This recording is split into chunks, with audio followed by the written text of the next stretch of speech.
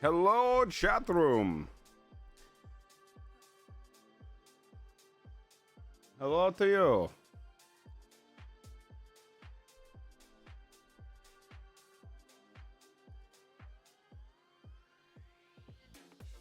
It is going to be a groggy stream today. I feel just tired. I was out all day yesterday. I played a lot of Deadlock last night. Raided.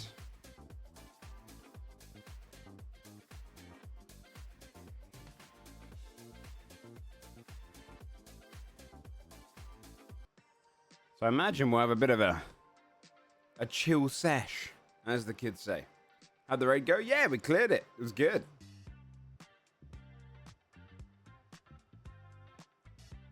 I got a weapon, a two-handed weapon.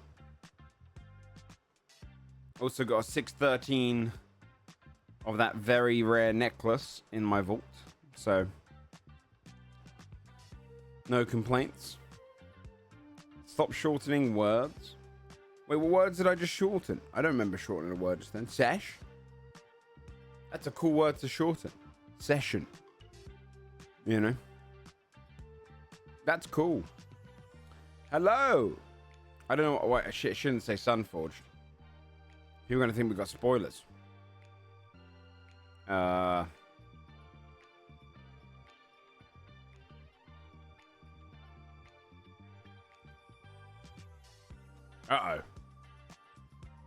Oh, shit. I just realized something.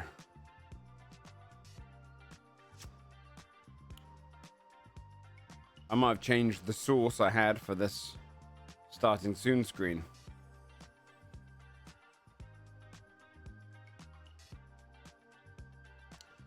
And I don't know if I know where the original source is. Oopsie.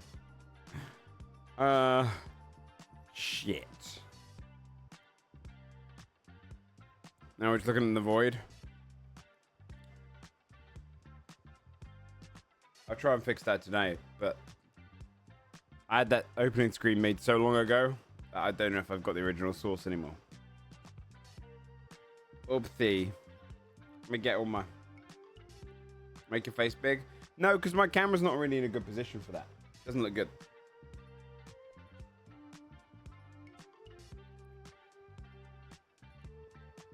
I'm joking. Well, don't joke. Alright. No one wants to hear a joker. Lots have happened, chat, in the news, right? Lots have happened in the drama news. I think.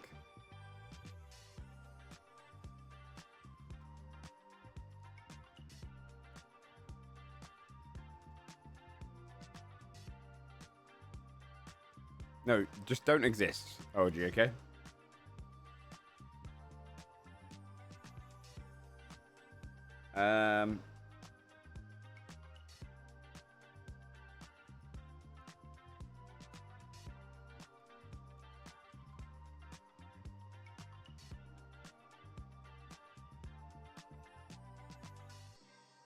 Annapurna drama? Who the hell's that?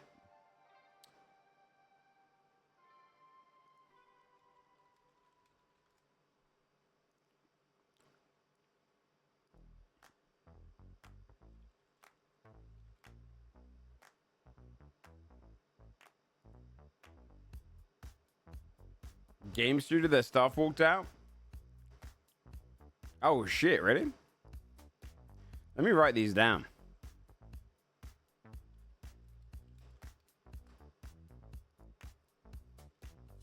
So I don't forget topics.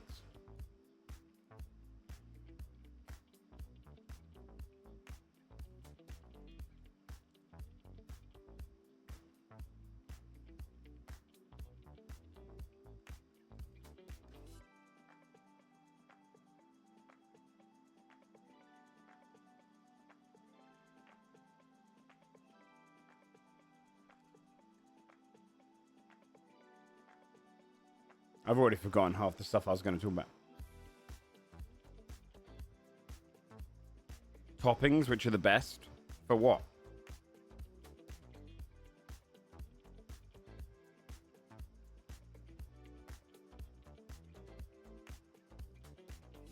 Wait, for what?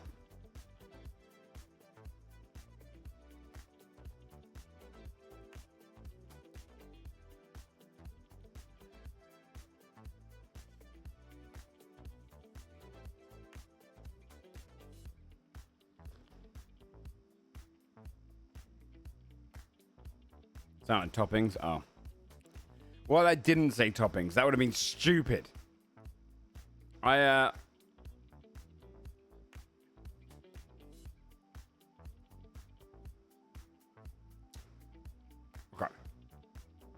Yeah, I gotta fix that background.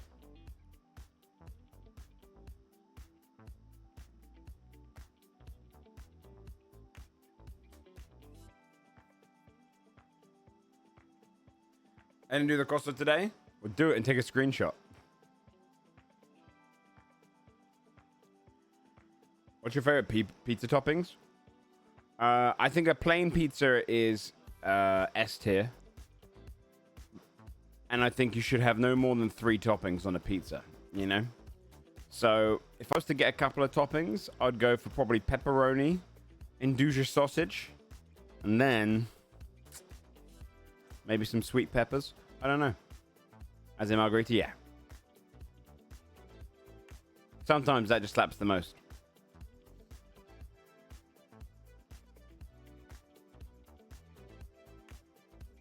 Mushroom, sausage, anchovies. Ugh. Ugh. Yeah.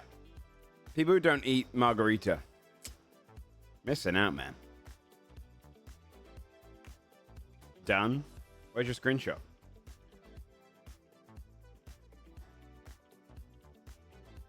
$28, not my best. Shut the fuck up. You didn't get 28. Okay, I'm doing this one right now because that's pissed me off. All right, check it out. Okay, I'll go fast. Dog treating a dash hound. Vet. Nice going. Tended to as a squeaky wheel. Oiled. Dropped a few bucks. Spent. Last word before the starting pistol goes off. Ready, set. Parking pro. Valet. Divisible by 2. Even. Mary someone. I don't know. Mr. Burns relation to Homer Simpson. Boss. Ready for picking. Ripe. And then brave. Shit! I took a swing in the dark. What's this one? Nice going. Bravo. Wait, I'm done. I'll spend.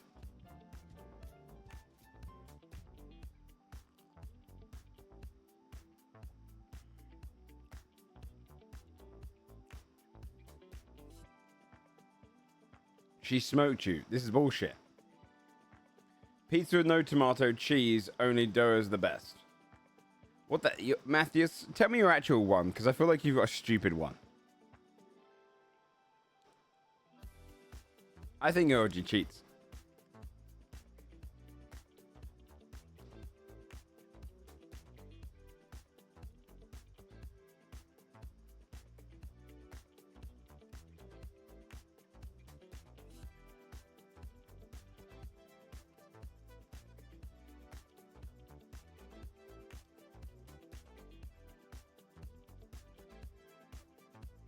I just like plain pizza. Okay, I can't judge a man.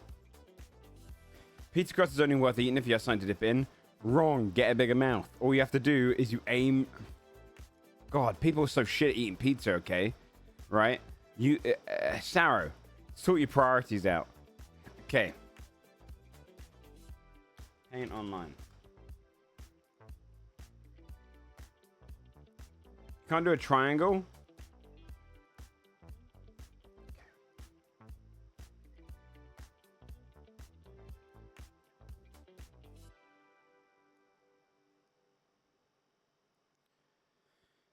Okay, right?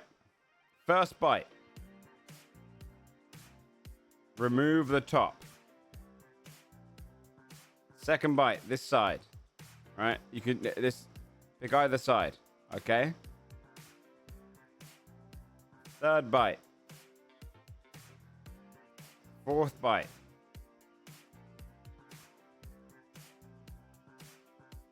Now you have crust, sauce, and cheese ratio. Eat like this.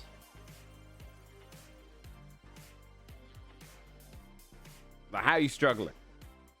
You can just get tiny ass crust. No, it depends on the pizza. Start with the crust. I do that sometimes. That shit's good. I hate the crust to be polite. Damn. Crust is not almost the best part. The best part is this part. This is the best part of the pizza. Right?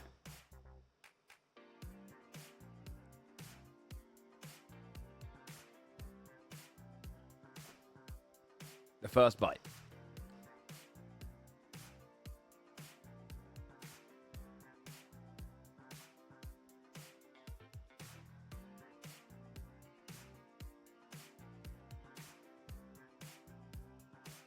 Thin crust is superior in every way? No. A big old doughy crust, if you do have a dip, is perfect. That's good. Don't get me wrong. I just think if you have a crust, you can aim to wrap some of the pizza up and eat that with the sauce. You know? There you go. Pizza.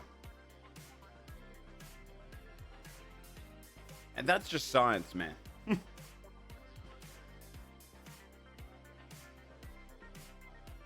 What's your opinion on deep dish pizza? Fucking amazing.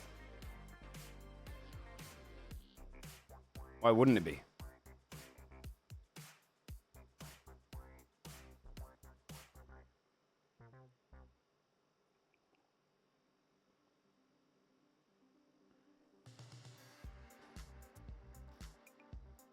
No one,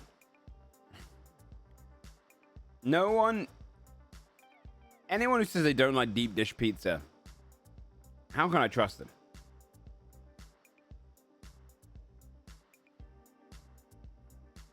I mean, honestly, a lot of them haven't had it.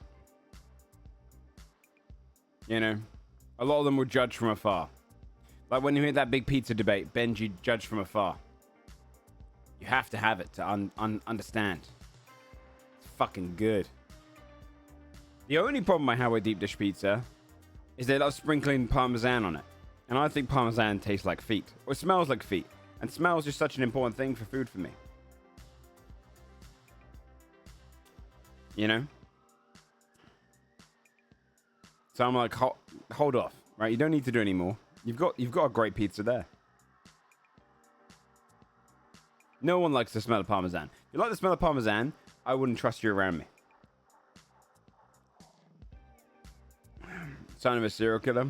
If you like the smell of Parmesan, I genuinely don't think you have a nose. Like, you are Voldemorting around.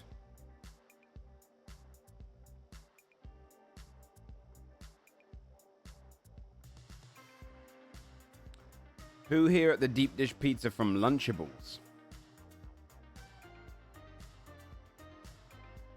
You can like the taste, but that smells awful.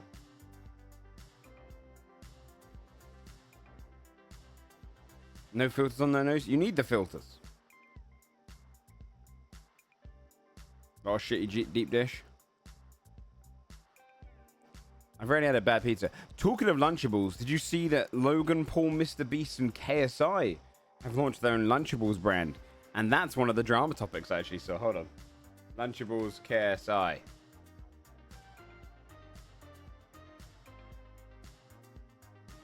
And then they started beefing with a Minecrafter.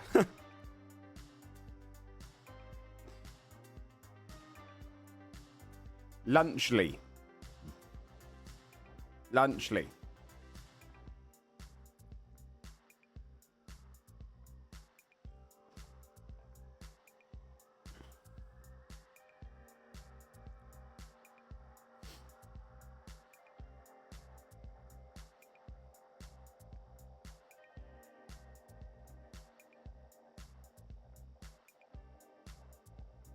So in these boxes, you get a prime, a feastable, and then you get one of these little shit. Yo, these Lunchables, proper shit. Like, even the old ones just look like a proper shit.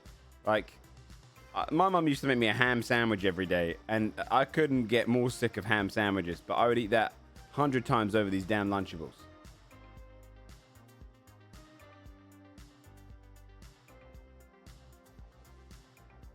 This is just nuts. Not filling at all. Yeah, they've only got something like 200 calories in them. Lunchables. Is there better pictures of Lunchly meals? Lunchly. And let me do this. Lunchly.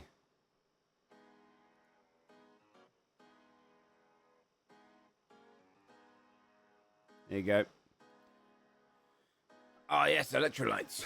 A very needed thing for children.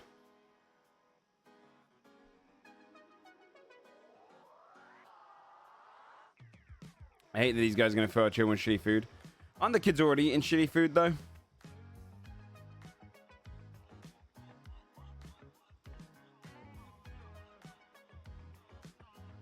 They're just going to corner the market. Although I don't know how well they're going to do against Lunchables. I think they won the Gatorade versus Prime thing because teenagers and adults could buy that as well, but no adults buying a Lunchly.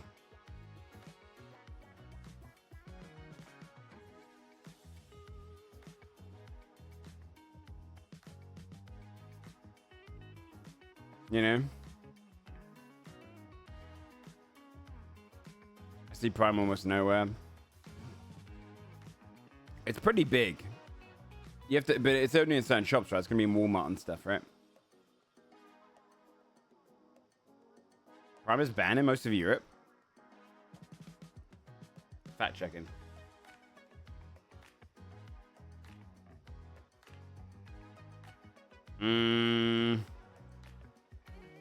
No.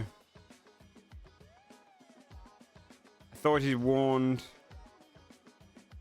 Prime Energy, different. No, that's fake news, Ectrix. You should always look up your facts first. Croatia and Slovenia is not most of Europe, if that's the true case. I'm all down for shitting on big content creators, but I don't know. I feel like we should always just use actual facts. This is my country. Which country are you from?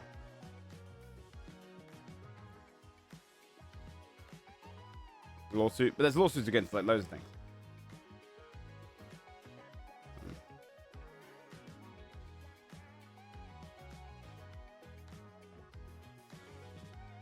No, again, that's Prime Energy.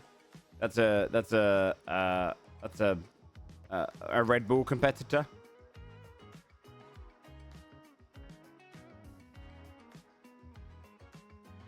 That's their off-brand drink. Yeah, we gotta have the facts.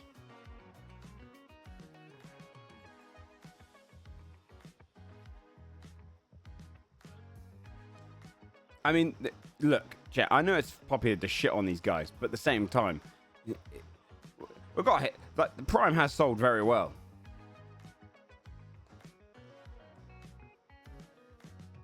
You know, I can't sit here and say, "Hey, their drink's failing." No, it's definitely not. They managed to push a drink into a market, and they've got $1 billion company essentially in its estimated worth. I think that's not the part I'd shit on. I just agree with the comments of, hey, if you have the ability to create really good food for children, and you don't really need more money, it's moral to lean on the side for that. For making good food for kids.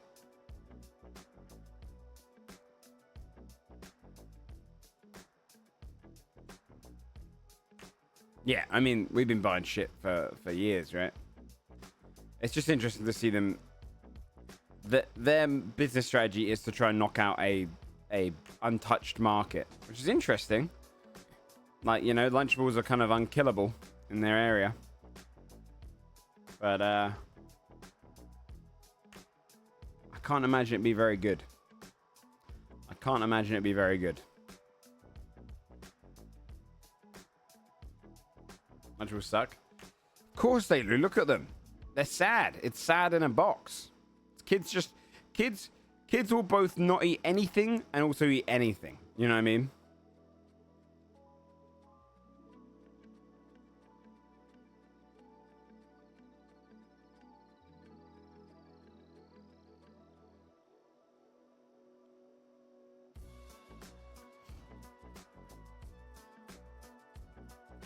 But you would hope that big content creators would aim at marketing good products to kids, because they've got a more direct line.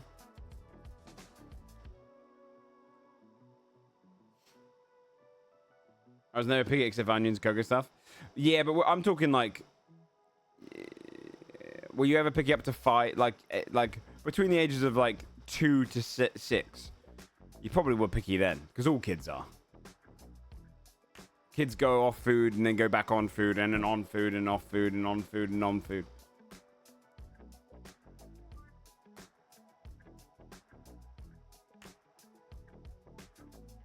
You, Sam, and Benji should release a line of meat pies.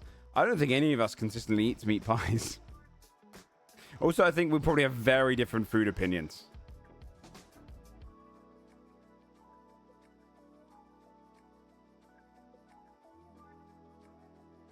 I don't know. I feel like this is just a weird crew. Kids will want what their parents are having, even though it might be not the same thing.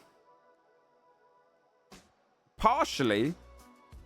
But I feel like anytime I've seen kids between 2 and 6 eat, they go off their parents' food immediately, then they go back on it, and they that age of kids is so fucking hard to cater to.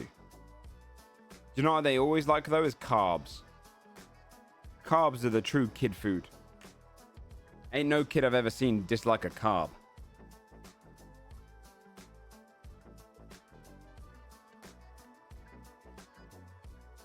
But this little crew of these three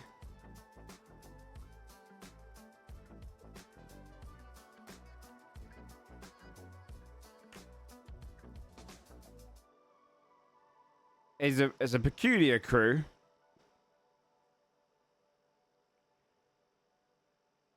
I'll say that the dodgy thing is that Logan Paul is involved in a lot of shit. Lots of bad shit. Mr. Beast is now going through a lot of bad shit. If I was KSR, I'd be fucking running for the hills, man. I'd be separating my brand immediately. Before you're involved in some massive drama. Also has his own shit. Does he? I don't think he does.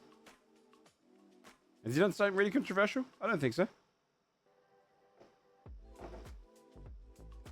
It will do.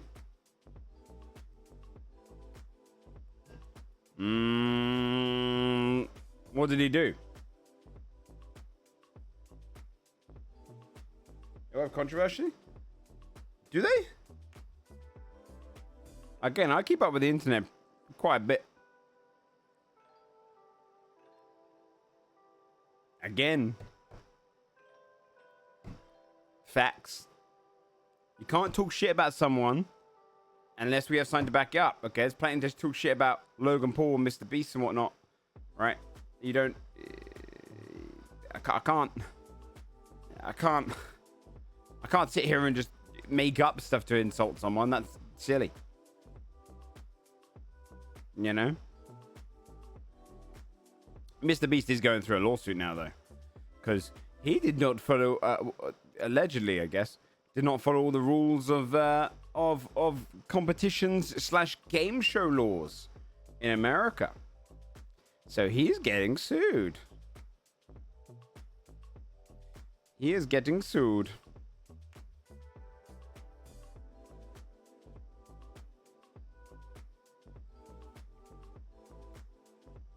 Ryu, I'm not going to answer the comment because I like to keep structure in my conversations. Sexual misconduct. Is that involved as well? Oh, shit. Well, that's much worse. From him or from his employees? Guess I said the P word? Yeah, but to be fair, he also kind of made up for that. Like, I don't know. He also went through all of the backlogs of that. And get shit for that for years. So, I don't know. Like, that's just down to whoever whatever you consider moral on that basis. Again, a lot of the people who would say that will then go, they like PewDiePie's content now. Oh, I just love PewDiePie's gone to Japan. It's lovely. And it's like, okay, well. To do with the show, not him directly. Yeah.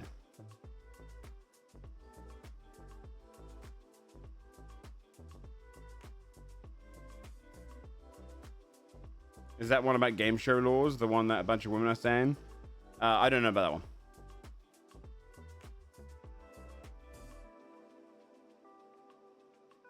I promoted NFTs. That's true. NFTs, though, I don't really judge massively on a moral basis as much so as scamming directly. I think they are a scam in their sense, in their own. But I think there was a lot of people involved in NFTs who genuinely thought, like, this is quite a good idea to trade. And are just money hungry. You know? And I don't really like that. But I do think a lot of people involved in that came across very like, oh, this is the next big thing. It's like Bitcoin and stuff, right? Like, if you're not an idiot, you know it's going to crash.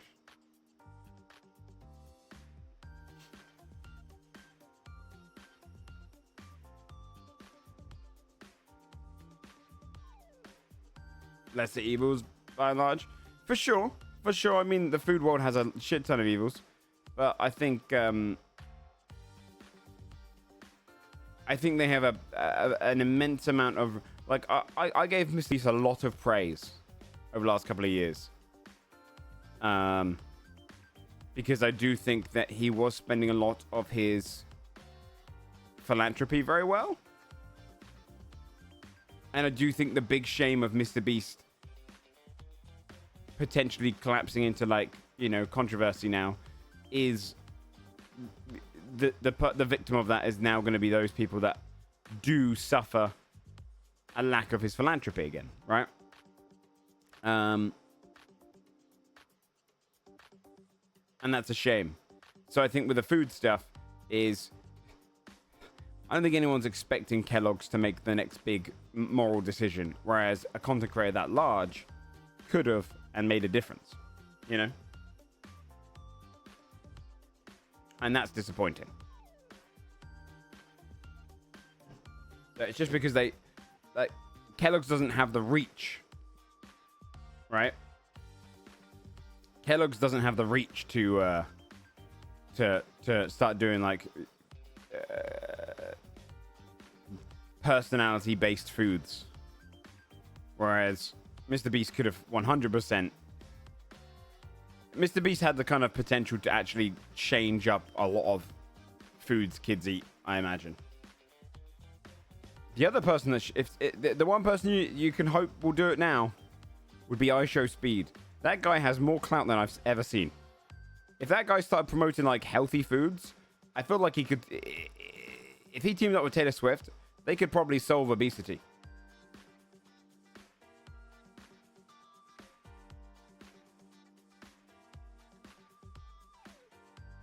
Kellogg's has the money to hire someone? Yeah, but they'd have to hire a content creator.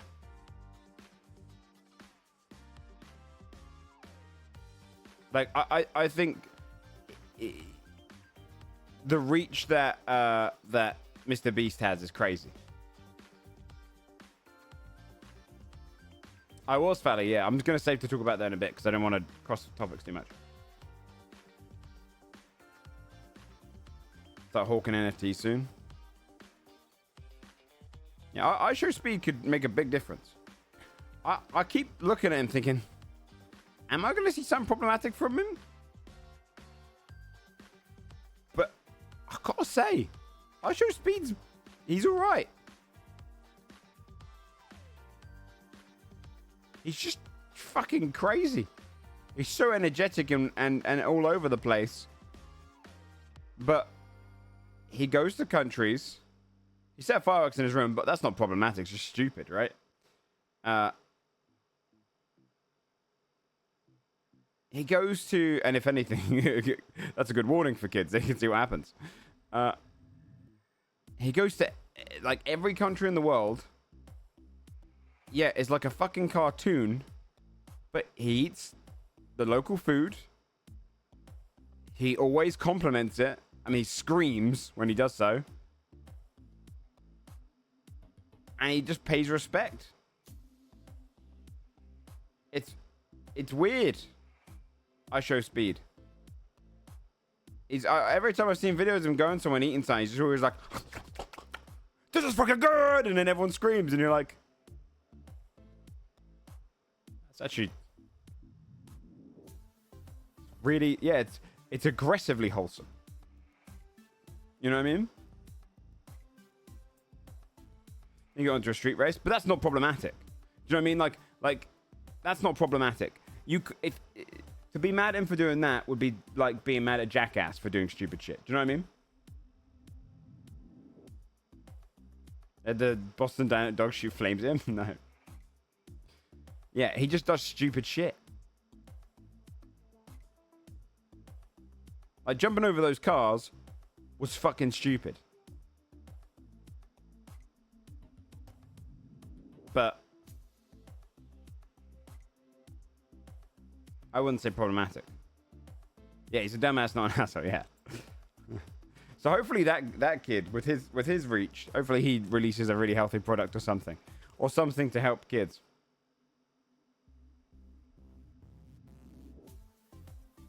You're gonna stop him? Yeah, that's. I mean, 17-year-old him, I can imagine being quite problematic with the edgy humors. Why help kids when you can exploit them for money? That's true.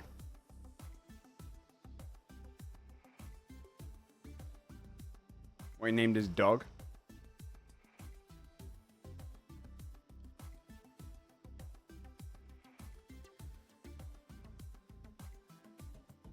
I mean, he can do that. Dude, he's black. I think as a white guy, I'm not going to judge him. Yeah, I can't. Yeah, I don't know. It is, but he's black. It's not the same, you know what I mean? Yeah. What, his dog is white? That's fair. Yeah, I mean, yeah, I don't know. I'm not gonna go out to someone of any other culture and be like, you can't do that.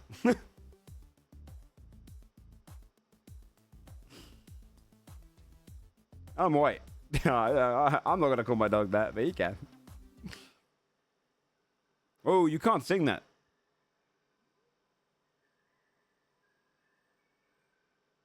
He's in the same rail slower? Well, yeah, but he's black. I don't think this is a controversial take. You can say the N-word if you're black. That's okay. It's taking power back to a word. That's fine. That's okay. What's the controversy here? Oh, well, I mean, you could work out the name based on my reaction. No, surely, right? Do you want me to say it? What's this? Is this bait? What's going on here? Yeah, I don't know what's going on here. I don't know what you're reaching for. It's obvious. I mean, are we here in the US? No. This has got to be bait. This has to be bait because it's very clear. It's a controversial take for some. No, it ain't. No, it isn't. No, I'm not. Look, chat, I'm going to end the conversation here. I'm not going to be a white guy arguing with white guys about the use of an N-word for people of the culture. That is crazy. This is mad. What are we doing here? Right? We're not. It's not our place. This is mental.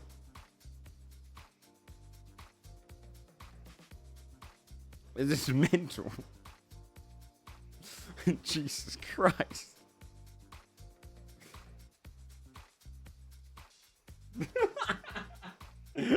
Such a...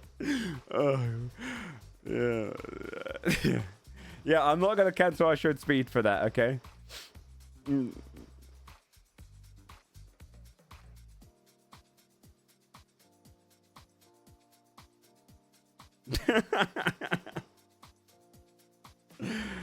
Oh, shit. But yeah, regardless, if I was KSI here, I'd be get the hell out of here. Although it does scream that, hey, the controversies just don't matter to them.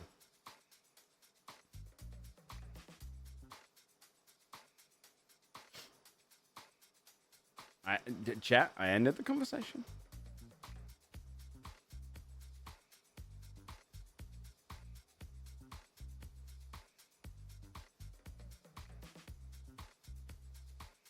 But I don't know. Are there any good streamer brands or like YouTuber brands? Are there any that are like actually going, oh, they made that? That's pretty good. I've made like a staple. Lunchy snacks. Yeah, that's genuinely though. I would wonder what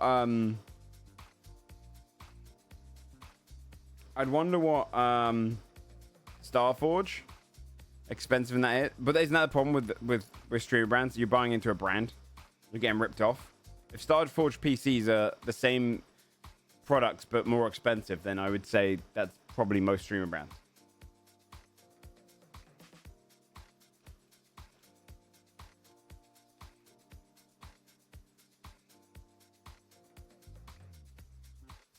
That's a pretty good brand.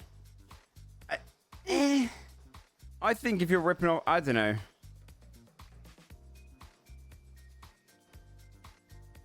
That to me is the standard. Wegmans cookies, are they safe? Are they good? I've heard they're a bit of shit. Because that was just, again, I think most of them just take a product and then try and make their own version, but then they put their name on it, so it pushes up the price. I feel like Starforge PCs, if they are just upmarketed PCs you get from somewhere else, that's just more of the same of just like, you know, don't buy streamer products, they rip you off.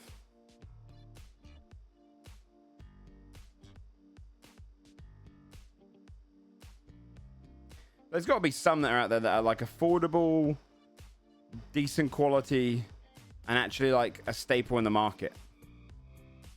Kind of like how, didn't Amaranth buy a bunch of, did she buy 7-Elevens? Is that what she bought? Where a product is more there just for safety. Someone's just bought into a product, and you might go, oh wait, they own that?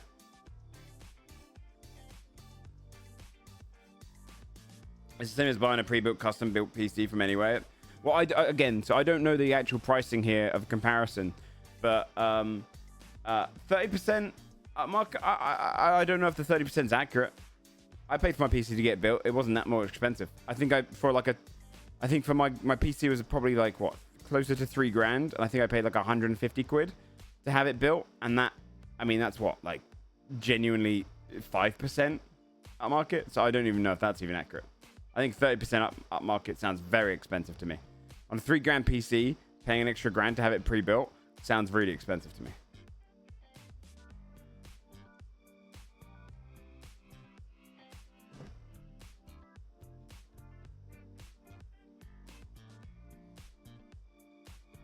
I don't think there's any outward affiliation with her. I just bought them for the real estate and there's business. Yeah. I meant more like someone that's buying, but when I compared it, okay, so I compare it to Amaranth because she's bought into a product that is actually useful as a thing where you might go, oh, it's connected to her. I mean, is there any content creator that's going to made a product, not her, just as an example, made a product that is just more of a, hey, I just wanted to make a product as a side entrepreneurial thing, as opposed to, hey, I just want to rip people off of my brand.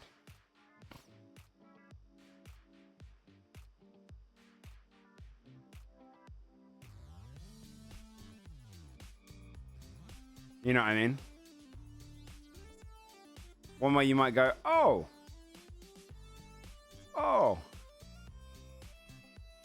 Hey, Dodger's coffee's great.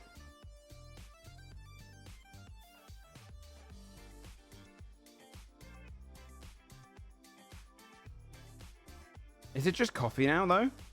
Is coffee the only market where people do that? I want to get like blown away by like, wait, they make bikes? You know, wow, that person made a microwave? Wow. I guess not.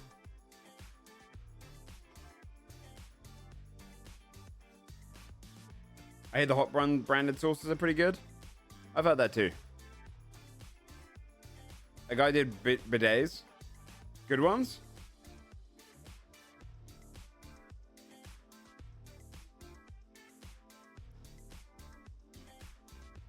Coffee's the easiest thing to sell. Even easier than that. I prefer coffee sellers because actually coffee's nice. Fucking energy drink ones are awful. Ludwig makes bidets. Does he? Are they upmarketed or has he just got actually affordable bidets?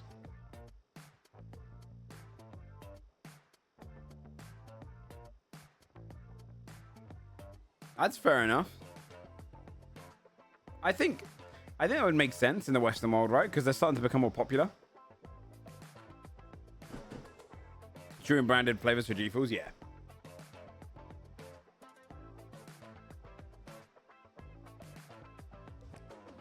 Vine Sauce sells hot sauce. That makes sense with their name.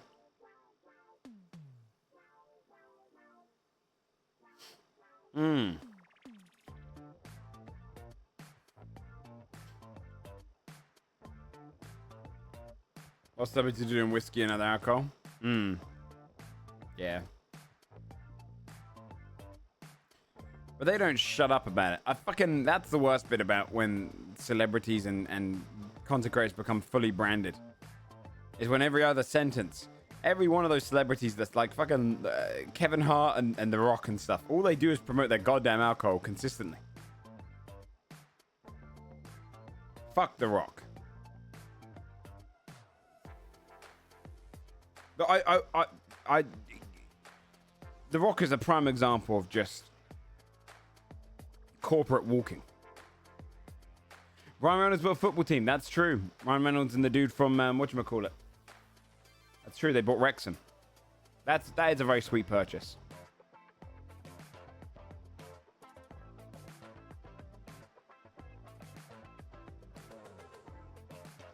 Dude, Tetch, I know. I couldn't stand it.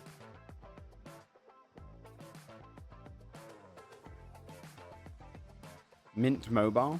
I don't know what that is.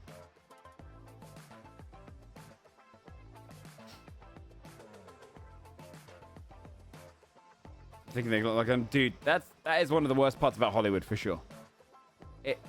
I feel like we need to take a look back at the supplements that celebrities are using and start looking at the way they're all marketed and everything, right? Because steroids is just so fucking common.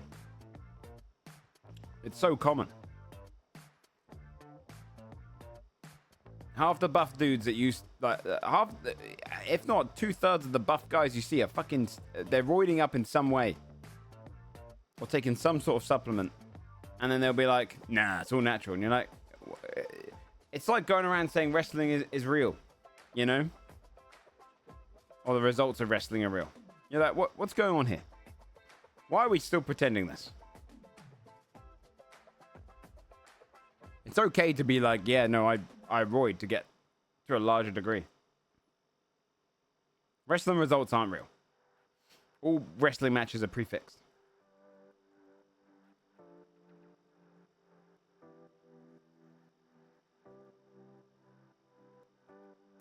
All naturalists say, well, taking a million supplements so they can work for 4 hours, yeah. Wrestling is as real as any movie or TV show? Yeah, has anyone ever come up to me and gone, did you watch that John Wick documentary? No, that's... What's the argument there? That movies and TV shows aren't real.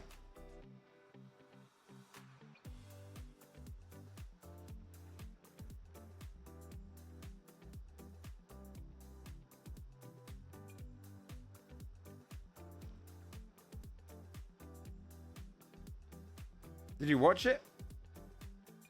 Are you talking about the concept of the word real? Are you talking about tangible?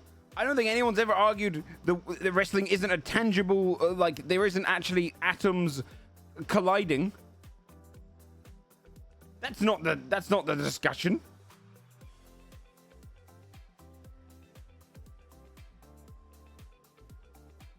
Yeah, I don't think anyone thinks wrestling is made of light shows. It's all prefixed, and most of the bumps are fake.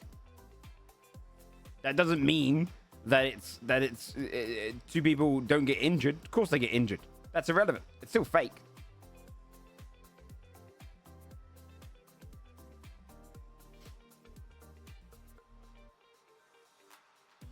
And they all roid on it. I don't know why WWE pretends they don't roid. They roid to shit.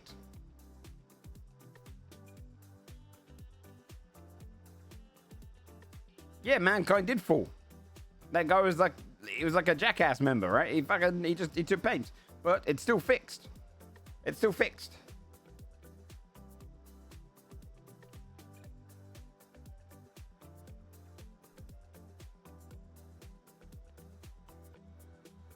They're all doing it. They're all pumping in the roids, man. And it's okay. They look jacked. They look crazy. They shouldn't do it for the long run. They shouldn't do it for the long run. And there are definitely there are definitely people who have genetical advantages when it comes to gaining mass. For sure. Get jacked, super veiny? No. Really, if you could, this is what you should do. Not medical advice. Not training advice. Do it a little bit, get jacked, and then wane off of it, and then maintain fitness.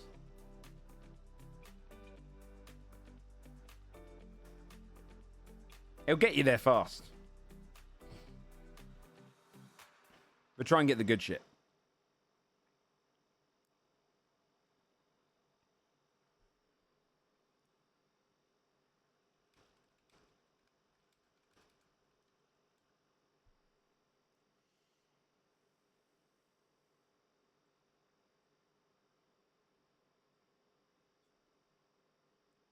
Skinny jack, then I maintain some weight.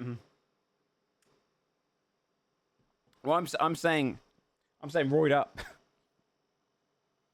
A lot of people do it. It's just usually because it falls off. Yeah, exactly. It's why when you take like a Marvel actor, they're not going to be using your generic anabolic steroids, right? They're going to be using some sort of like much better supplement, probably way more expensive. But they're with some crazy nutritionists, eating really bland food, pumping in some supplements, and working out crazy amounts.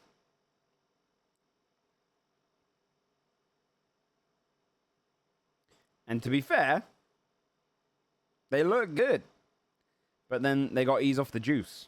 I mean, look what happened to Batista when he eased off the juice. Batista then and now. Look at this man. He stopped juicing. You see this shit? He's no longer juicing.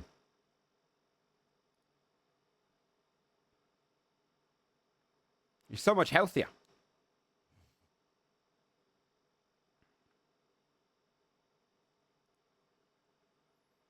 That's all the juice, man. Way more comfortable, yeah. I wonder if it will affect his roles, though. You know what I mean? Although he was jacked before. I wonder if it's going to affect his roles. I hope he gets. He needs more Nick Fury roles now. Dwayne Johnson still natural. I think I argued with Sam about this. Sam thought he was natural, and I was like, that man is so juiced up." You know, the roles that didn't require being jacked anymore.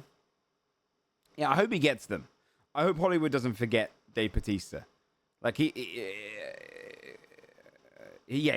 got a lot of roles for being the big strong guy before. He's got a Joe Malkovich look to him. Yeah, he does. It definitely aged him though, right? Although I mean, I suppose he's sporting a white beard. He's probably going for those roles though. Yeah, he looks like a Bond villain.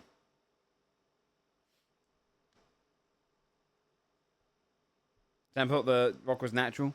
I think we argued about it at one point, yeah.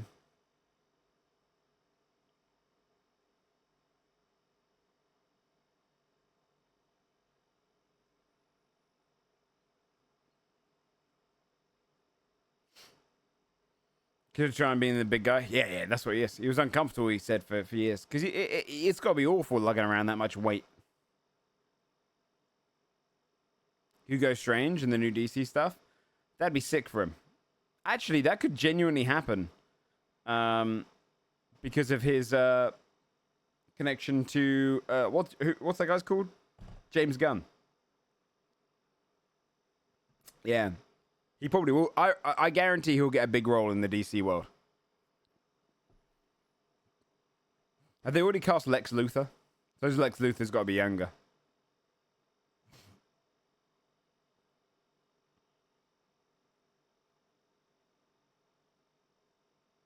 WWE in the 90s were roid as fuck, yeah. They still are now, though, right? Like, who's on the WWE roster right now? Who can I look up?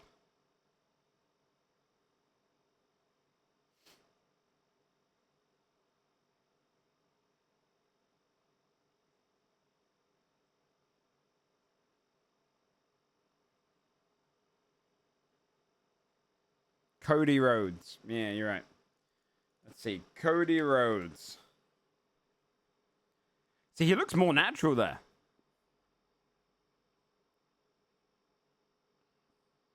He's probably not on the heavy juice.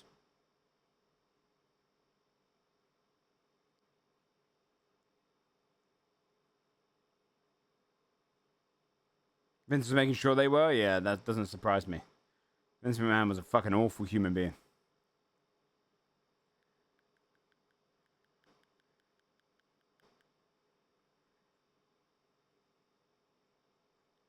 LA Knight.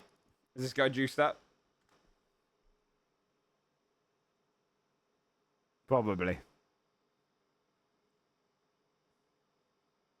John Cena's smaller now, right, as well?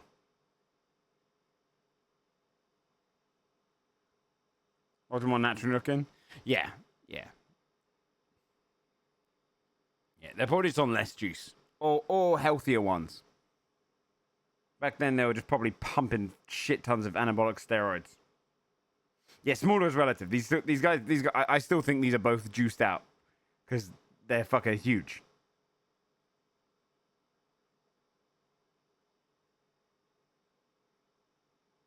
I mean, some people have very natural... no, he's juiced. Look at that. Yeah, he's... This guy on the roids. He on the roids.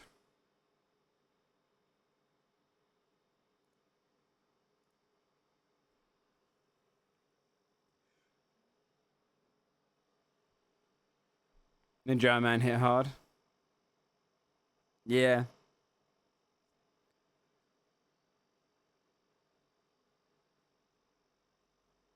Every girl's a third again that size? Yeah, it's true.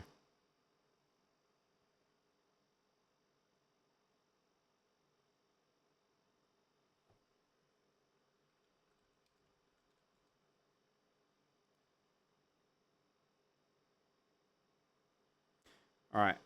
Hey, before we carry on with dailies and talk about other stuff, though, chat, did you guys see that Lebanon Pages thing? I only saw a little article when I was on the train yesterday about it. No?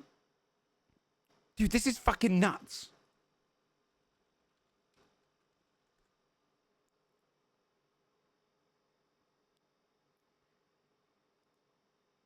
It's... So essentially, a whole shipment of pages went out. Right? And I think they had small explosives in them. I'm going to try and find all the news on it. And then they basically sent a little code word to detonate them on these pages. So people were like picking up their pages to see what the message was and exploding. And there's something like 3,000 plus people injured. And a bunch of people died, like nine plus people died.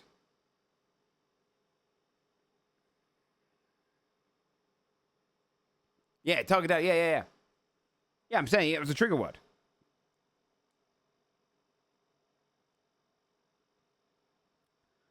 Yeah, it's fucking crazy.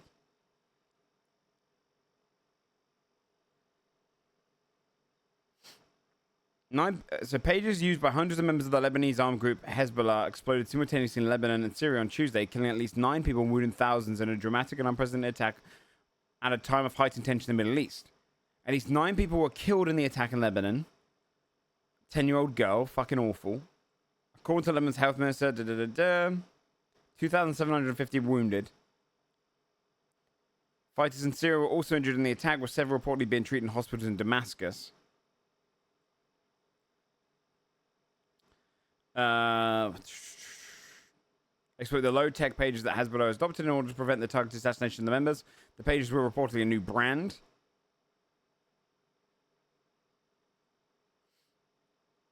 They're blaming Israeli enemies.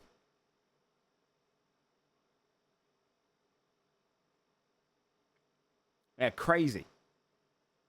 Revcom, thanks so much for the 16 months.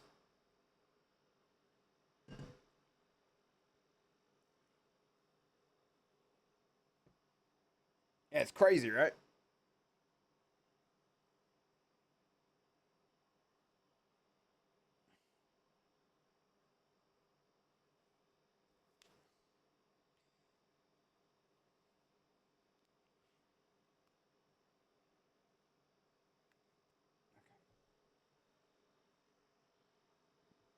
What the page for? Paging. Yeah. Not even wrong. Called a terrorist attack? Well, they blame it as a war attack. Or like an actual, like, you know. If it was Israel, then, yeah, it's Cold War tension, essentially. Yeah, fucking scary, man. Goes to show you what, like, modern warfare will look like.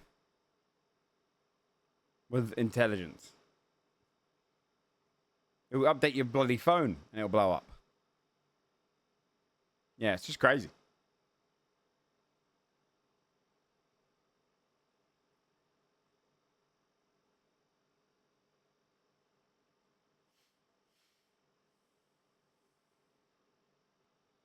The drones are frightening, yeah. Yeah, I can imagine.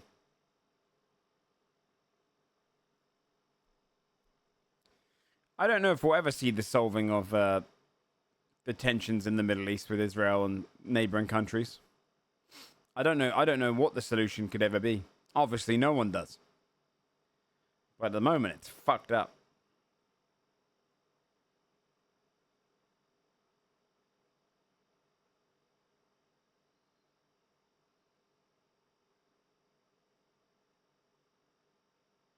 Yeah, I agree with that, Sarah. Thank you for keeping it going. Need 2,000 years. Yeah, I mean, well, yeah. With a big gap, right? But it's.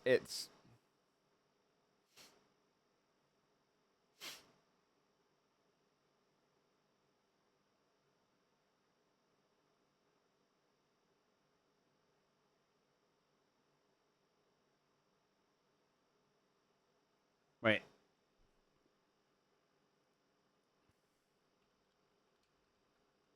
I'm gonna look this up. Mossad, Lebanon.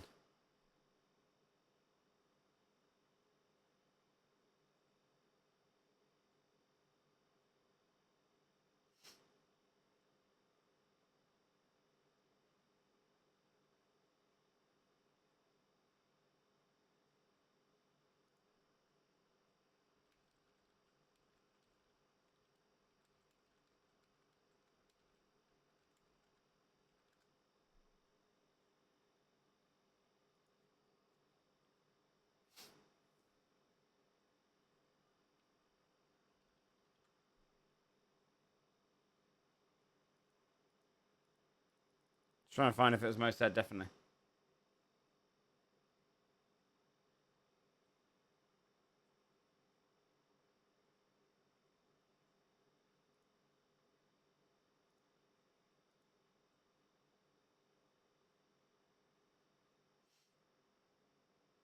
Anything more than confirms. Yeah, but then that's not our job to confirm them. I have a very strict rule in my chat, right? And I'm gonna say this, and Sarah knows it. We ban misinformation. We ban it. The reality is, even if something feels 90% like it's going to be confirmed, we don't just talk about it like it's confirmed, because the problem is with that is it's misinformation, and I hate discussing stuff with misinformation thrown around in the chat randomly. So we have a very strict rule with it. We'll just ban people that throw in it without saying, like, literally, like, it is likely this due to this, as opposed to it is this. There's a huge difference. It's a huge difference. And Sarah, I give you the full firing of the gun. You can take them out for 24 hours, a week, a month if you want, if people do that stuff.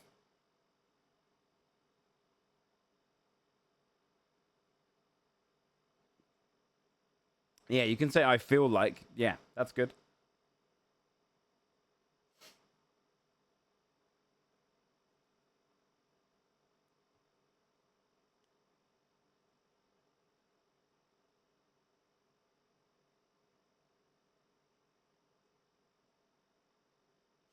Listen to this guy. He's the son of the leader of Hamas condemns Hamas Mossab Hassan Youssef. He'll tell you everything.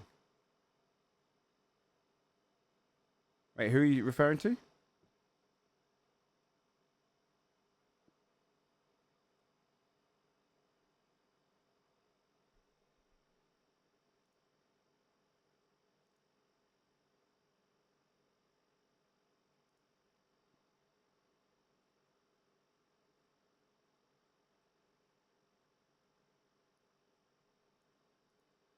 So you know for a fact it's him, Dubry, yeah? Okay.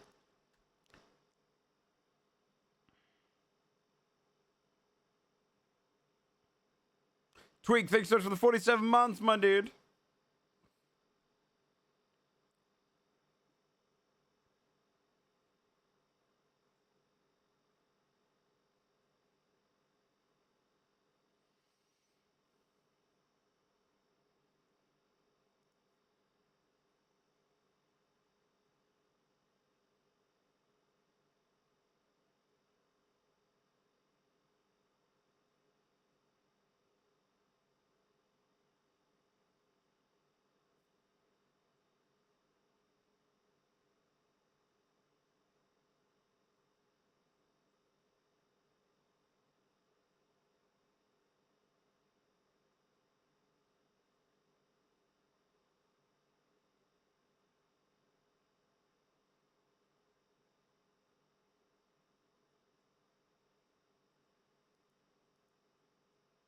So what you're saying is, you're saying that this guy,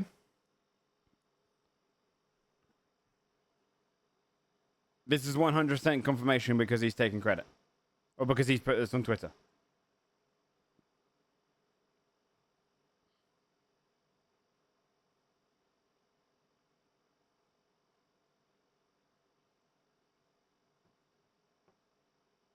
Do you believe they're eating dogs?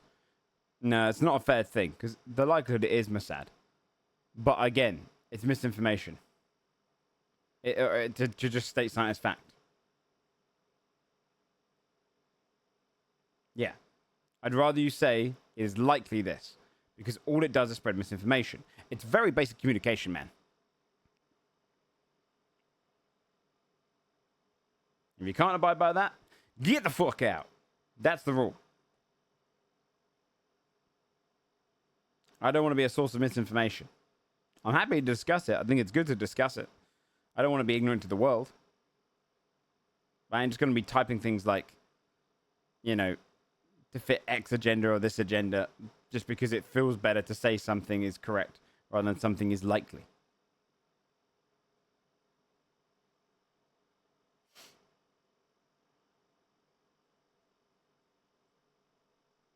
Yeah. And also free Palestine. You know?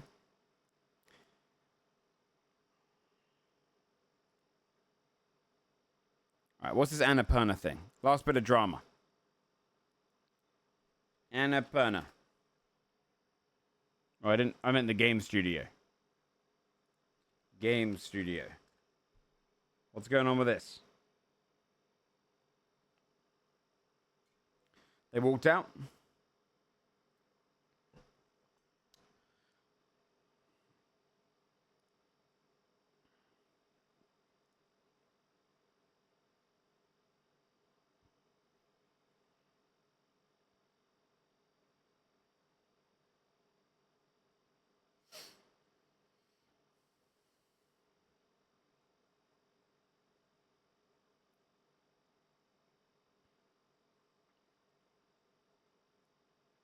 Okay. Annapurna Interactive President Nathan Gary and his team had been negotiating with Ellison, the daughter of billionaire Larry Ellison, to spin off the video game division as an independent entity. When Ellison pulled out of negotiations, Gary and other executives resigned and were followed by around 24 other staffers. The publishers pulled out. All 25 members of it resigned.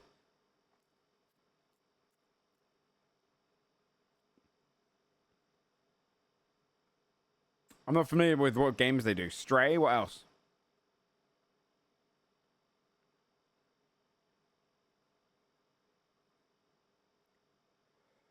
I guess they wanted to make them tell something they didn't want to tell. Looking for opportunities to take a more integrated approach to linear and interactive storytelling across film and TV, game and theatre.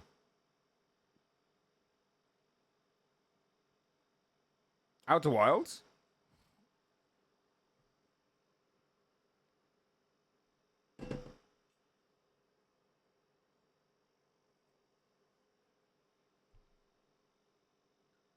The publishing team were in talking to their owners, but they wanted to split off, but Big Boss said no. The publisher said, fuck you, screwing over the companies they have an obligation to.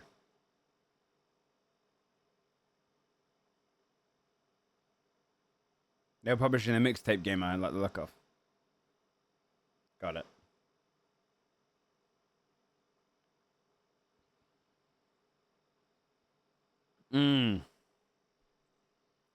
I feel like a lot of the best games that you would have been sad about will get picked up by other publishers, though. You know? Like Outer Wilds 2 will get picked up by other publishers.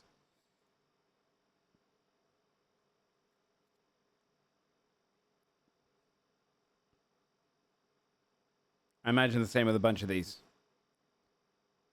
Some of them will definitely die, though, for sure, because of this. Which is not great. Oh, yeah. A lot of good indie games in here.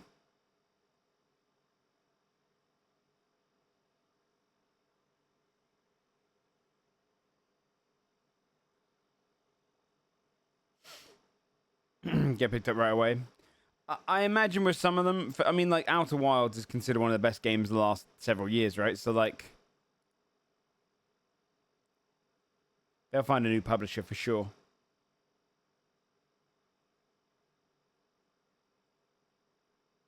Oh, they did Control? Did they develop Control? No.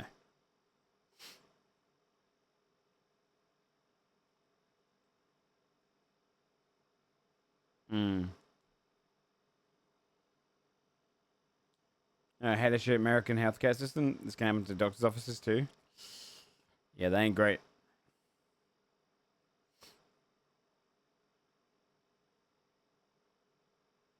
Or the contracts themselves. But I think Annapurna will probably sell them, right? If their company starts going under. The rights to these games. People come and buy them out. And they'll probably want devs put on them that are lost.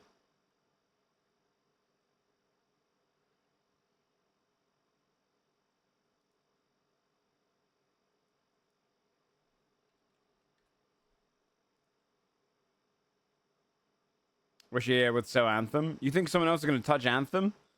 Dude. If I was in game development, there couldn't be enough money thrown at me to try and pick up Anthem again.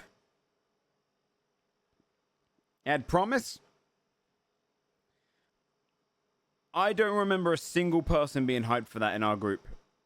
I don't remember seeing a single person in chat excited for it. I feel like that is such a niche game that will not... I think even if they sold to anyone, no one's going to publish that. I was fucking hype. Anthem. BioWare with Anthem failing and the new Dragon Age looking not so great.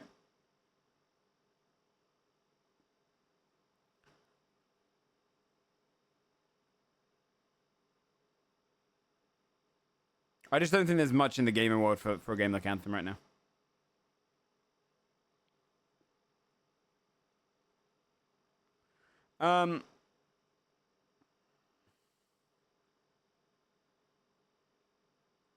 Yeah, BioWare's... I think Dragon Age Inquisition... No, Dragon Age 4, whatever it's called. Dreadwolf or whatever, Dawn Guard. Is really BioWare's big chance to try and win favor back. I worry that they've put too much necessary understanding of the law on Inquisition. Veilguard, yeah, whatever it's called. I really feel like making it focused on the Inquisition story is such a mistake to me. Such a mistake to me. Why just go the Baldur's Gate 3 route? Go the Baldur's Gate 3 route. Like, have those nice references, have something linked to it, but give us a new focus in your world. Because that way you're going to bring in a lot of fans who can be told, yeah, you don't have to play the previous ones. 2 million copies? Yeah, but that was during the peak of them. Or do you mean recently?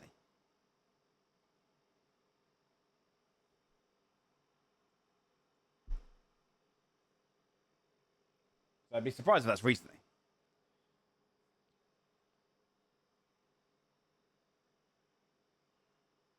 If they want continuity, well, you don't. No, see, people keep using this argument, but you don't need it. You don't need it. There's so much you can do. There's a cutoff point, right? God of War 2018 is a perfect example of showing you how to do continuity without having to do continuity. Do you know what I mean? You don't have to follow straight off the storyline.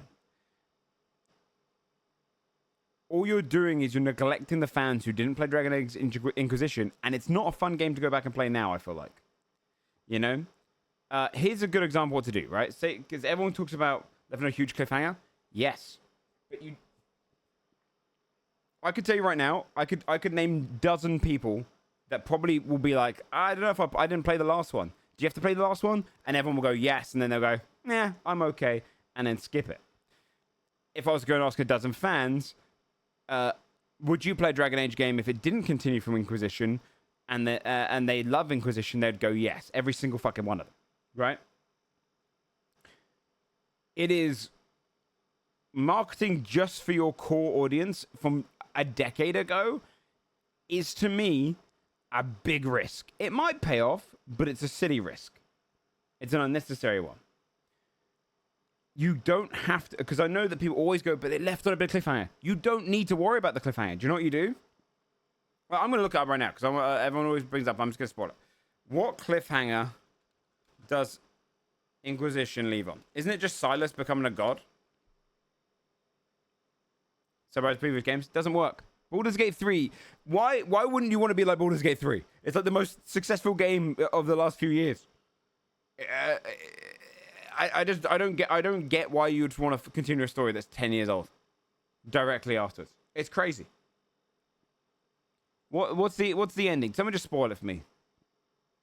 Because I can give, as someone that, I'll give you a 2-minute show how they can do it.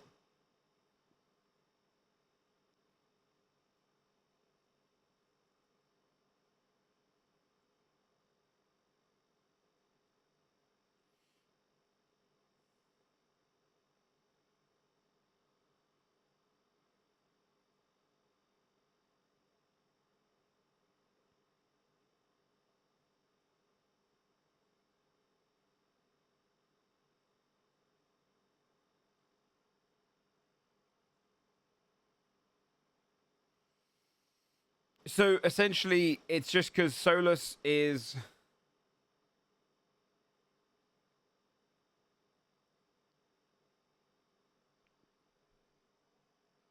Solus did everything. It was always him.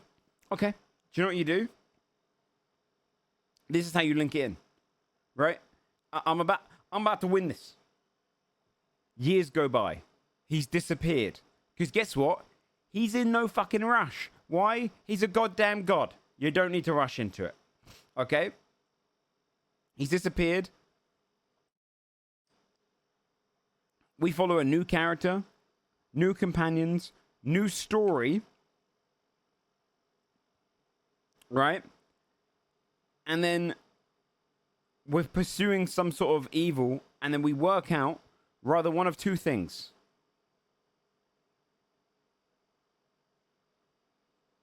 Solus is behind stuff, and you can have that by building up this character, right? And then it links it. Or you have this world that's set after what happened with Solus, and you see him like cool little flashbacks, like these moments of what happened.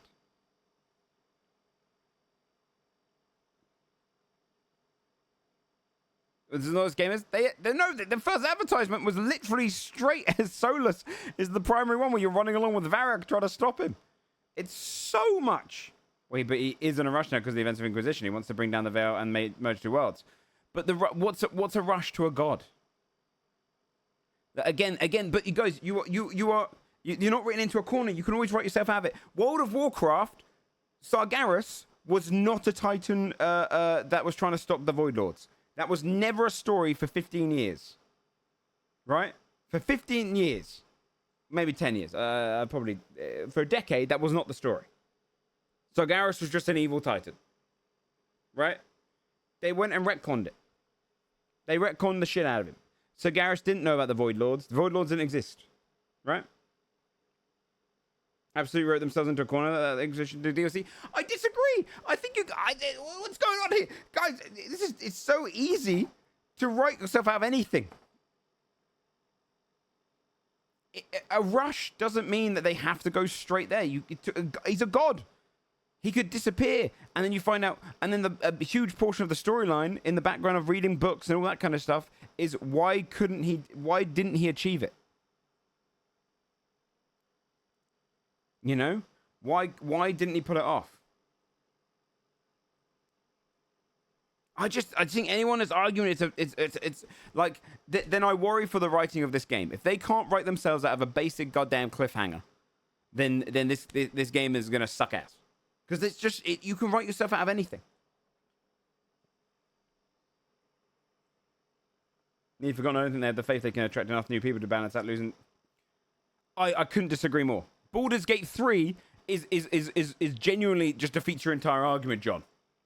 Baldur's Gate was so like I don't think I know a single person in my friendship group that played Baldur's Gate 1 or 2. And Baldur's Gate 3 is like the best RPG of the last decade. To so many people. Dragon Age is beloved. It's beloved. You know? Waiting for this game for 10 years. But let's be honest though. Is anyone here who is arguing for continuation not a fan? If you're a mega fan, I think you're blinded by the rose tinted of being a mega fan. You're missing out the big point of, look, I get it. It'd be nice to continue off of Baldur's Gate 2, but it makes sense to go for something else and then link it. I'm not saying you forget about the story. I'm saying just the starting mission being trying to stop Solus from doing his big thing from number 3 alienates all the new audience. And if you do like the game, you've got to hope that they're going to get more sales, right? Are you okay with Dragon Age 4 coming out being only applicable? Because the gameplay looks pretty shit, right? It looks okay at best. But the story being only applicable to you and then the game doesn't do well. If you're a big fan of it, surely you want this game to do, you want this to have a BG3. I don't get it, man. I loved 1 and 2. I couldn't finish Inquisition. I'm a Dragon Age fan. I played it as a kid. I loved it. I talked about it a lot. I was huge into it. I would much prefer that they just don't do the solar stuff at the beginning. Link into it. Be clever with it. Bring in a new audience. I want to see Dragon Age 4, 5, 6. I don't want to just see Dragon Age 4 and like, oh, we finally got to finish our story. That's lame.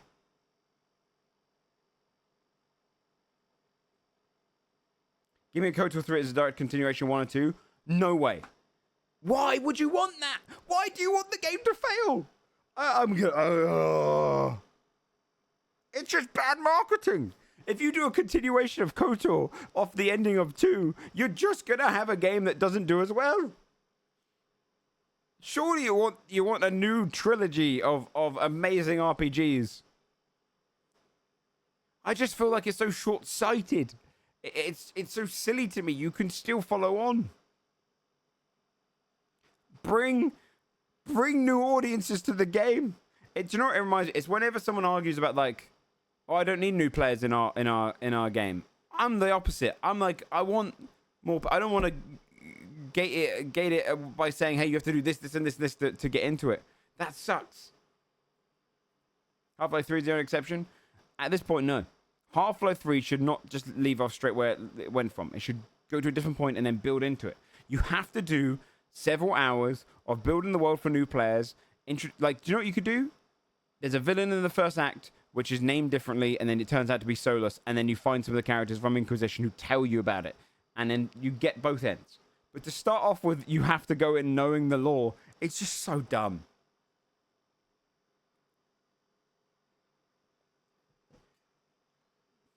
Mass Effect Andromeda tried to do that. Mass Effect Andromeda wasn't coming off of wasn't trying to restart a franchise, right? Mass Effect 3 came out in, I mean, it was, but also not the same way. All right? Andromeda came out in 4 years later. We're talking 10 years later.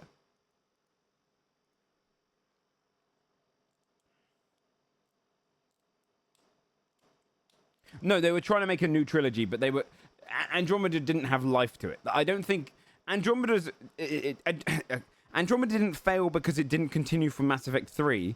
It failed because it didn't actually introduce anything exciting. My view of narrative games is the same one for books that keep George R. R. writing wins for a decade. Every goddamn loose end better be tied up. But you're misunderstanding. I'm gonna lose my goddamn mind. You could still tie them up. Just opening scene, literally the demo they showed of the gameplay seemed to be from the opening, at least the first couple hours, and was straight up, if you didn't play Inquisition, you won't know anything. That's just bad writing. You can do both. You could introduce the player to the world and then bring in the stuff there from the previous ones. I'm not saying you ignore it. I've said this 100 times. Someone please pin that. I don't know what to say. I'm saying you could still resolve the solar stuff. You just don't open with it. You need to bring new players in. 2018 God of War has a link back to Athena and his chains, right? Midway through the game, you get the chains. Even if you'd never played the old God of War games, it feels fucking awesome. But there is an intro before that. How long is it? How long is it? No, John, wrong. That's a bad idea. 20 minutes. You get a 20-minute introduction before you get thrown into the biggest intense lore. That is so alienating. I would hate to watch. There is no franchise in the world I want to go into and watch a 15-minute opening video which tells me all the history of the previous games and I suddenly have to know and care. There is no new player. What I'm not getting? Story writing. Is Dragon Age lore? It's about caring for characters. It's about characterization. So important. No one gives a shit about Solus unless you've played Inquisition. No one.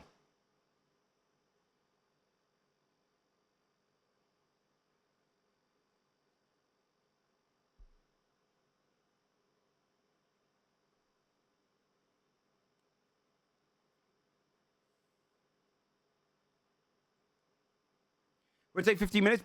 Oh my god.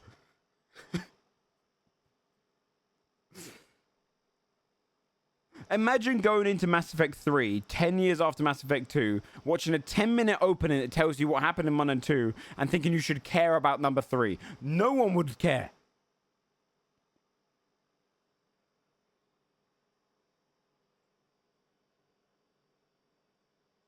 Yeah, you wouldn't even. Why would you watch the video? You don't give a shit, right? Exactly, you'd skip it. My point is, you do about 5 hours at least. I think even the full Act 1 of nothing to do with him, right? New character, new companions, new focus story, completely elsewhere, and then you cut to it. There is no way he's in a rush that you have to do it in the first 2 hours of the game. There are a lot of people who played 3 before 2 and 1. They were right next to each other. They came out at the same time. Also, I think that's probably rarer. I think a lot of people played it. A good example is Witcher 3. Witcher 3 links to number 1 and 2, right? But you didn't have to play 1 and 2. This game, it looks like, I mean, the way they've marketed it, I could be wrong, but they've marketed it badly then. Literally says, hey, by the way, everything's number 3. We'll just continue straight on from there. If you didn't play those, by the way. At this point, is Dragon Age 4 going to fail? I feel like potentially. And if it does, I don't want to hear another damn word out of any of you fanboys.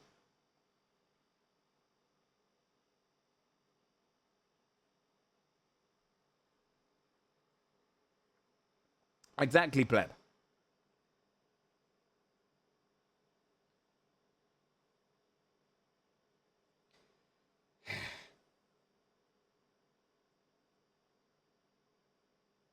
And I was going to say, but don't you want it to succeed? I'm saying you do the BG3 route. You go in and you try and draw new fans. You try and like BioWare needs to the reason I'm frustrated by BioWare is because I want them to do well, and I feel like they're taking a huge damn risk. They had 2 options, right? For me, focus super heavily on introducing loads of fans back to the lore and the world, and new people, or have some outstanding gameplay and make it irrelevant. I think they failed on both in those trailers. I would love for it to succeed, but I don't think if they make the story like you said, it will save this game. I do. I honestly do. I think people like RPGs. I think they like Western RPGs. I think people buy them, and I think they would get suckered in by them. How many people are not going to buy them? Like, go and speak to people who... If you go and tell a friend now who is like, I want a new RPG, and be like, oh yeah, Dragon Age. By the way, you have to play 1, 2, and 3. Especially 3, all the way through. And the DLC, if you want to understand them before. That's crazy. Look at Bree. She's been playing them over the last 2 months. Who has that time? It's almost like required reading.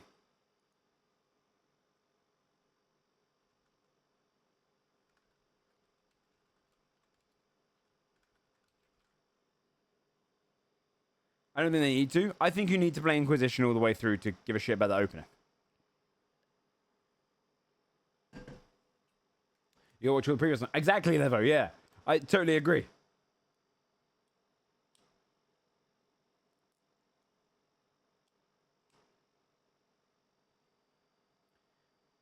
Yeah, no, you are right, don't skip. My problem with the Dragon Age 4 marketing is instead of just marketing Western RPG in a beloved world where people can finally start getting into it, you don't need to play the previous ones, but you will learn all the lore from there. They've gone for, hey, we're only really marketing this to previous fans.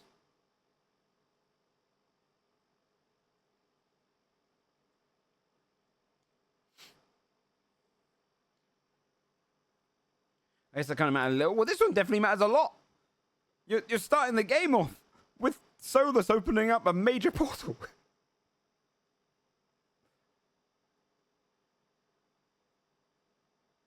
When people who play them watch stuff with fun Easter eggs and make them feel good for figuring out connection. Exactly. This is what you do. You start off the first 6 hours. You could do, let's say you're playing a Grey Warden again, right? And you're looking into Darkspawn, you're like, what the fuck? There's something going on here. There's a big wave, like, magic is disappearing somewhere. There's, like, almost this big magnetic amount of magic coming in, blah, blah, blah, blah. And then you've heard this name. You don't know who it is. Solus is not the name they're using, right? And you're going through all these different bits, and then you meet a character from Inquisition who tells you about Solus, and it reveals that the person you've been hunting down is Solus, links it in, but the new player has now a connection, right? because they've spent 6 hours already playing, maybe even longer, 8 to 10 hours, already hunting down a villain that is named differently, but it turns out to be Solus, and it's linked in. You know, it's just easy writing. It's just shows you, give you a different perspective as a build-up, right? You need to make sure the player cares about that character.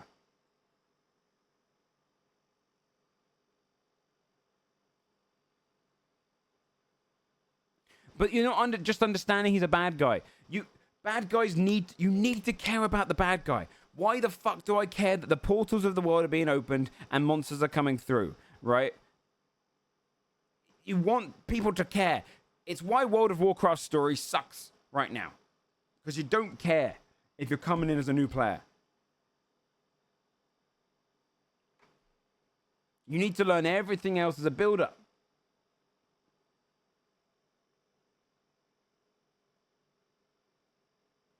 You do to understand it's complicated. Exactly, yeah. You could come into Dragon Age 4 and go, oh yeah, I guess that big bad guy over there, the bald dude, is just open up portal. Okay, cool. What does this mean? But you're coming in with such a disadvantage of knowledge that it just doesn't sound very unique or exciting. You just have to do it. Yeah. Would you feel different? It wasn't Solus, but a random guy. I think I'm from. I don't think you could make a continuation game in an RPG and set it straight off of a cliffhanger. I think it's such a bad idea because would you honestly tell people don't bother playing Inquisition before playing Dragon Age 4? Are you going to refund the game? Would I continue? Probably not. How many RPGs have I put down because I thought the intro was just like, oh, this is generic? They won't refund the game. You don't. No, I disagree. I think I would refund the game. Yeah, I'll go honest. I think I would refund the game. If I go in from the straight away and then I'm told, oh, by the way, if you played the previous games, you'd get that. And I'm like, this is mediocre so far. I'm going to refund it. Look at Witcher 3. Let's go back even further. Look at Witcher 3. Right? The Witcher 3 opens with small-time Western RPG tropes. Little quests you do, small town, the Baron, the witches. Very surface level. Then you get to Ciri. You know? That is so important. Unless you're doing a direct continuation a couple years after. For example, if you go from Mass Effect 2 to 3, Mass Effect 2 ends with the Reapers coming, Mass Effect 3 kicks in. If there was a 10-year gap between Mass Effect 2 and 3, I would hope that you do a longer thing as Shepard to introduce him and then go to it. Or even then, if you're doing a different character. Some people, I disagree with that. John, I don't think there was that many people that did that. I don't think there was many people that did that. I don't think you're lying. I think you're telling not the truth. Because I remember the Witcher 3 discourse. Because I did go back and play the previous ones, and I remember everyone saying you don't need to. Yeah. And I told people you didn't need to either. I disagree with you. I think that's not true. I think The Witcher 3 did what Baldur's Gate 3 did. I think you need to come in with a fresh slate. But we never played 1 or 2? Yes. Yes. And what did The Witcher 3 do? It didn't continue straight from Witcher 2 necessary reading. You've nailed my point, John. You've nailed the point exactly. Witcher 3 is a perfect example of coming in without needing to play the previous ones. Whereas there's a big difference between knowing the relationship of Geralt and Yen, right? Outside of just showing them being friendly. Versus, hey, by the way, the entire intro is the big bad guy twist from number 3. Everything that you learn in 3 happens in the first hour of number 4. No, that was my point. Witcher 3 has a calm opening. Dragon Age 4, we've seen from the trailer, has a big fucking, you need to have played the third one. There's a big difference between, hey, I didn't know the relationships between the person my character's fucking, and, hey, the entire plot line of the game. Witcher 3 wasn't about Yennefer having sex with Geralt. If the main plotline with Witcher 3 was Yennefer steals the soul of Geralt because of what they did in Witcher 2 and runs off with it, and you start off as a soulless dude, yes, then I'd go, fair enough. Witcher 3 requires you to play number 2, really, for the majority of the story and characterization. But it doesn't. Dragon Age 4 seems like it's the primary thing is what happened, like, in number 3.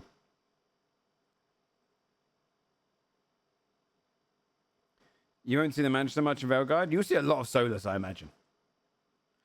Exactly, Clef. That's how I feel as well. And the only reason I'm arguing this so heavily is because I want Dragon Age 4 to be good.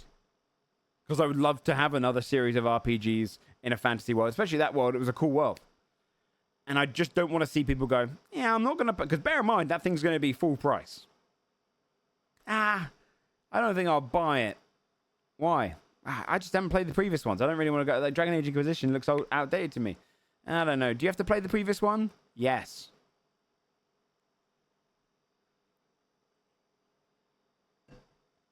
Yeah, we're going to see Morrigan.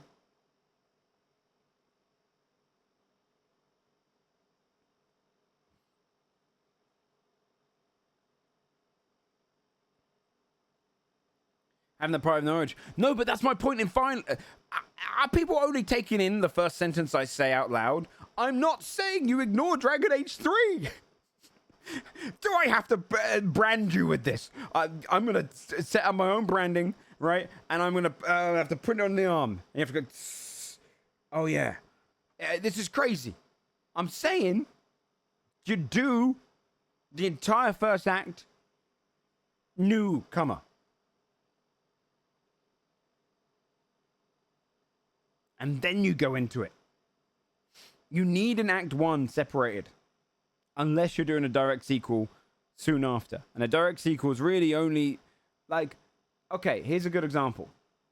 God of War 2018 ends on a massive cliffhanger. Ragnarok picks up straight where that leaves off with Thor arriving at the house. Okay? If 10 years had gone by... If they'd started with that, I think that would have been a mistake. However, if 10 years went by and they started during that time period between 2018 and Thor arriving as a kind of continuous thing for like 6 or 7 hours, you do a thing with Boy First.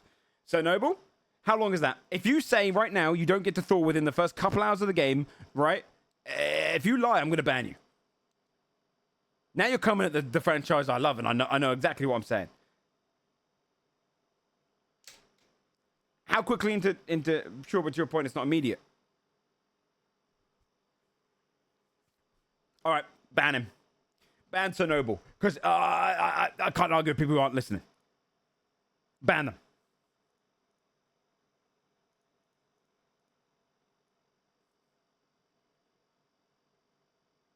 In fact, I'll just do it. I'm going to perm ban them. I want you to write a full essay if you want to come back.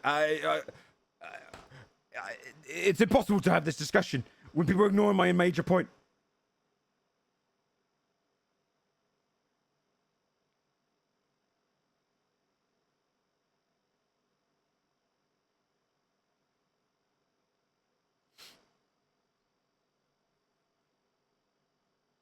But I would argue that Space Marine 1 was nowhere near as popular as anything Dragon Age.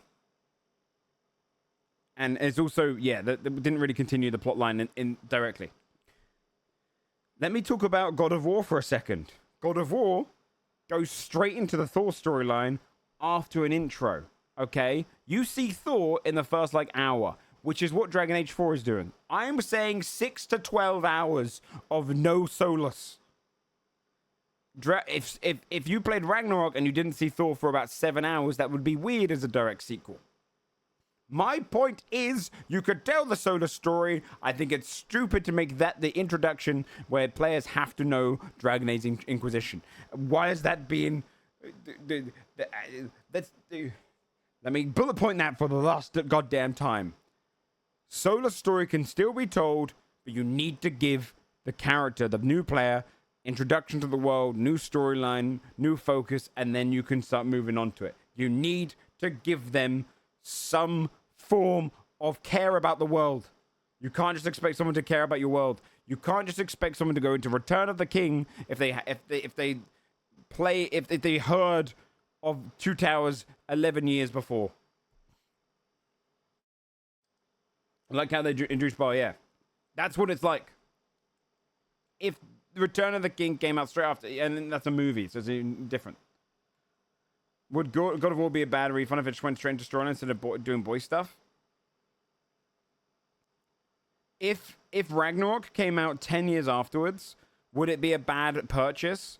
Yes. Yes. I will. Yes.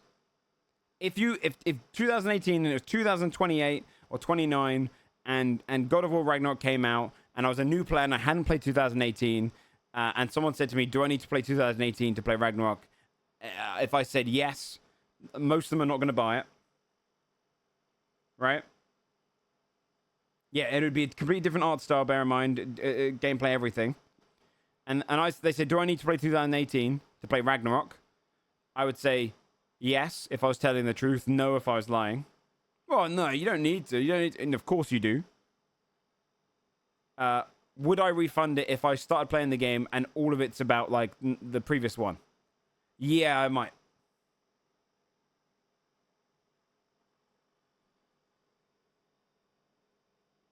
Yeah, I probably would. I'd probably stop playing. However, if Ragnarok came out and did 6 hours or 7 hours of me just learning the relationship between them and then I build up to it, fair.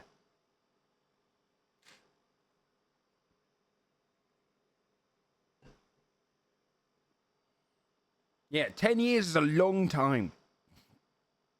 You have to bear in mind, there's a lot of people who have not played Dragon Age. I would like them to play Dragon Age. I just feel like it's a silly requirement to play a 10-year-old game to play number 4. And it's a stupid thing to do. Is it definitely a requirement? No. Are you going to be probably a bit overwhelmed by what the hell's going on and won't care about any of the characters? Definitely. Will you give a shit about Varric and Solus and anyone that connects there? No.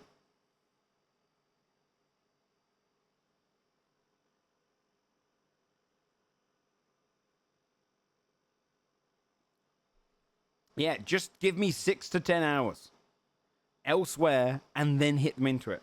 Why? So that other players can get into it. So I can go, hey, I don't know, who's a friend that hasn't played Dragon Age? Let's take, I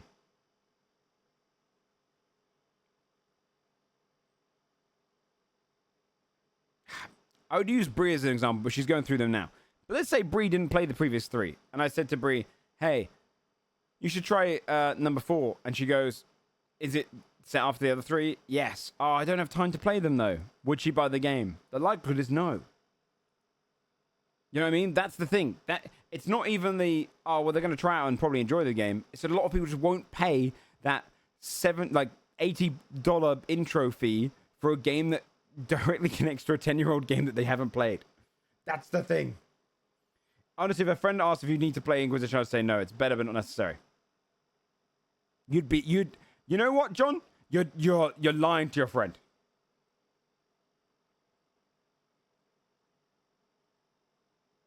Ain't no way. They don't know who Varric is. They don't know who Solus is. They're going to be coming in with just, it's going to feel so subpar. You're lying to your friend.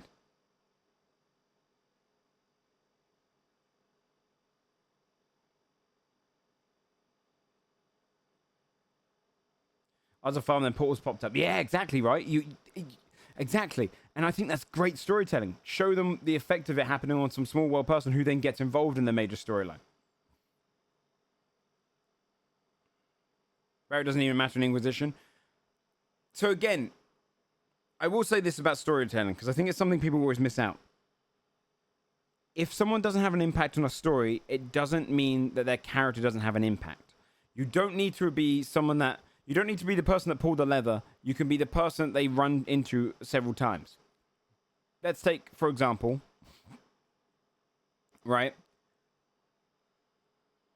I'm trying to think of a character that's loved. Essentially, people care about Varric. A lot of people are bored of Varric. Fair. Right? I am too. I was bored by that guy by Inquisition.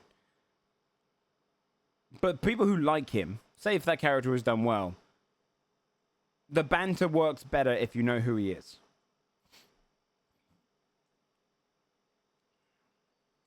I wish people just told me to skip straight to Shadowbringers, trying to play all through homework, kill my interest.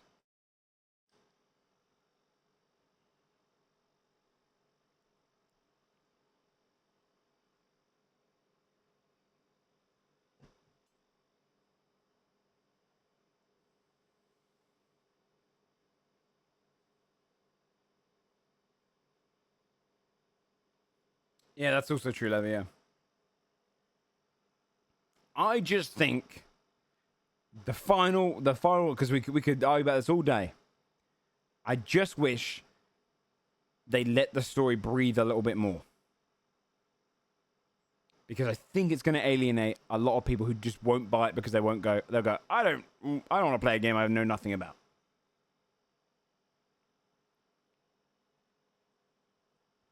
But John, you're saying to assign homework.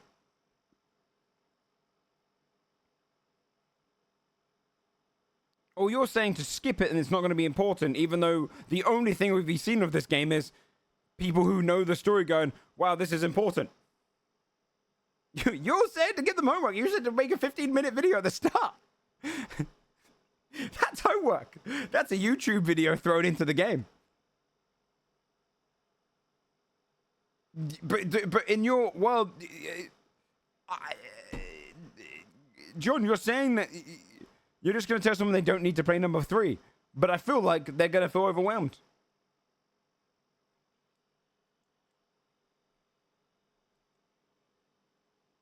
That's homework. If you have to play the previous game to play number 4, that's homework.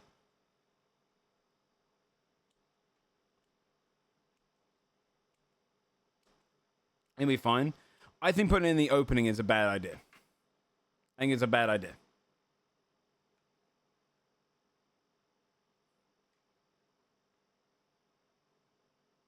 And that's what I'm getting from the marketing of this game. Is that it feels like it's required to play, to care. But we'll see. I hope it's good. I hope I'm wrong. I hope people push past that. They only do it as a tiny thing. But I just think it's always safer to go slow at the beginning. End of Act 1, I agree. I think you focus Act 1 on the portals and stuff, and then you link it.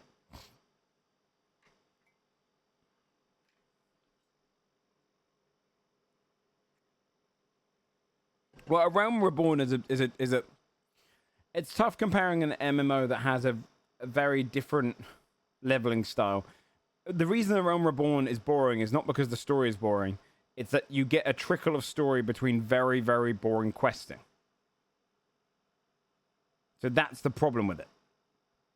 The story, that's why people skip it and watch videos. But I feel like Final Fantasy fans would probably all agree that Realm Reborn could be condensed into a more fun, like, if they just turned it into like a 4-hour, you level just by doing story missions, it teleports you about and you just get focus, you'd probably be fine with it. The difference between that one is the gameplay is the bit that slows it down the most, you know? The problem I've got here is you're getting overwhelmed by story. We're way out of time. Got time for a trailer. I'll put the trailer at the end of the thing. We still got to do our dailies.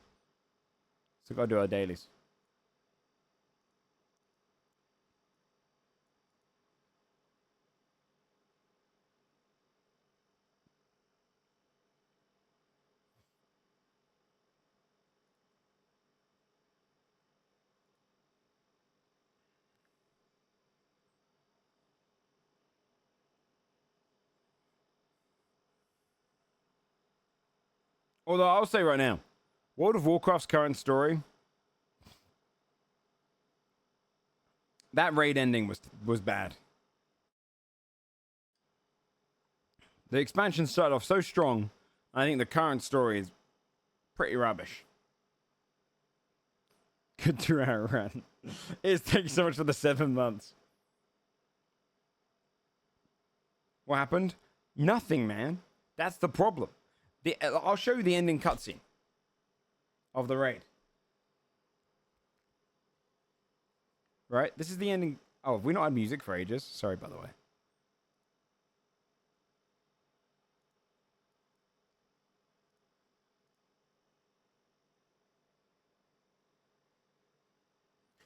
War within raid cutscene. Nothing happens. That's a good shot of feet, though. Slender is the strand that guides your destiny. So easily overlooked, yet cutting deeper than the sharpest blade. Shh. It's almost over. Oh, did you write this? But they came in with this one saying it was the big one. Your ambition was rare. The big story. Yet Just listen to her words. She's good voice acting. Mother. Good dialogue, but nothing happens in this cutscene. Good shot. Great shot. Nothing. They know what they're doing. Yet I gave you everything. You were just not enough.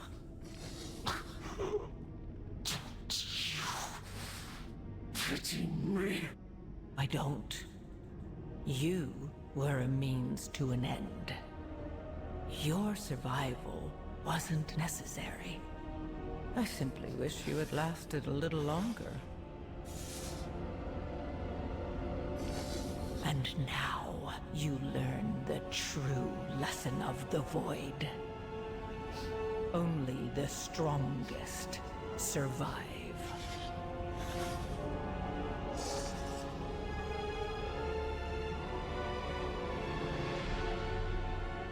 That's it.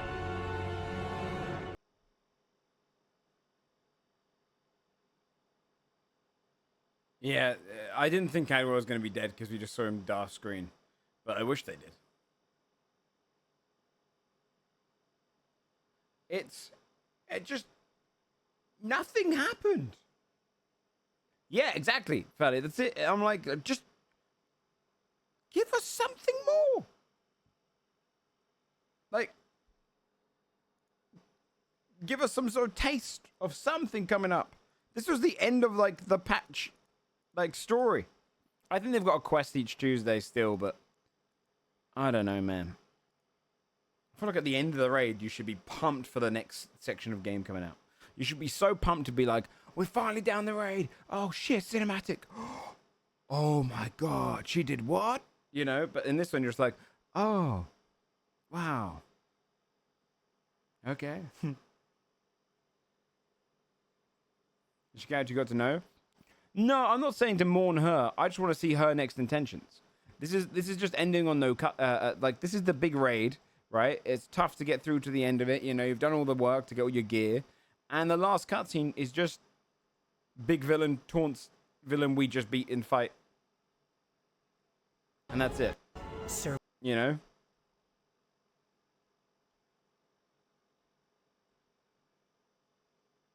Yeah, I just feel like if you want to keep people around, make her do something awesome. They're both villains, yeah. That's the last boss you beat in the raid, and then it plays this cutscene, and you're kind of hoping. Let's just throw a fake thing out here, right? If this cutscene was her going, okay, you were just used to slow them down, you know, and then she turns around and you see a portal opening, and you see like an old god being born in the depths of the world, or some shit like that, and you're like, she's done what? She did what?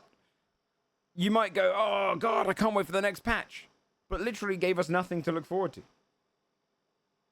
Nope, that guy came back, Matthews. Just give us anything. Give players who only play for the first patch a reason to play for patch 2.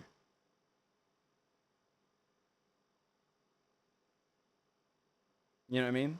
He lived? Yeah. Yeah. I'll show you. War Within Khadgar Return.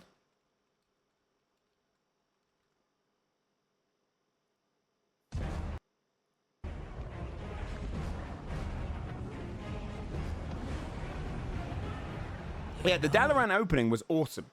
When that happened, I was like, oh my god, we're about to get the best storyline we've ever had in WoW. Like, they are really caring. Illyria, you mortals are the most wrathful creatures in existence. I've watched you break worlds, overthrow gods. He's back. Even the realm of death couldn't hold you. Your hunger for violence is insatiable. Like, so they talk about the next expansion that's coming out that we lose. For the first time, we, like, lose. I'm worried that their version of loss is just, oh no, a threat's here, and we end an expansion on a threat being stronger.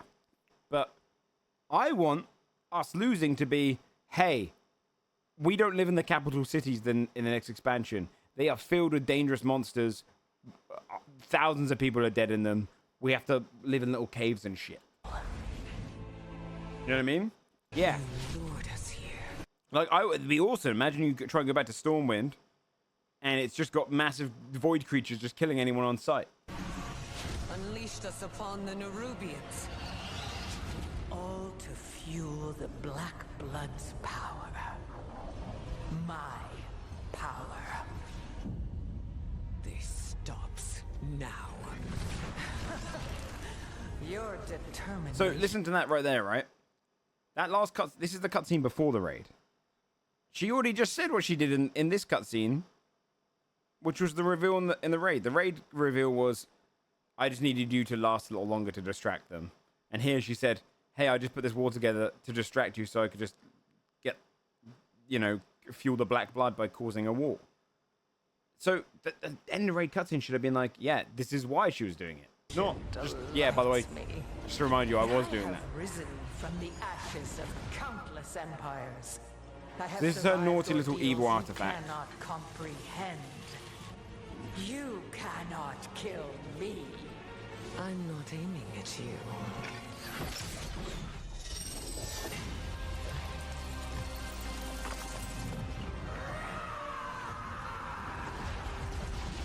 This changes nothing.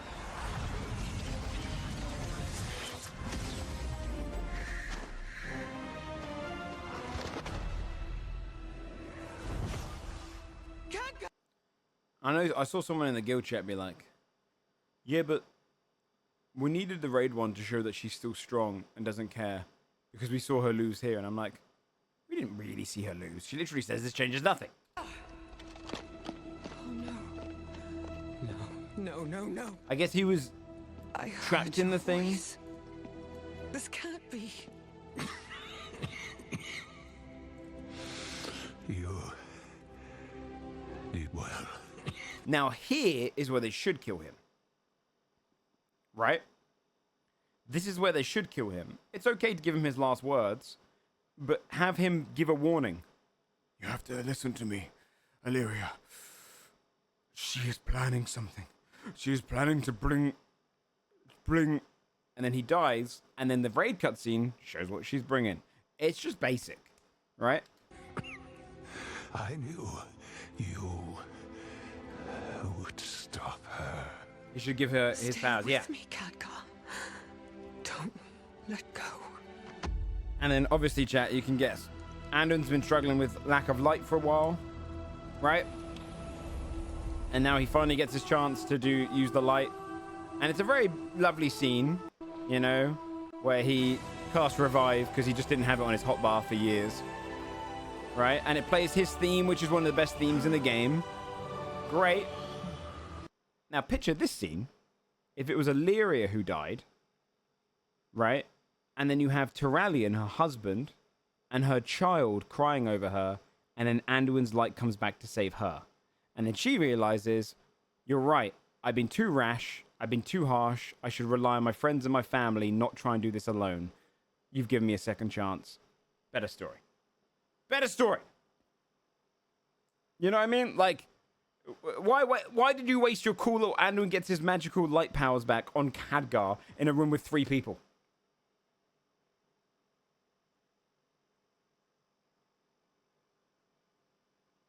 Or yeah, if you'd have to choose, that'd be great. That'd be great.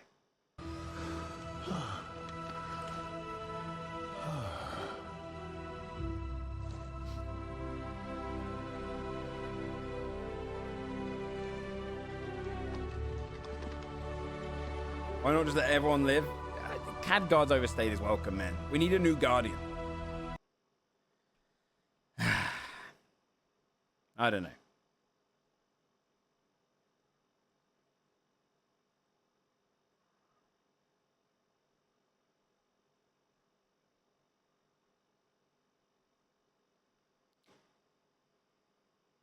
Mary Sue Orc Boy.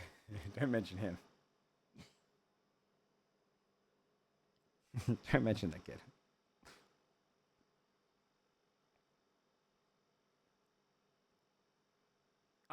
Again, it's just Anduin getting his light powers back is actually quite a sweet story, right? It's a classic trope. And he wasted it on Khadgar in a room with just 3 people. It's such a wasted moment to me. That should have been used on someone that really mattered. And then Khadgar could have been used as the catalyst to tell us what came next. Remember when they killed a Varian Legion? That shit was hard. I was like, okay. What? Okay. Do that.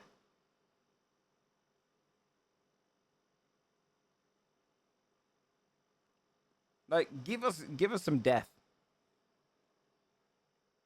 I don't know. Yeah, I don't mind him reviving half the army. The problem here is just, if you're going to do the I lost my powers trope, right? Which is a common trope. The whole, like, I need to find the light within myself before I can use the light again. You need the ending of that to be a significant moment.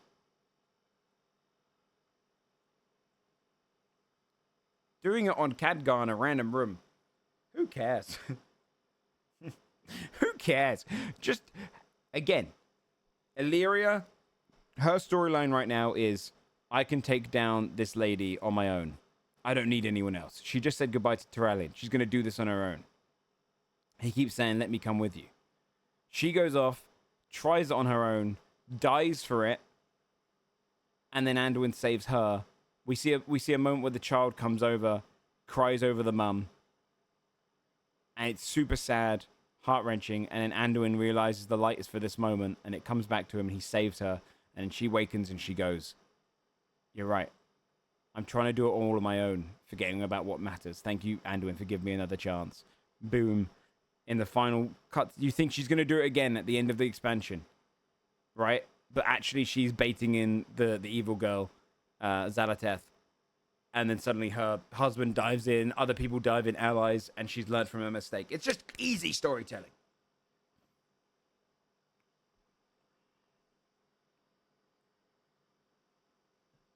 Yeah. Include the player character in cutscenes now, just stand in the background. Yeah. Yeah, it's really awkward. But it's even more awkward when you look at like the other cutscene we just looked at, right? When she dies here, right? Look, she's...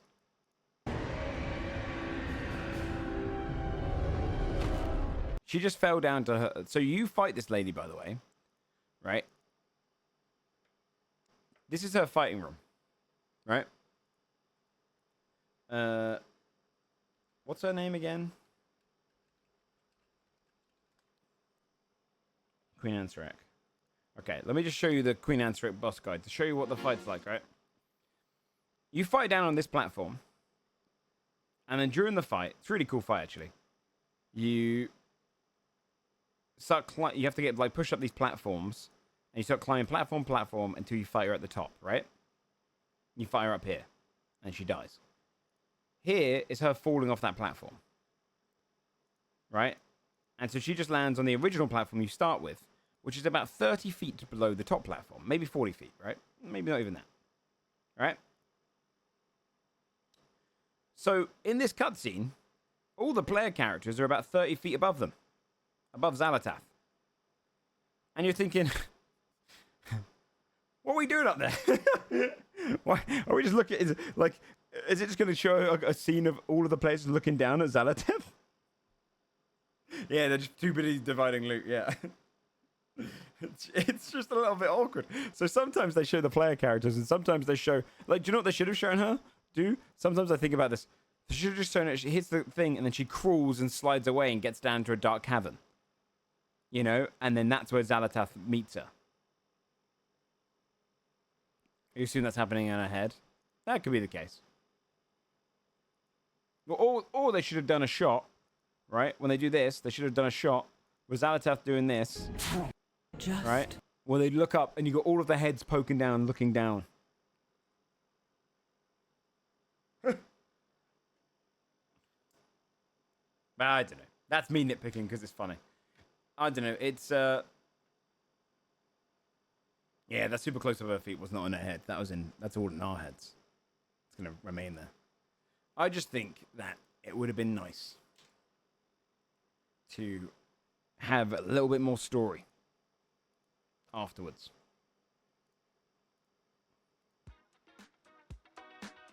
You know?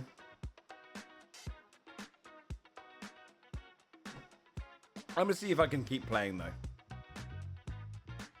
I'm still invested.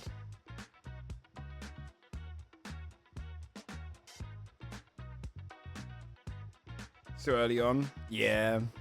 I just think they should have just done something big and broad to try and maintain players.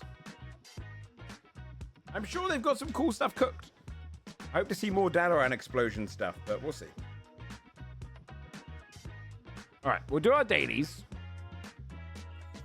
Oh yeah, I should talk about this. I went to on a more positive note, out of the rant territory, I went to the High Rollers live show yesterday.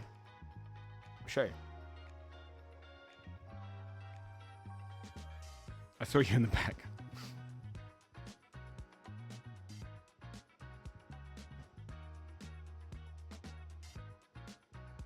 I went to their live show yesterday.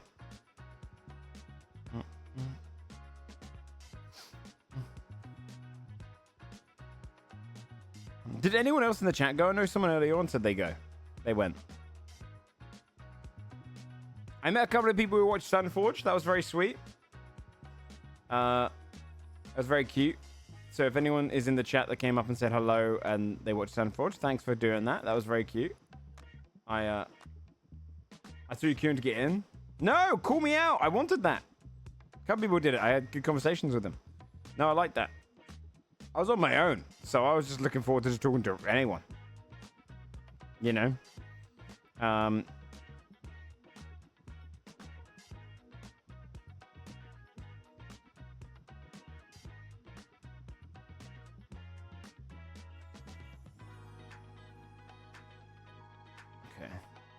Let me try and find pictures of them.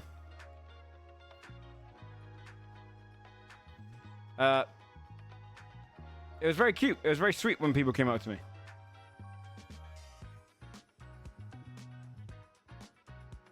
Yeah, I got to the queue late.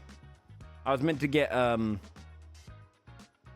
was meant to grab the tickets earlier, so it was a big queue. But they fucking smashed it, dude. They had some crazy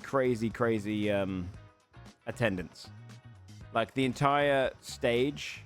The Adelphi Theatre feels like 15,000 people, and I think they must have had at least the stalls and the dress circle. I think that they streamed, they recorded it so that it will come out live at some point. Which must be super validating, right? Like I'm very happy for them because it means sometimes you'll look across and you see 1,000 people watching your stream. But to manifest that in person is crazy. You know, everyone was so excited to see them. Yeah, here you go. Here's their costumes. And they put on a really good show. Like it was very, very good. Awesome stage. Really well done. And this doesn't even capture the lighting. The lighting was really good. All the people behind the lighting were really good with it. Yeah, they filmed the entirety of this and that. And I think there's a bunch up there as well. It's very well done.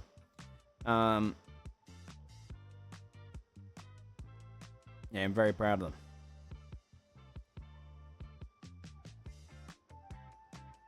They did a great job. You had to chat with Mark? No. I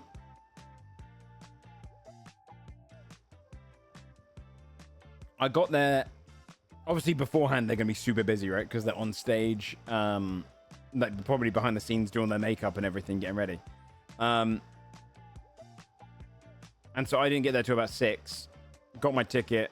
Spoke to a few people that I people who recognize me or people I recognize as well. So I got to see a couple people I haven't seen in a while. And then the show was like 3 hours and ended about 10 p.m. with like an intermission in the middle, which I just used to have a pee and get a cocktail. So I was just drinking. But afterwards, I stuck around for about, I'd say just close to 10 minutes.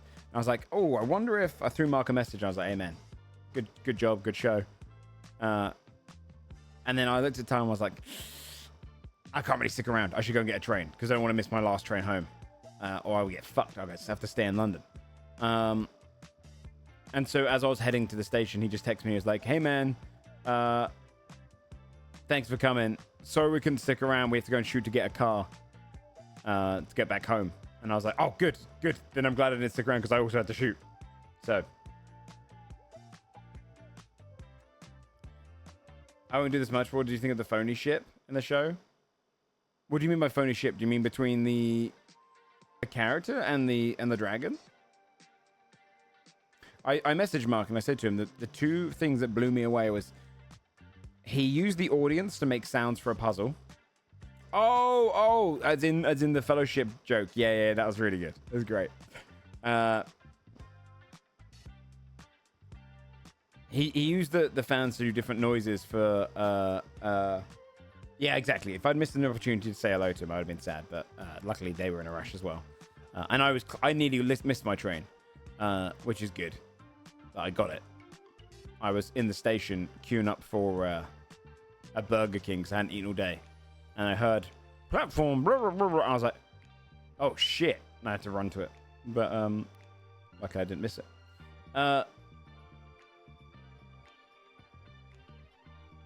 He incorporated the audience making noise for a puzzle, which was very good.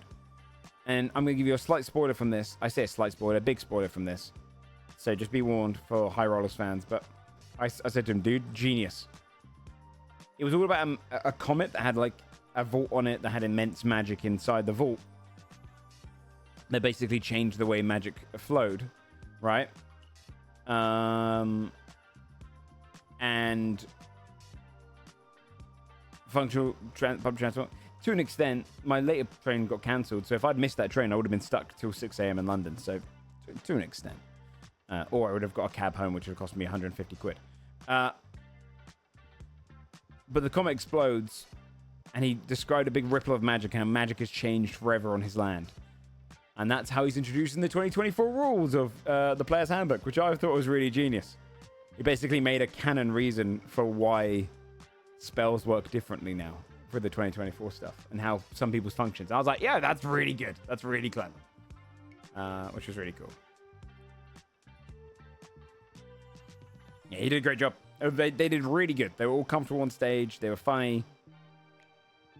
They managed to fit the entirety of this little kind of like vault heist into a 3-hour time slot with a 20-minute break. It's hard to do. Easy to run over. He managed to keep up combat flow. It was very good. It was very good. And the audience was awesome. The audience was great. I was really pleased for them. I'm sure at some point we want to do it for Sunforge, but the problem is we're split between countries. I would love to do. I think we'll try and do a convention live show at some point because they've done a few of those. This is their first like pay to come and see us as opposed to just come to an convention and see us. I would love to do this at some point though. It really like turned on that in my brain. I was like, yeah, we got to do this. They were so supportive, the crowd. It was awesome.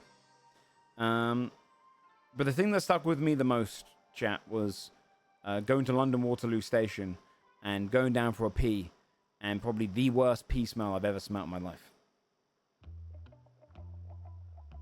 Convention show outcome. Yeah, we want to do one. We want to do one. It was a really sweet day. And the queue was massive. The queue is massive. Give you an idea, this is the queue there, right? They definitely filled theaters over there. This went here, around the block, and around the entire building. It was massive. And it was really sweet. Like, I was in the crowd hearing people be like, I can't wait to hear what Mark's dressed as and all that kind of stuff. And I was like, oh, this is really cute.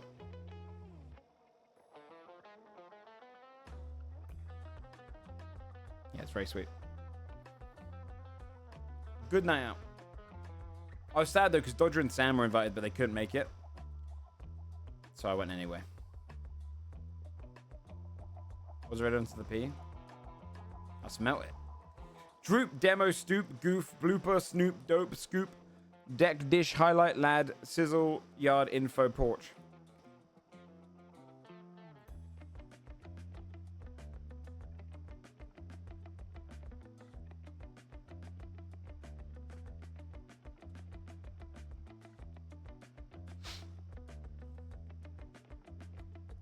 A highlight, a demo, a blooper. These are all cut segments.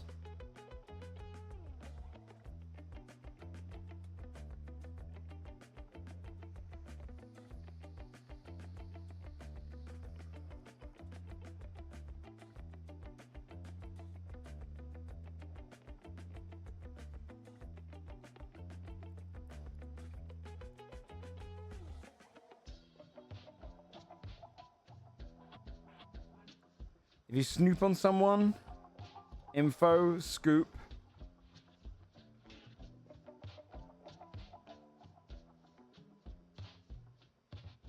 A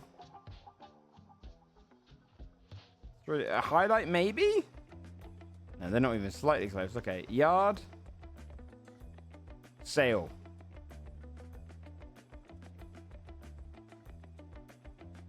A deck, porch.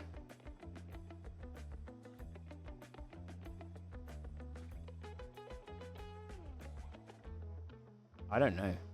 A droop? No.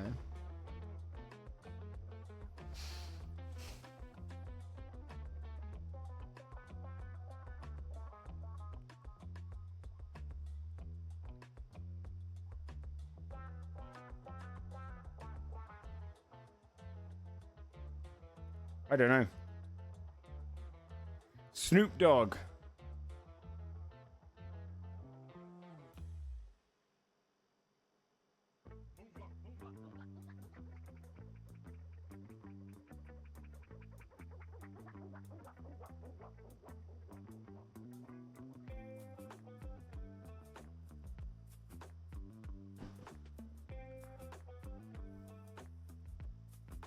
Shit. A highlight, a blooper, a demo, and a scoop. These three. A sizzle? No. It better not be dish. Okay. Fuck. Well, I've only got one thing left now, so I have to be careful.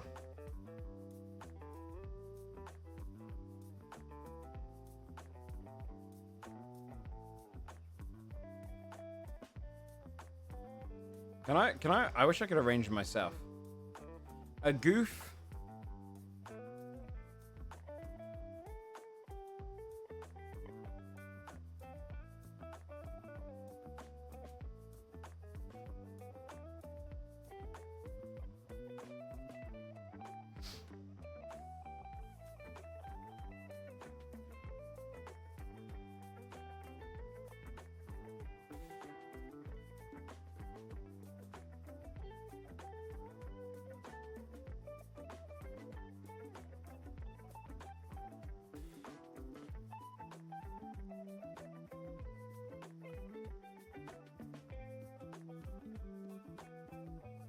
A scoop. I already guessed that. A sizzle. Okay. Scissoroo. Okay.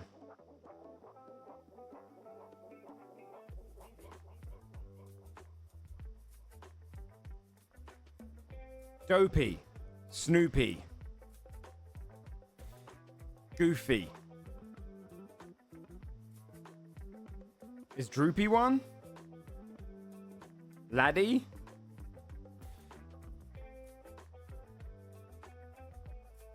Droopy. Fuck. Gather and sport outside of residence. A deck, porch, a stoop. I've never heard of a stoop in my life. Lowdown. I'll give you the dish. Give you dope. Info scoop. Dope? Cartoon dog minus Y. See, I've never heard of... Oh, lady.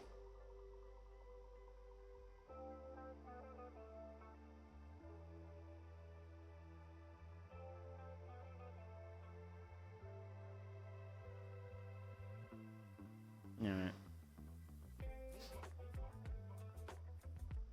It's Magic the Gathering.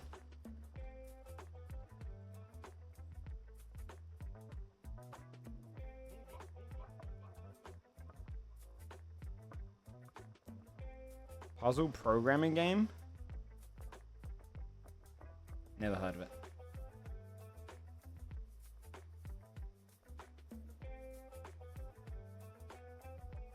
Time guesser first.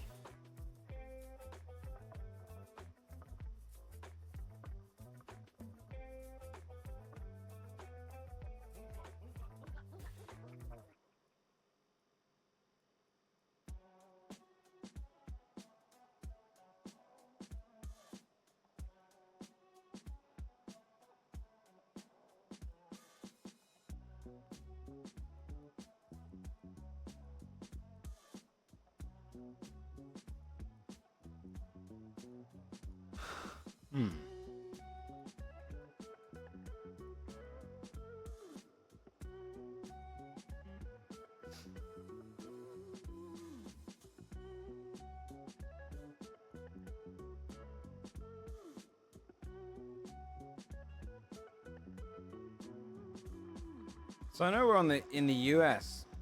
I'm guessing East Coast.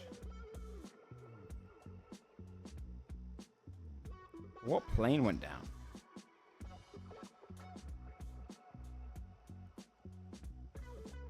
It's got to be far up the East Coast. Could be New York. But I don't know. Not enough skyscrapers. It also looks icier, but maybe it's just winter New York. I don't know. FDNY Quinn.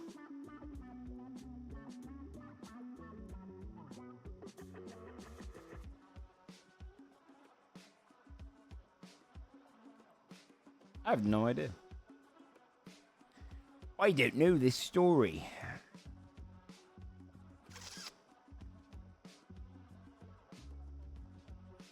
Go like Boston area because I don't actually know. I don't know. Sure, off the coast. Well,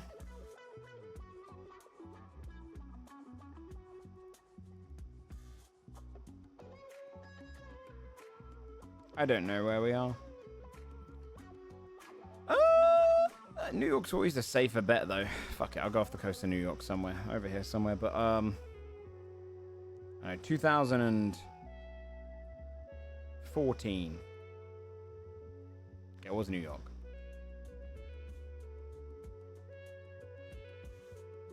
Oh, it's much further inland. Damn.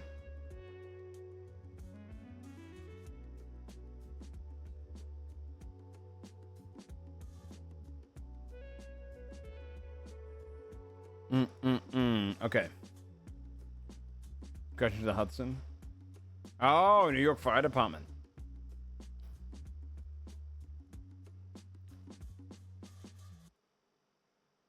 Okay. Well, biryani. So is this in India?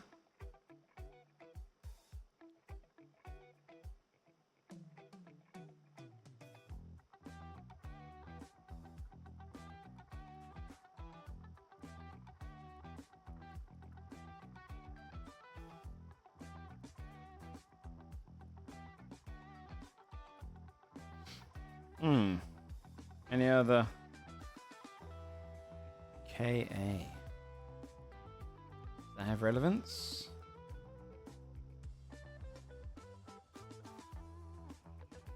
KA. Karachi in Pakistan? No, India's there. IND. So this is KA. Where in India is KA? Karnataka.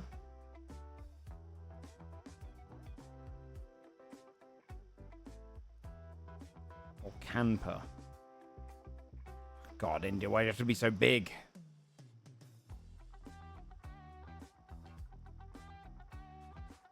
There's a lot of English speaking. Where was the other one I found?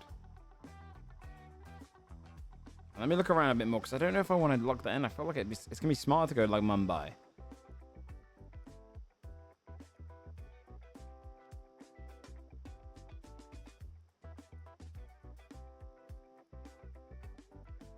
Just because of the amount of English. It needs somewhere with some English influence. Oh, here we go. Bengaluru?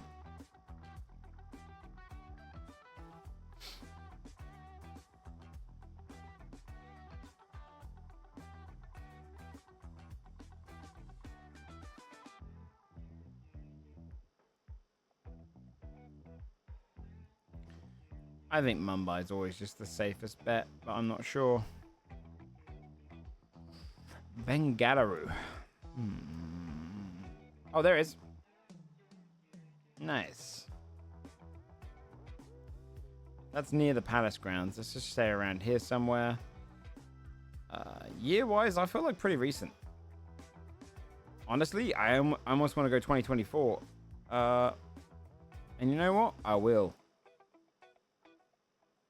Nice.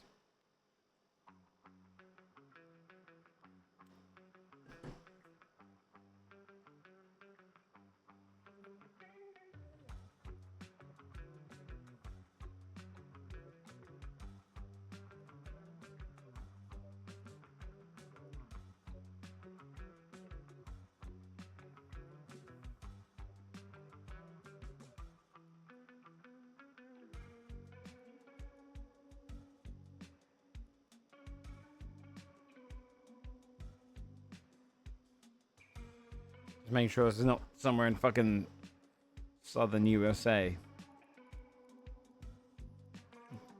It's just too much French. Because I thought it could be near New Orleans. I think it's just smart to go Paris here. Lafayette.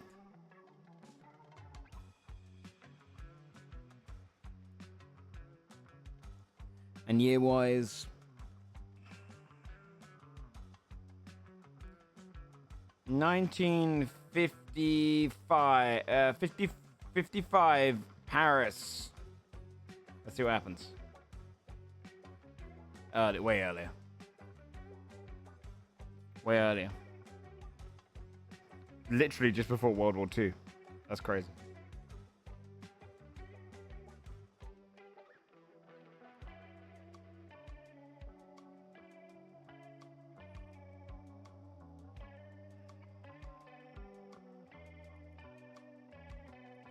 Okay, we're in Italy.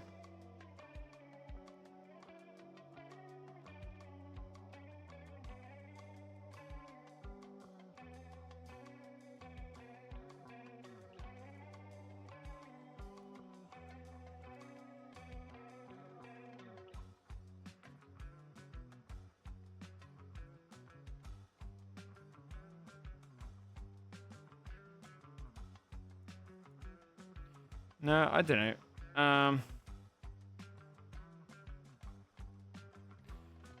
If they put an Argentinian up there.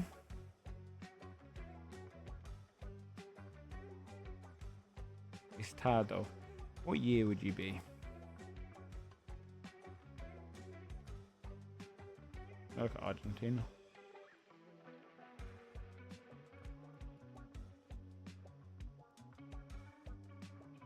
Load.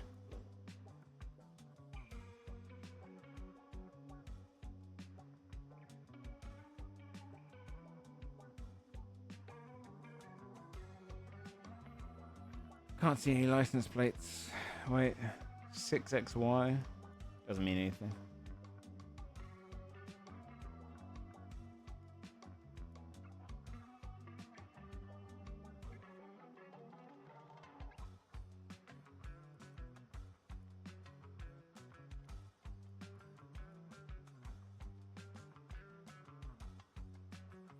Messi looks young there. It's him, right? Yeah. He looks really young there. I don't know. Do I just risk Argentina? I think so. I don't know. I risk Buenos Aires. He looks young there. Let's say... We're not super young. Probably 10 years ago? I think 2013. Okay. Nice.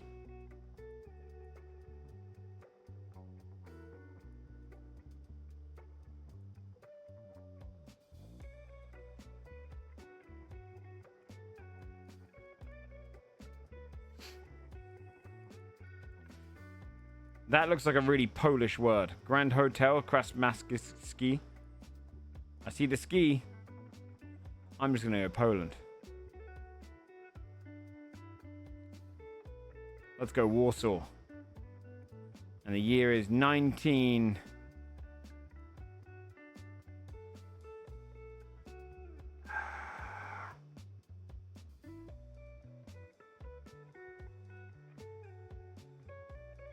$1960. 1960.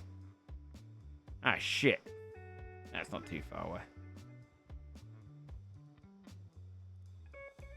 Not bad. Not a bad score. The biggest throw of Joe's life. You know what, Oba? I'm going to say this. You gotta stream it. How do I know you're not Googling? Okay. So, let's see. Food guesser. Food guesser. Alright, what time is it? Okay. Butter, sugar, eggs, ground almonds, jam, puff pastry, lemon zest.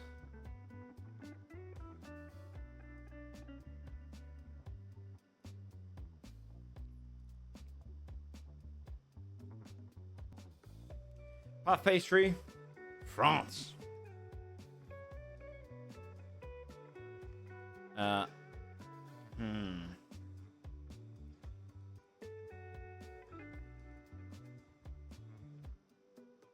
Could be Netherlands, could be UK.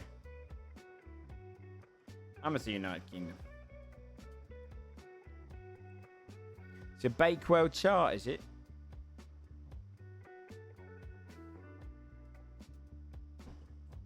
If Joe doesn't get this one, Mate, who the fuck is eating this?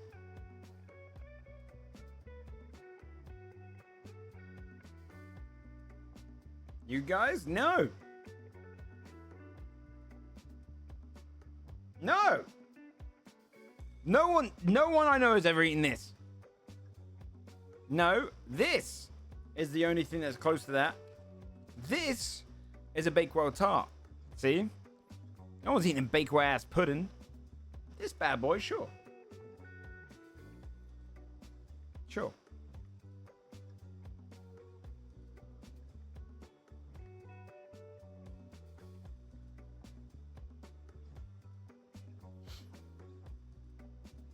That does look good. Yeah, they're great. This looks alright though. I mean, what's not to like? Although that should have cinnamon, and then it'll be banging. Milk, sugar, cheddar. Okay. Wait. I mean, I'm gonna guess India, but I might be wrong. Okay.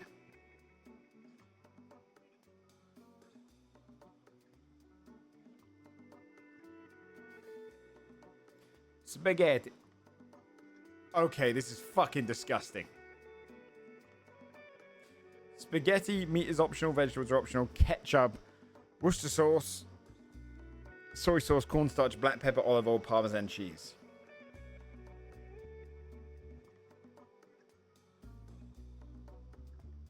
I don't know where to start.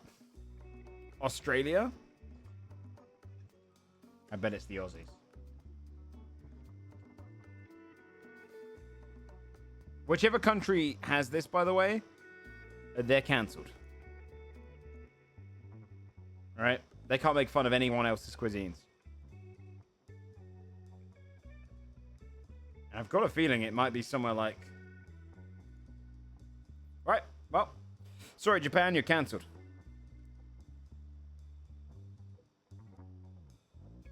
That is disgusting.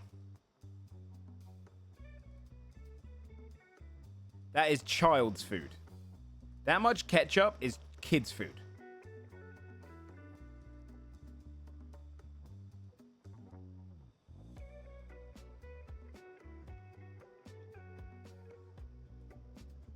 I'm happy with the Philippines, yeah. Yeah. That is... Let's see, there's got to be better pictures. That's got to be a bad picture, surely, right? But even so... No, knowing that how much ketchup is in that has put me off so much. This is what you give to a fussy kid. Alright, we beat today's Av.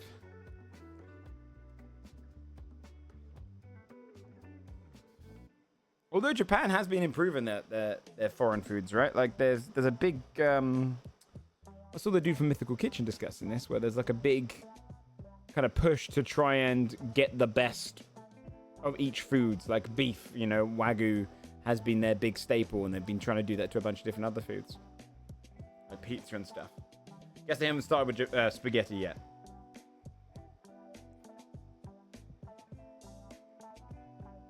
Ugh, ketchup on that scale is just gross.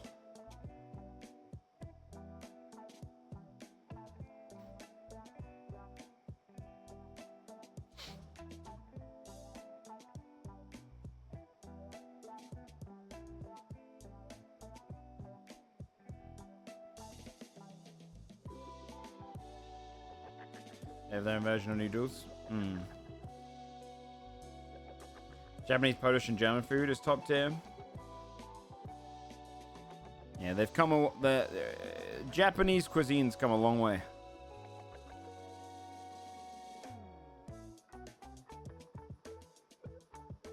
Come a long way.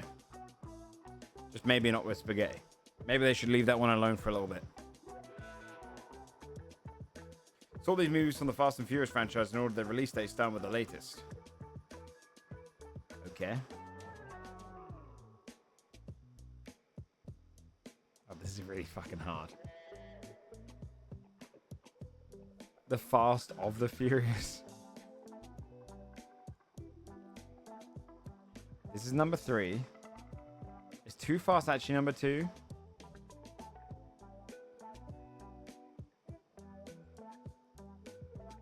I want to say this.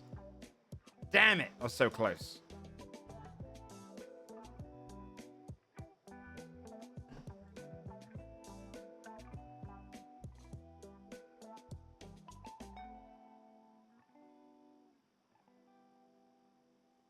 What did everyone else getting? Yeah, be the average. Nice.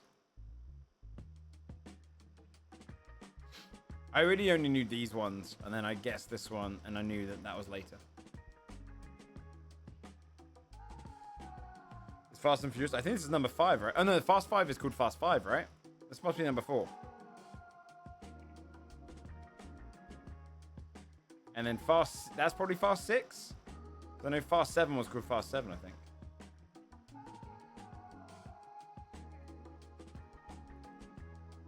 Alongside its long-tenured host, Janice Pennington and Anitra Ford were also in what game show's 1972 cast.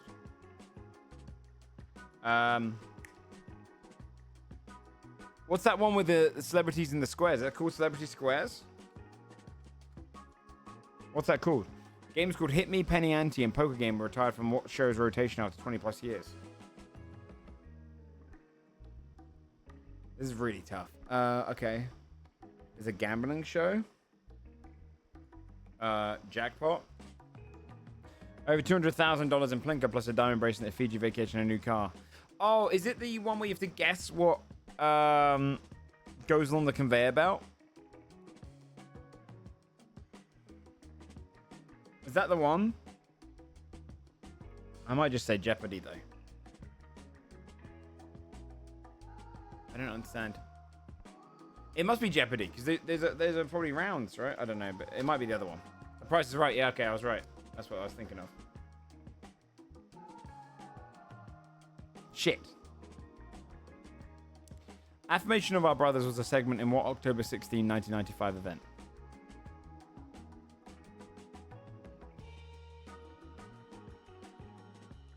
idea. The government stopped estimating crowd sizes on the National Mall after what rally that drew hundreds of thousands?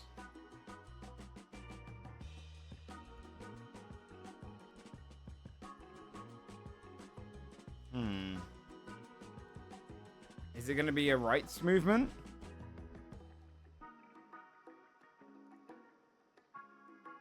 I don't know. Nation of Islam leader Louis Farrakhan conceived what gathering named for a number it may or may not have hit. The million gathering. Damn it.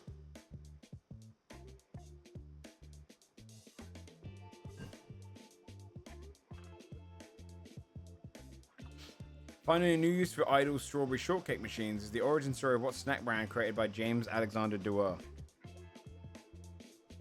Pop-Tarts. Damn it! You have to be depressed to eat them, basically. That's the origin of the diminished capacity legal defense named for what cakes?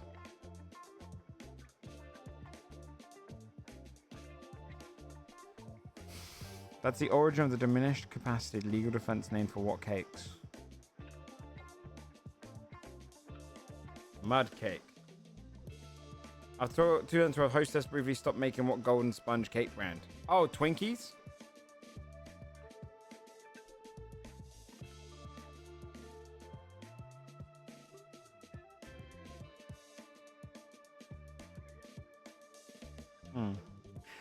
Barcassine and Xylonite were early names for what material used in the 19th century to replace ivory in billiard balls? Oh. Damn, they used to use ivory? That's fucking crazy. I'm trying to think of the material.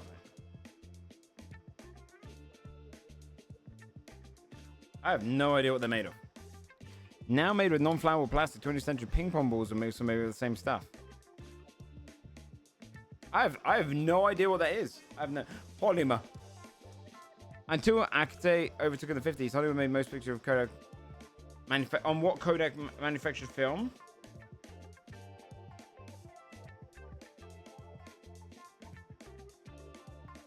I don't know, I'm blanking. Celluloid. Wait, what? That's what that's made of?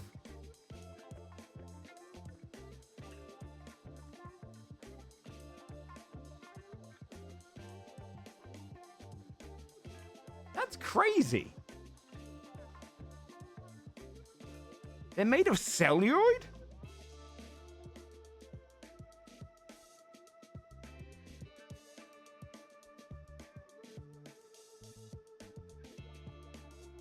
That's a crazy fact. Used to be? Well, aren't they? No, that's still saying they are, right? No, yeah, no. It's saying what material used in the 19th century to replace ivory.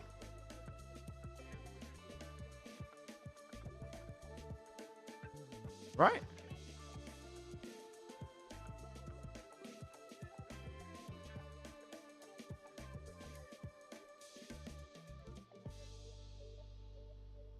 Oh, apparently resin, polyester, acrylic, and bakelite, which is still the thing, bakelite. Oh. Acrylic. The Lincoln Center commissioned a 2008 play based on the Tuskegee Airmen. What's its one-word title?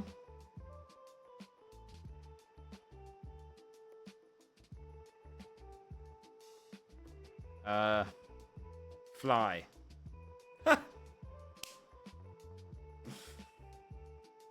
That's how you do it. Yeah. You just gotta think of like how do they do naming conventions? They love shit like that. You know what I mean? They love doing stuff like that. Wicked. You know what I mean? Like it's you. Yeah. That's nice. Okay, that's a good way to get the extra 3 points. We're just not finishing on 1. All right. No.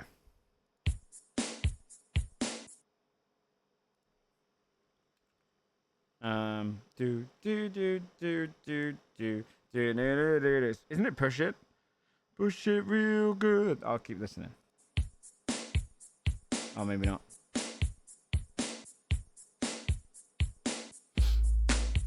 Oh.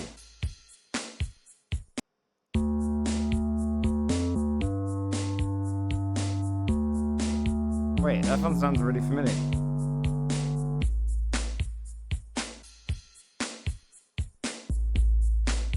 I'll probably have to get it on par. Let's get it on par. Come on, hit me with something that's really familiar. Give me the synth. Oh. Wait, what? That didn't help at all. Oh. Ice, ice, baby. That's the bit. That's the one little bit you have to listen out for, I guess. All right.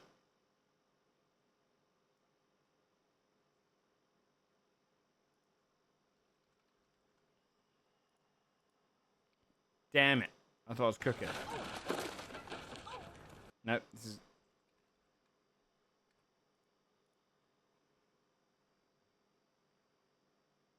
VG Bando? What's that? Video game Bando. Oh, really? Is it a new game? Is it a new game?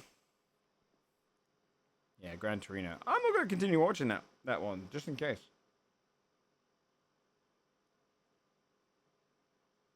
Wrong one? This one?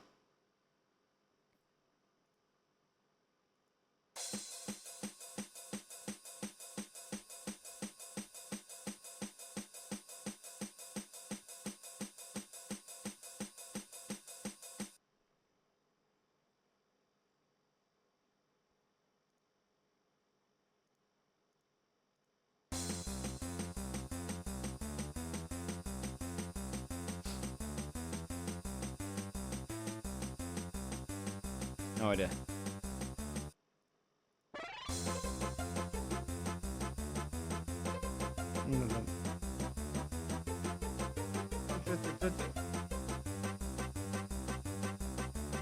Wait, I know that tune though.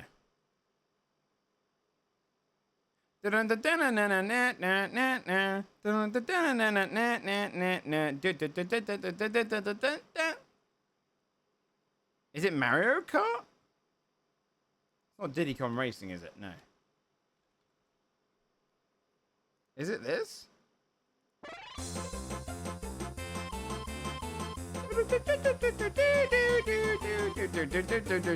I have to remember the level. Oh, that's crazy.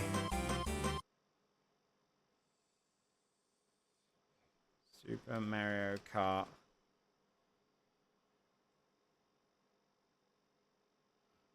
Double Dash, maybe? No. Mario Kart.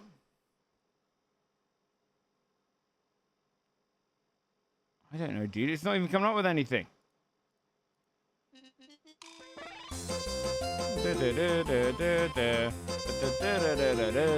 I know this, though. I just don't know which one. It is Double Dash.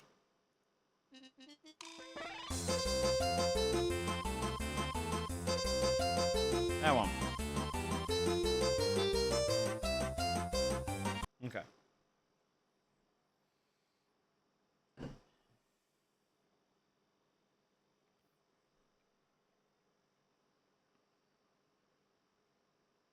All right, this makes it into the games.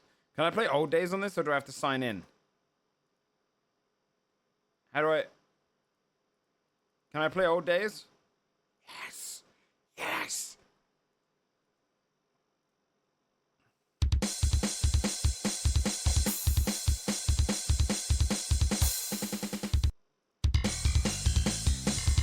Wait. I feel like I know this.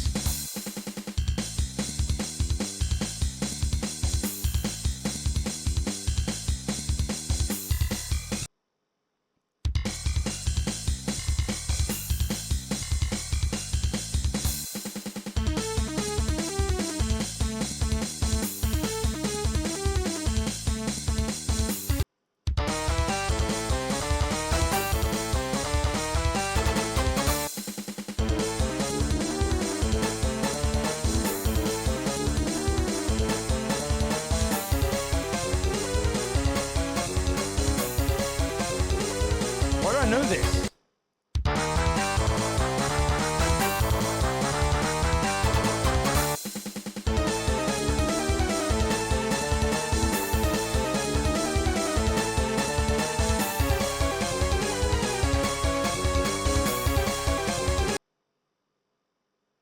Oh, it's a Ninja Turtles. Okay, I don't know. Teenage Mutant Ninja Turtles and Turtles in Time, yeah. There's no way I knew that though, because unless this is the first level, because I never got past the first level in this shit. Alright, let's try the next one. Be nice if it started. This is really hard.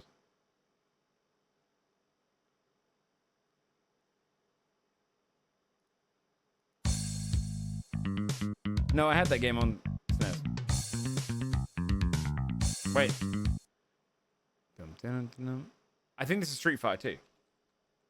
No, because they only had one thing there.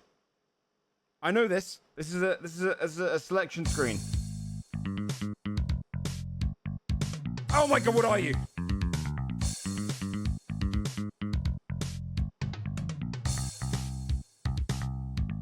I've definitely played this. I think this is a selection screen. I was convinced it was Street Fighter. It is, right? It's Gar's theme then, right? It is.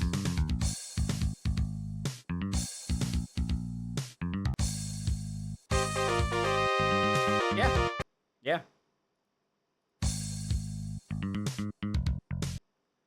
Dude, it's hitting the console. It's hitting my nostalgia.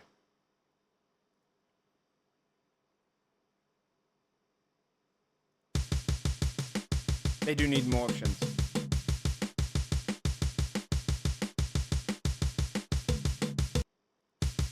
I'd imagine Crash Bandicoot is a smart one.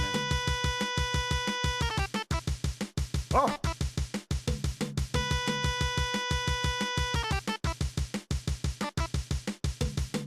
I don't know what this is, but it's going hard. Castlevania?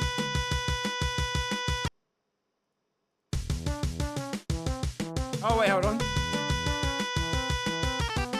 Dun, dun, dun, dun, dun, dun, dun, dun, dun. Look, I played this too.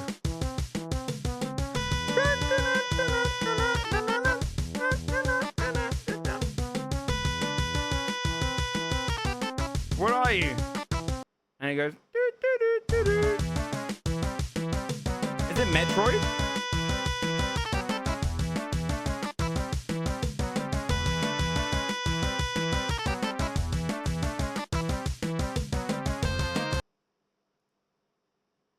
No, what?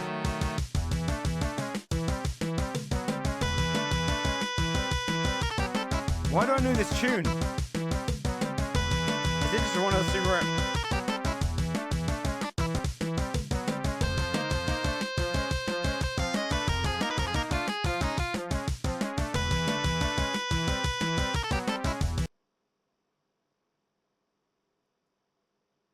Is it the Bowser theme?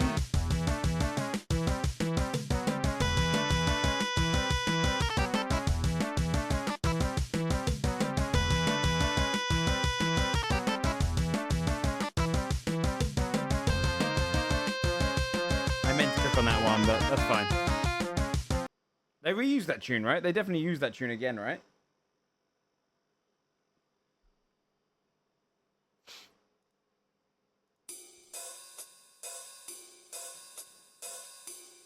Is it always gonna be NES games though? I hope they go for later ones as well.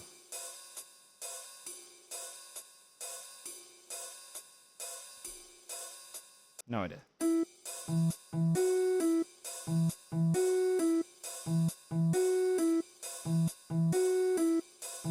Is it all just NES games?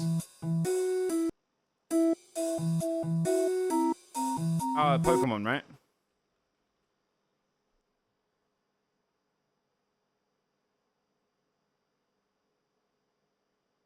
Viridian Forest, I think? Yeah.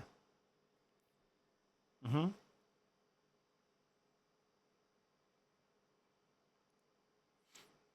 Is it just only Super Nintendo and stuff games? Ow, that's horrible.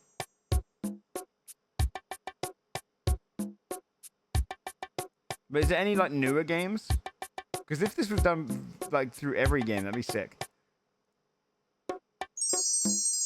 Ow, that's horrific.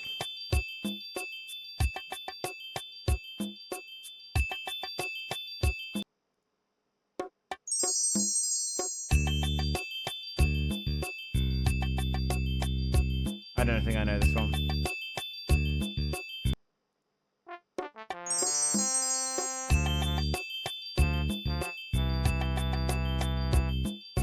It's not ringing any bells for me.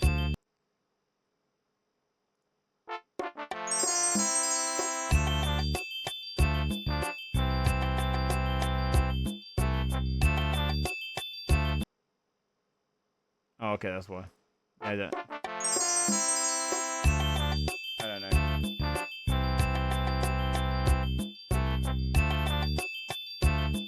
Yeah, I never played that.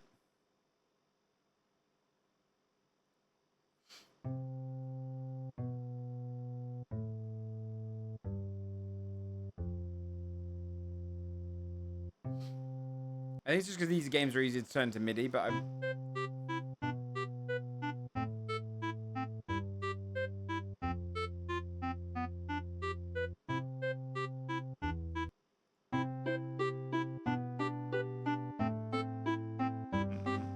Wait, I've played this. Oh, I know this tune.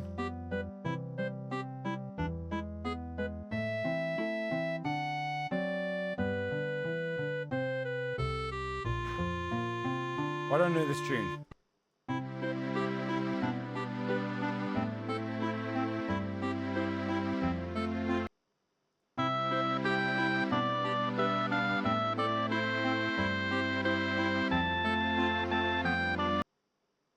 Okay, that's why.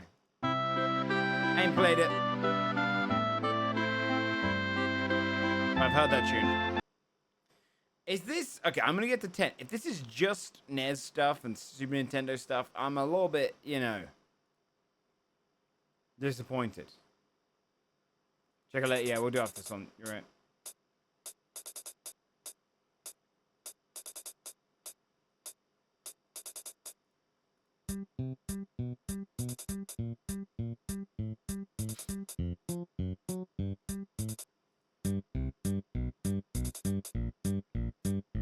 I don't know what this is. Oh, is this This is basic Super Mario, right? This is like the standard, right?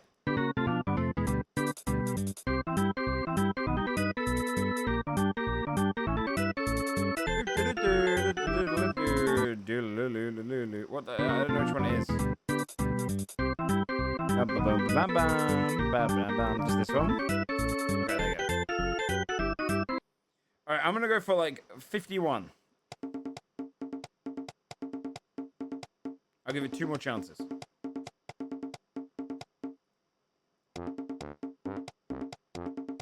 I feel like I recognize this.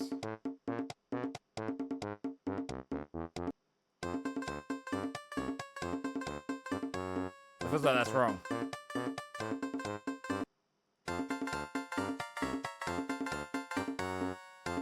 I feel like I know this one though. Is this Super Mario Kart?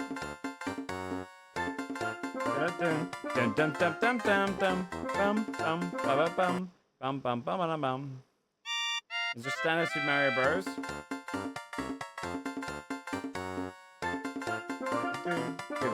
Super Mario Bros. World, probably? Or 3, just Overworld, right? SNES, there you go. Okay, now I'm gonna try 89. If this is also one of those.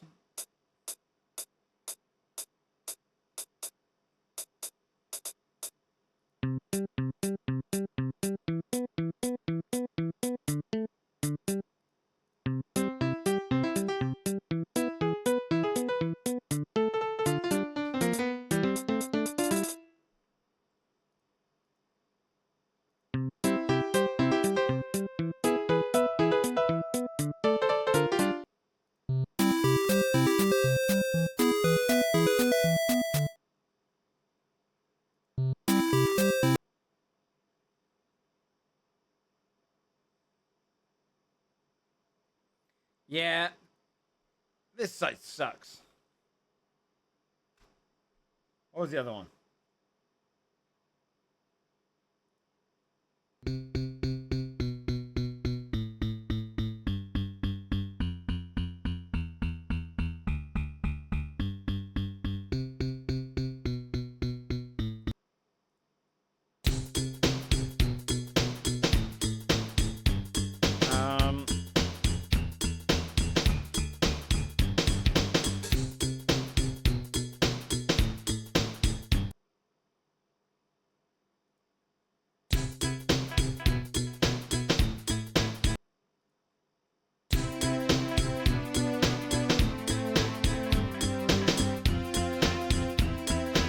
Why do I know this?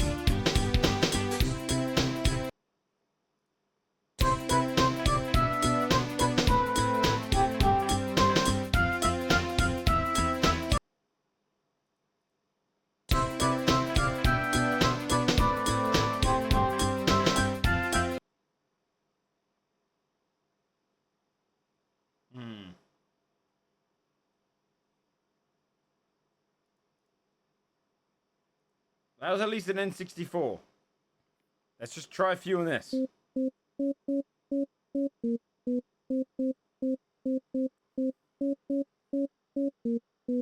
This one sounds familiar. Now it doesn't.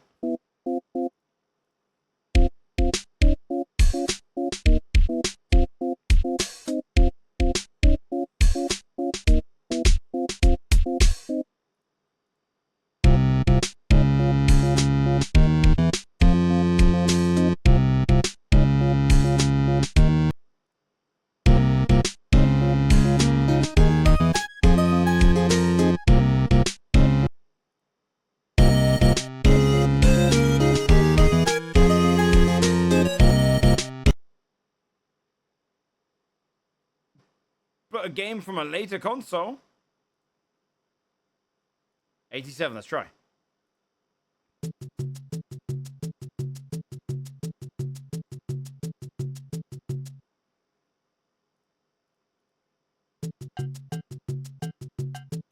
What's that? Animal Crossing game, maybe? That feels like it'd do that. Why is it not even on the list?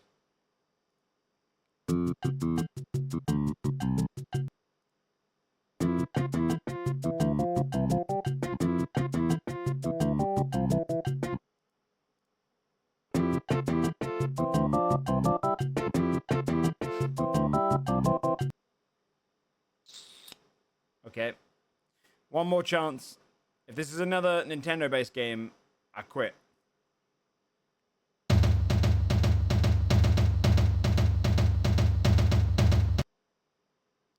Do-do-do. Wait, no. That sounds like Terminator.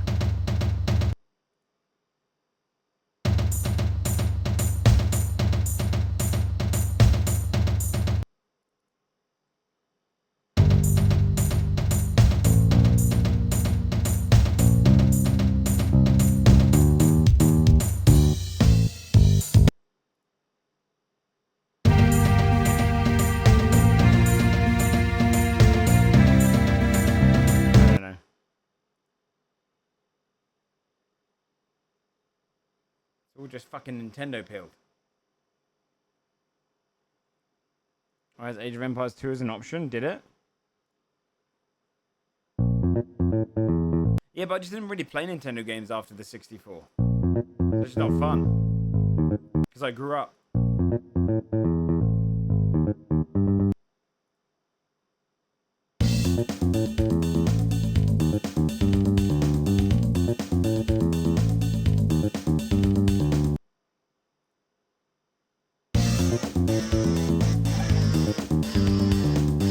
It sounds like Mario again.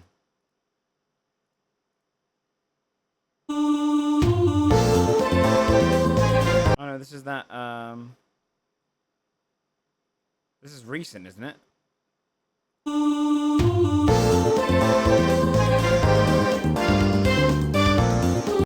I know this song. I don't know what it's from though. Persona 5, yeah. Alright, I'm done with this one. It's all just... What's this one? Game Duel? No, I've tried this one. Don't like it. Don't like it. Not my favorite. Is there a film Bandle? No. Bandle variants.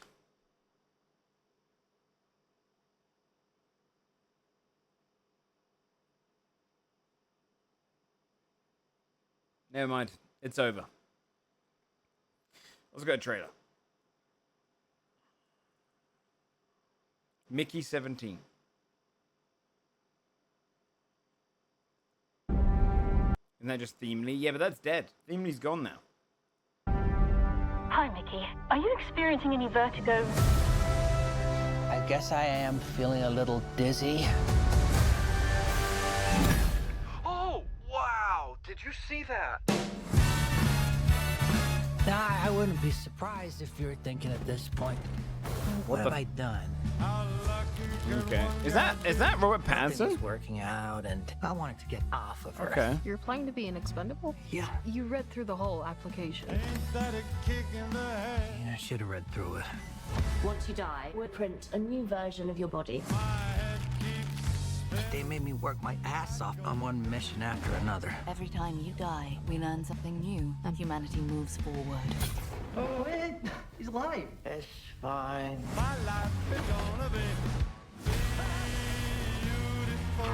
Oh, it's got a fun little concept. It's not looking very good for you. Yeah, no.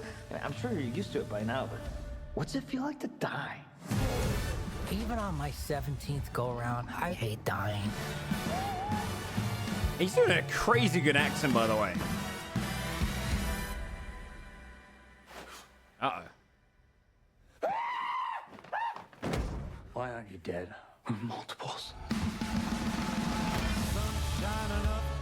In the case of multiples, we exterminate every individual. Let's blow up these second-hand baloney boys. It's going to turn out there's a lot of people that are multiples, right? Why don't you guys do rock, paper, scissors, and then we'll just shoot the loser. Alright, this looks really fun. It just looks wacky as shit. Kick in the head. Okay, I like it. Yeah, this looks good.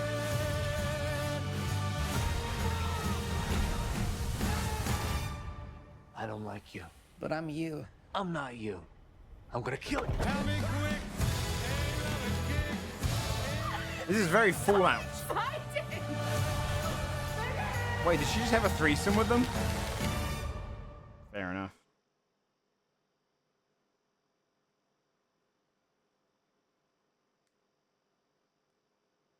You want another one? Okay. Yeah, Glenn Stephen Ewan, yeah. Is he British? Robert Pattinson? Yeah. He's a posh boy. Where are my emeralds? What's the holdup? Making arrangements. Okay. Some families have a long line of dentists or lawyers. Okay. We had a long line of felons. That's me. The big ugly one is my twin brother, Moke. I had the plans, he had the hands. We just bought a house where we're having a kid. Bro, come on. I am finished stealing shit. Let's do this one and split. I have to take a dump. I don't know what Palm Springs is. Is it good? 1, 2, 3, Dracula. We can go 2 out of 3 if you want. Get on the floor. I just feel like Wolfman would beat out Dracula. Wolfman's once a month. Dracula is all the time. Use your head. This is a new beginning, huh? Can we have some private time?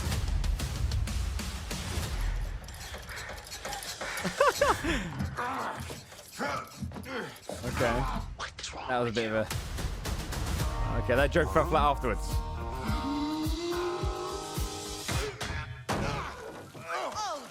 I'm not sure about his acting in this, though. You were gone 30 years. I can apologize only so much. You haven't apologized at all. I'm blanking on his name. Why are you back now? The emeralds, worth about $4 million. I got a plan. What it takes all of us. It's a terrible plan.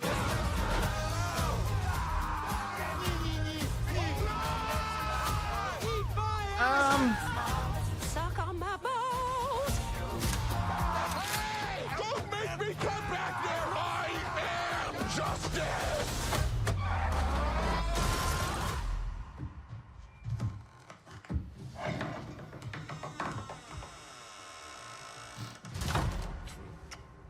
Oh.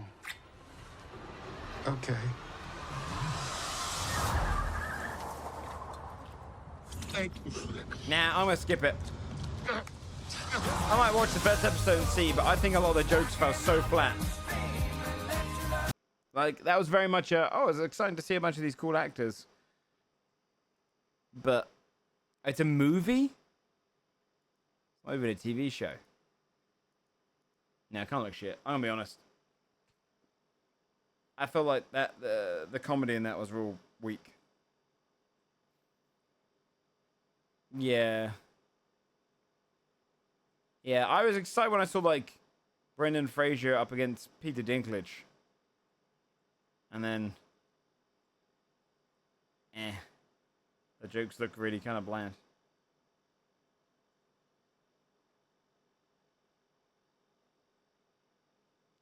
Kind of Wild West. I actually don't know. Do you know what my go-to like hidden gems are?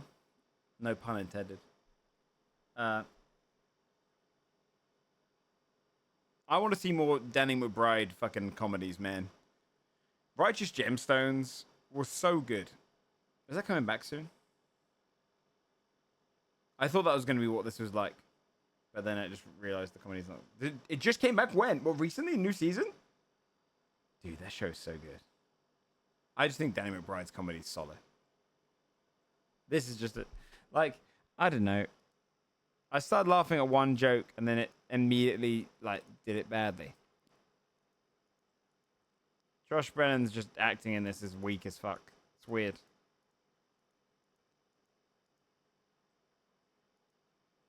I don't know. Weird. I've only seen episode 1 of Rings of Power season 2. I already ranted about the fact that Lord of the if you treat this like canon now, Lord of the Rings doesn't matter anymore. Sauron can just come back from whatever. Yeah, I know. I was excited for the cuck joke. Yeah, I need to take a dump. It's so funny because he's talking about poop. And then the orangutan. Weird. Yeah, I was more excited by Red Lips by Brendan Fraser and Peter Dinklage being related as robbers, as bank robbers. I thought that was a cool idea. Babel Billy. Yeah, he's so good. Yeah, I already ranted that Rings of Power Season 2, in the first 10 minutes, me and OG watched it and we were like, let's just pretend this didn't happen. Because the first 10 minutes basically undo Lord of the Rings.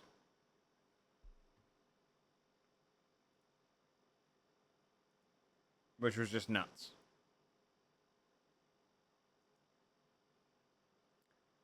They basically just show that Sauron could just regenerate from whatever the fuck he wants. So why would destroying the ring ever kill him? It makes stupid. What happened? Sauron gets betrayed by like 15 orcs.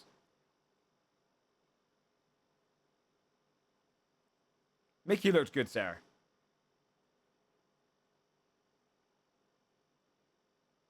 He gets killed by 15 orcs and then just regenerates. And if he can regenerate from just being killed in his flesh form like that, then what's the point of the phylactery one ring that he stores his soul in? You know what I mean? Why have Lord of the Rings? It just means at the end of Lord of the Rings, if they destroy the ring, he's just going to come back in 50 years.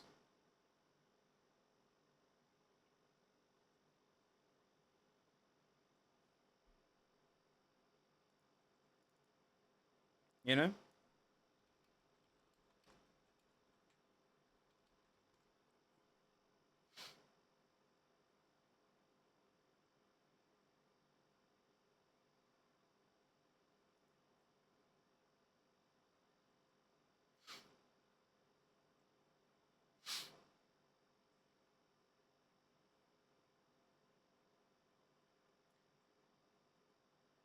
At the end of the First Age, Sauron was killed.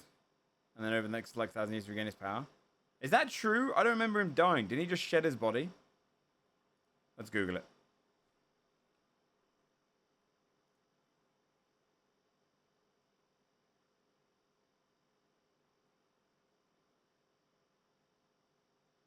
He fled, yeah. He didn't die. Yeah, if you kill Sauron off by showing he can just be killed, it defeats the entire purpose of the ring. The ring is just a phylactery for his soul. He was slain about in the First Age? In the First Age.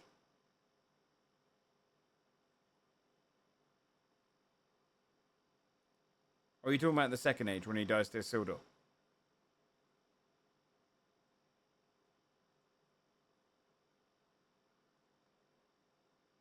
I think he lost. But I don't think he was killed, right? Let's see. Did Sauron die in the First Age? AI says no, but he did fall.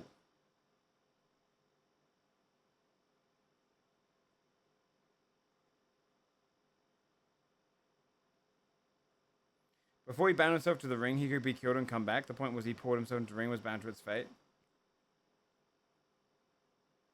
What? I'm gonna need source for that, because did he die beforehand?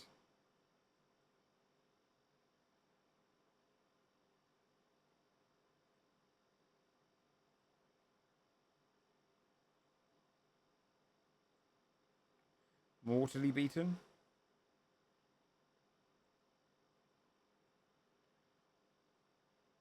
Isildur destroyed the physical body and get the ring. That's not what I'm talking about.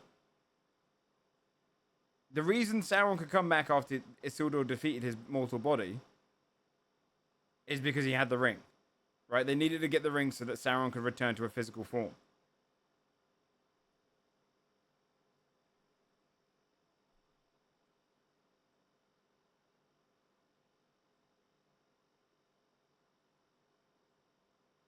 It basically just means after Lord of the Rings, Sauron can return. Yeah, but then what's the what? Hold on. So then,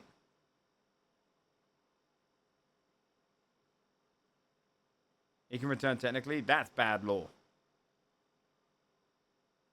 That's dumb.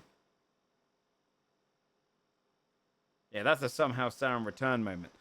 Maybe it's good Tolkien never wrote anything afterwards. He always could. Could he though? Always? In those, but when you read Lord of the Rings, they don't mention that shit.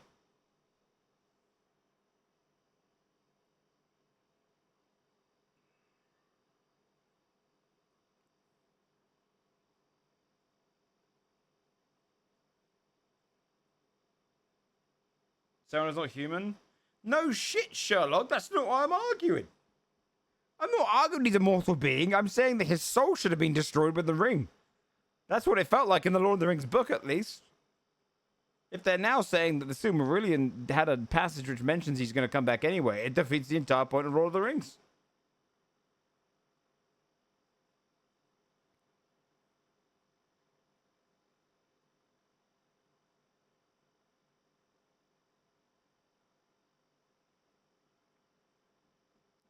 Shaking my goddamn head.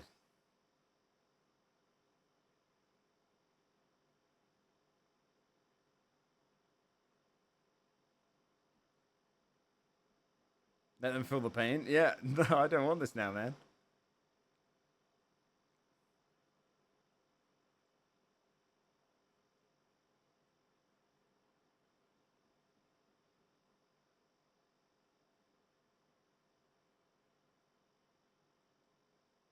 Now, if Sauron returned in the modern era, Matthias, you'd die.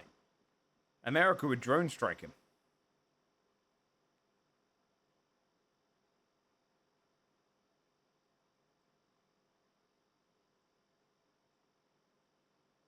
He would just die. No, they would elect him, that's true.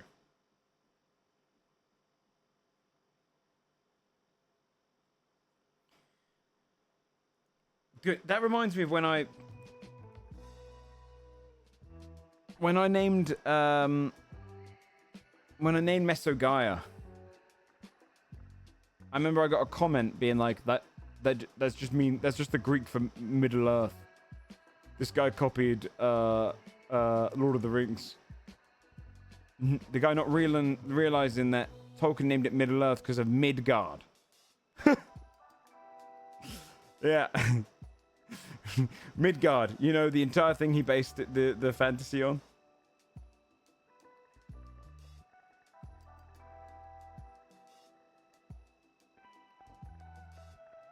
Wait, what was the Hercules comment? I don't remember that one.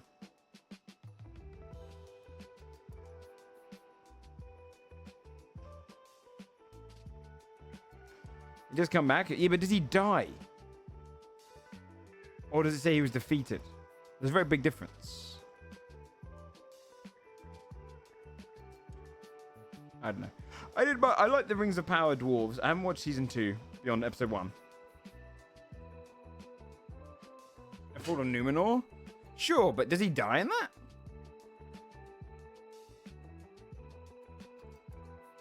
I don't want to watch those Lord of the Rings YouTube channels. Most of them became like super racist after Lord of the Rings announced it was going to have black elves, and then they all get really angry about it. It made me realize the Lord of the Rings hardcore fandom is not one I want to be a part of.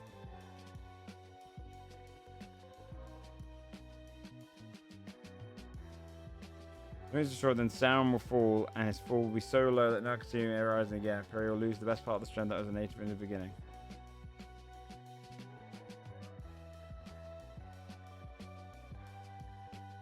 Okay.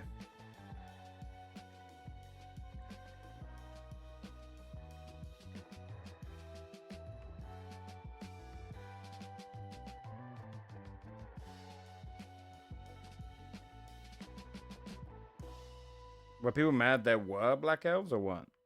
They're mad there were. It was awful. Yeah.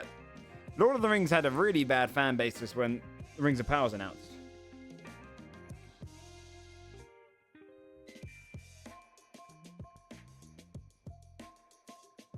Yeah.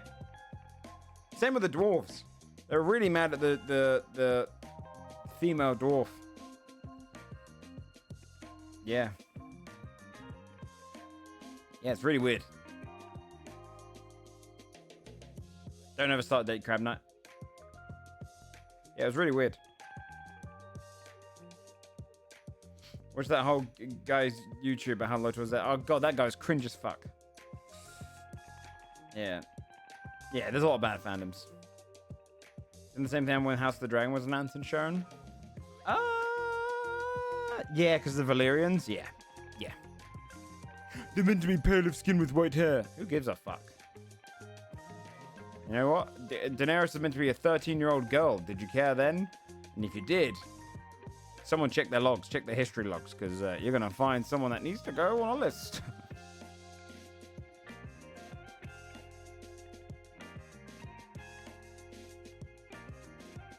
One of the female dwarves have beards. Because Gimli talked about it. I think they do play off that, don't they? In the Rings of Power, don't some of them have beards? I almost feel like you should never show them because of that. You know, keep Gimli's words as ambiguous.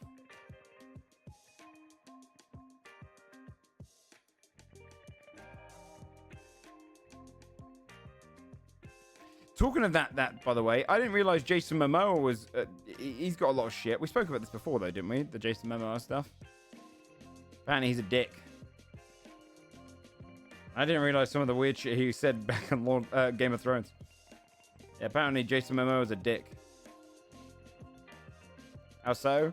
He made a very weird comment back then about how being able to play Khal Drogo lets him rape beautiful women, which was very weird. But he was apparently on the set of Minecraft and screamed at the camera people, shouted at them. Valkyrie had a cameo on Minecraft,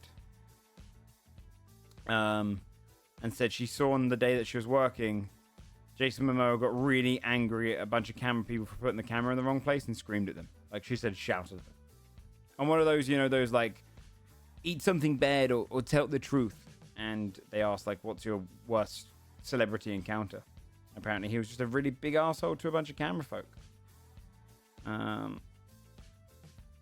And then his whole stuff with Amber Heard, apparently, on Aquaman's really weird. Like, apparently he would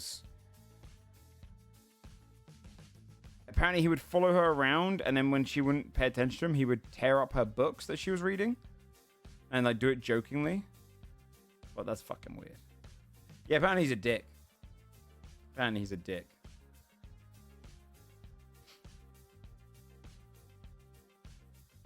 But, you know. Yeah, massive dickhead. Yeah. It's funny, because whenever one bad thing comes out, then you see all the other previous ones. People are like, oh, by the way, this, and this. Like, oh. Oh. Yeah. I don't know. I always judge when people shout at, like, stuff like that on like, movie sets. Just a prank brain. Yeah. He seems like he has jock dickhead energy. Do you know what I mean? But the comment he made about Khal Drogo was really fucking weird. Like a very like the insinuation was, I'm happy playing this character because I get to murder people and do all this crazy shit that would be illegal in real life. Which the first part's funny-ish, being like, oh yeah, I get to have a bunch of jewels and kill people, and you're like, okay. And then the other bit was really weird. Really weird. Very strange. People are going to be sending me to the crew. Yeah, and then Valkyrie, I mean, I don't know how you could get angry at her. She literally even tried to, like, defend him a little bit. She goes, but, you know, maybe it was coming off a big, intense scene. But then, obviously, the comments are like, an intense scene in Minecraft?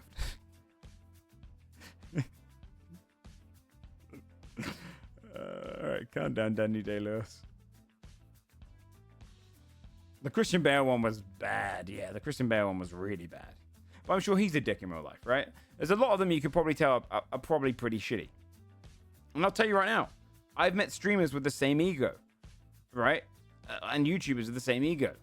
I won't name names because I'm not looking for that drama. But I've met ones who love the smell of their own farts. They're very like crazy egotistical because of the hype they've been built up, and so they down talk people. I know a lot of scumbags in this industry from that. You can really tell when someone becomes that shitty way because they think they've got power and clout.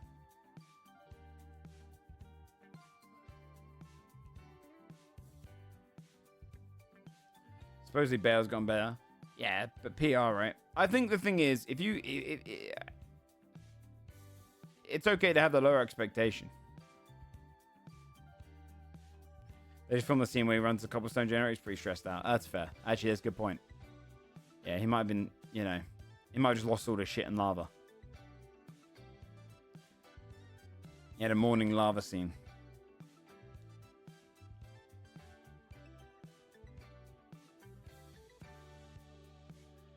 I mean, you know, it's just down the freaking drain, yeah. I still think back to when I had a little YouTube group back in 2013. We were going to do a Minecraft series because I was sure that Minecraft was going to pop off. It was just prior to... No, 2009. 2009, not 13. Sorry, 2009. It was just prior to Yogg's cast. And I was sure this Minecraft business was going to pop off. So I convinced my friends as part of our little YouTube group to... let's build a whole story world. And then let's do a series on Minecraft. We spent hours building a city. Big town. Huge amounts of effort went in.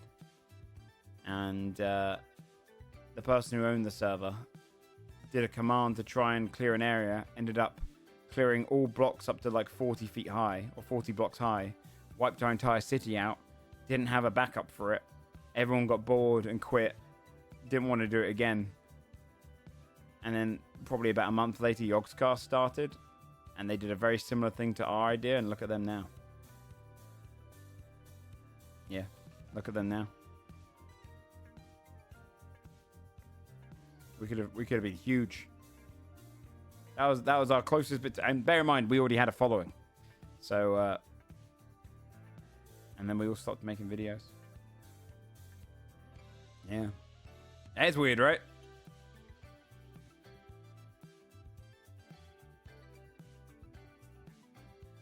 I could have been Sam and Benji's boss, you're right.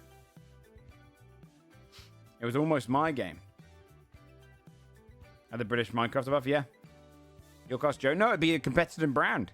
We would have been a competing brand against Yogscast back then. That's what I tell Kryken is that my YouTube channel back then was the same size as Kryken's. And then I ended up quitting any online content creation for 7 years or something. Fudgecast. Yeah. No, it wouldn't have been under my name. It would have been under Gamers Folly. That was our little group. Maybe you still have Left 4 Dead videos? No, the guy that ran the channel did that. I didn't. My videos were unique. But he did. the guy that ran it did. Podcast before. I don't know. We had a decent amount of subscribers. We had 13,000 at the time, which is the equivalent to like 500k now, if not more. It's like having a million sub channel now. It's crazy. It was starting to pop off. And then my friends didn't want to build up the town again. I said, look, it's going to be big. And then we didn't. That wasn't bad. That was huge back then. That was huge back then.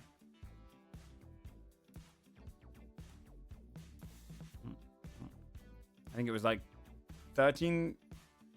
We're in the 13th biggest UK gaming channel, which is pretty big. And then we stopped. We all fell out. We stopped making videos. And the channel died. But Minecraft was almost my game. Almost. Now I'm back. Yeah, it's weird, right? I said this to Kraken. One of the weirdest things with Kraken is that I remember the name of this thing because it was like, because I'm like, what, 16 at the time, and it like blew my mind. There was an article written about us for our Left 4 Dead videos, and I remember they compared us to Kraken, who had the same amount of subscribers.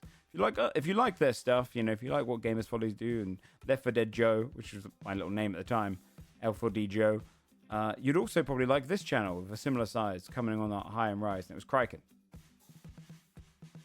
And then that was 2009, and then I didn't do any content creation again until 2015. And in 2015, in the first couple months, I met Kraken again. I was like, dude, it's crazy. What old school YouTube channel or group would you want to have been on the ground floor? None. Fuck that. Yeah, it's really small world. Fuck that. All the horror stories. Was there ever any good ones? What's a good YouTube group that didn't have drama by the end?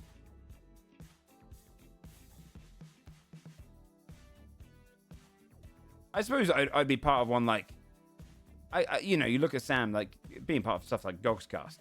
It sets you for life. So I guess yes, I would have been part of one. Because you live pretty from then on, for sure. But Yogscast had its drama. You know? Big drama, for sure. You know? So, sure, I would have been part of one of them, but I don't think I'd be... I'd probably be sat here on stream going, I don't want to talk about that anymore. You know? Like the same way... Every single one of those. Rooster Teeth, Yogscast, Machinima, all of these ones. What was that other agency that used to run, like, everyone? All of them, people are like, yeah, I mean, they set me up for life. But Makers, you know, they set me up for, like, a long while. But my God. Polaris, yeah.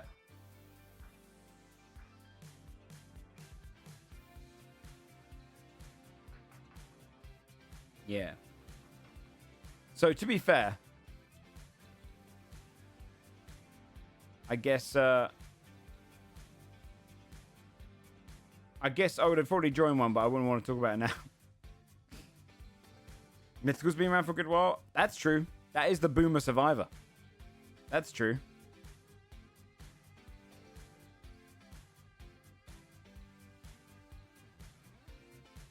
Dude Perfect I don't know anything about, but Mythical, I guess. Yeah. I guess Mythical is the dream. Those guys did really good. But their comedy's very surface level, right? Until then I changed the webpage now. The two people from Mythical they hate X, Y, and Z. Yeah, I don't know.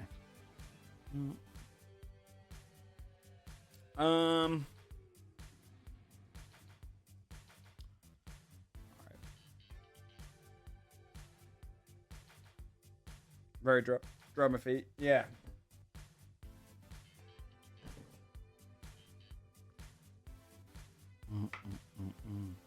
It's interesting though that, because you do see like for all the people that come out of these places and they're like, I fucking hated this. They do have the benefit of building a new audience from there, right? So there's swings and roundabouts.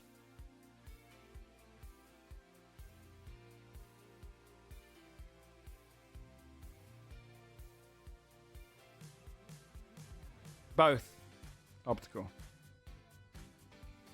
Yeah, both. It's both stuff like Makers, Polaris, and like Machinima and stuff, and then also stuff like Rooster Teeth and Yogs and stuff. They all have like, you know, their internal dramas and stuff. I'm sure they're fine now. Although maybe not Rooster Teeth. Rooster Teeth just shut down, right? They had a lot of issues.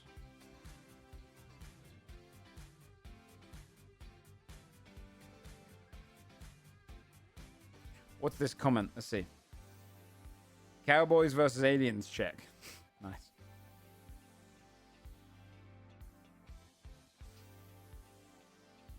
Critical Role picked up a bunch of Rooster Teeth people? Did they?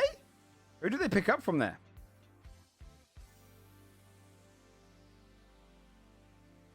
To run a new game on Beacon?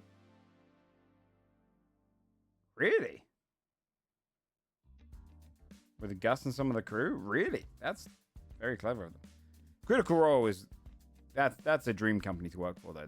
Because they've come from a very wholesome, focused place. Is that right? I haven't looked at Beacon at all though.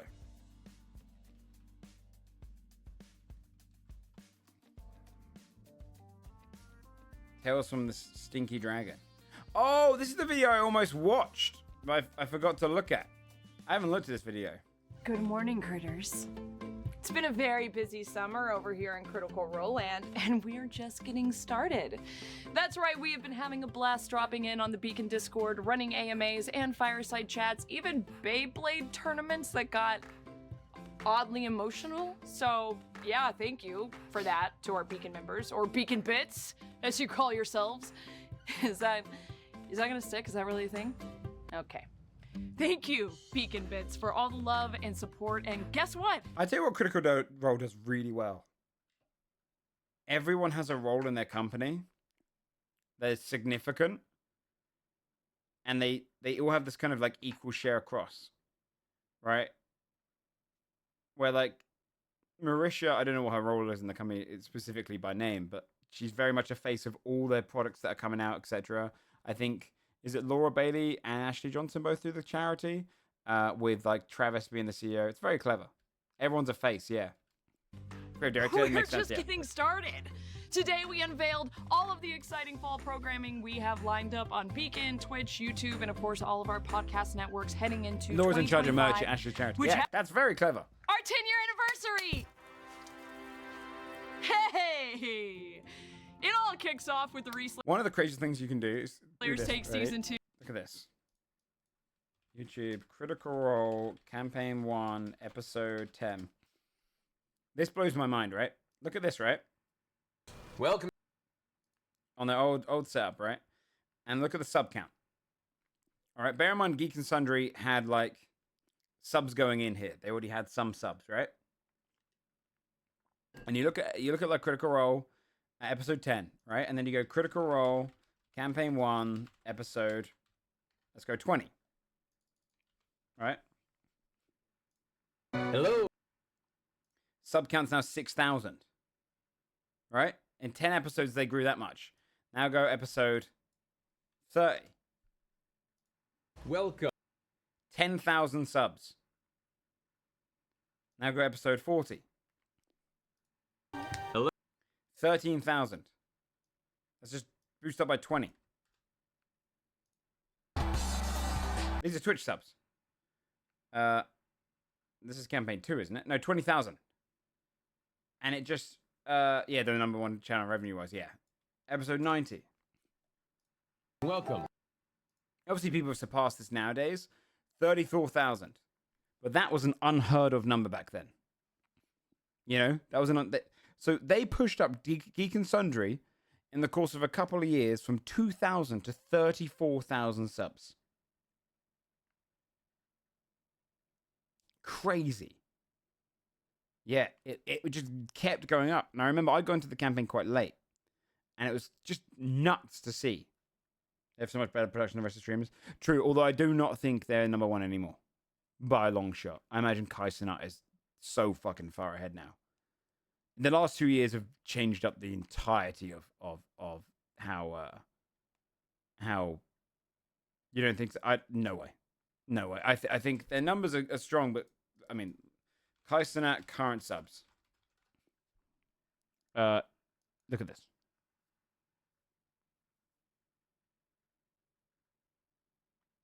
Yeah. Yeah, D&D, they're still super fired. In terms of streamers now, Kai Cenat, look at that. 115,000, and he gets that pretty much regularly each month. Look, last year, he hasn't dropped below 100K. Isn't IMAS the top? No. Kai Cenat's way ahead. IMAS it had like one of the biggest sub counts. But IMAS sub count. 100. No, she's ahead. She is ahead. Okay. Oh, is that because she's doing her subathon? Yeah, she's doing a subathon. Yeah. Her subathons always are crazy, like unbelievable. But Kai Cenat consistently is like over 100K. Like he gets 300 plus grand a month off just subscriptions. It's crazy. It is crazy. What? Is that true, this? He only has 57 tier 3? That's a wild number. What the fuck? And look, he peaked at 306,000, dude. That is crazy. He earned over $1 million that month off subs alone. Yeah. Maybe his modes suck. But, you know, I mean, like, so it has really, like, the whole, like, graph to change up, but Critical Role were the top dogs and, like, and I think that's really interesting about Critical Role is just they're doing one thing. Kai Cenat's what a modern streamer should do in terms of, like, to grow your channel.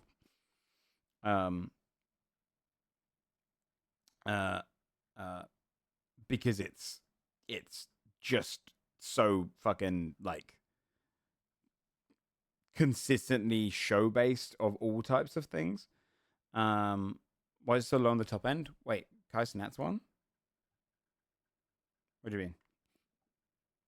Oh, here? Oh, I guess I would argue that the reason it's so low here is tier 3 subs usually like being shouted out because you're spending a lot of money in a consistent like monthly fee, and I bet it's hard to do that at this size. So it's probably just a case of, hey, my subscription at tier 1 is going to feel the same as tier 3. Also, younger audience probably, yeah. Although he gets a lot of active gifted. Kai also apparently has a lot of ads. Dropped Frames podcast did a podcast comparing ad time to view account. Wow, really? Yeah, don't get me wrong. Critical Role, I'm talking about sub count and like biggest Twitch channels. I think Kai Cenat beats Critical Role as a Twitch channel now, but I think Critical Role has a external, much bigger brand.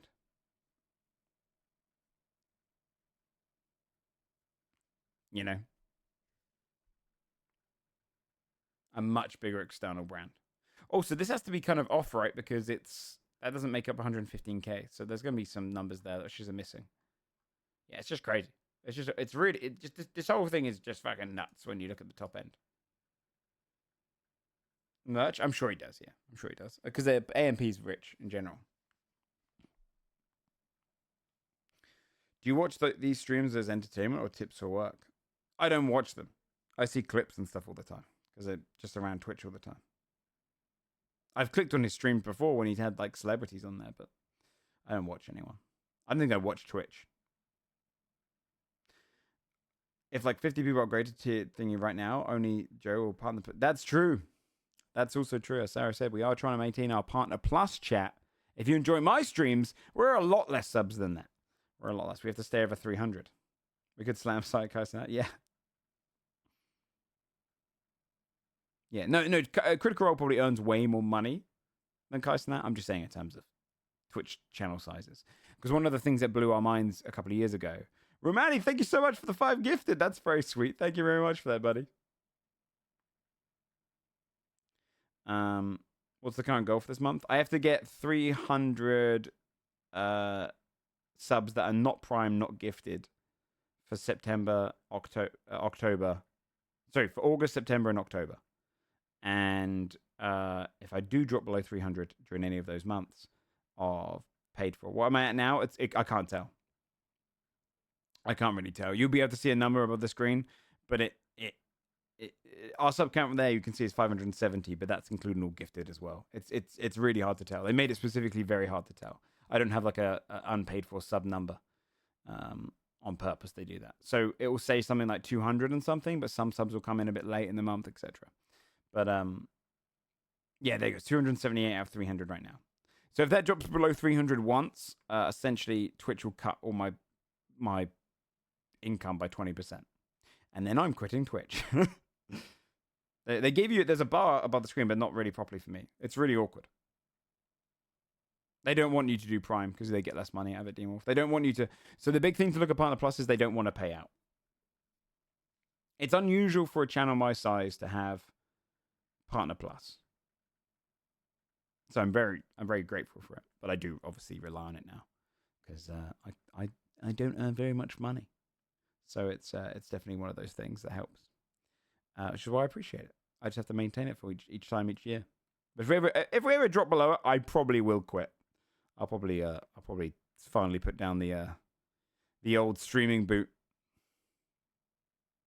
It lasts technically for 11 months. Because it starts the month before.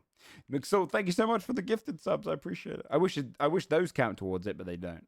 That's very kind. Thank you very much, pal. That's very, very, very generous. What'd you do if you didn't stream? Just go and do an industry job. I'll just, turn in the old D&D streams and go and do an industry job. I feel bad for the cast because I know that some Forge would be like, "What?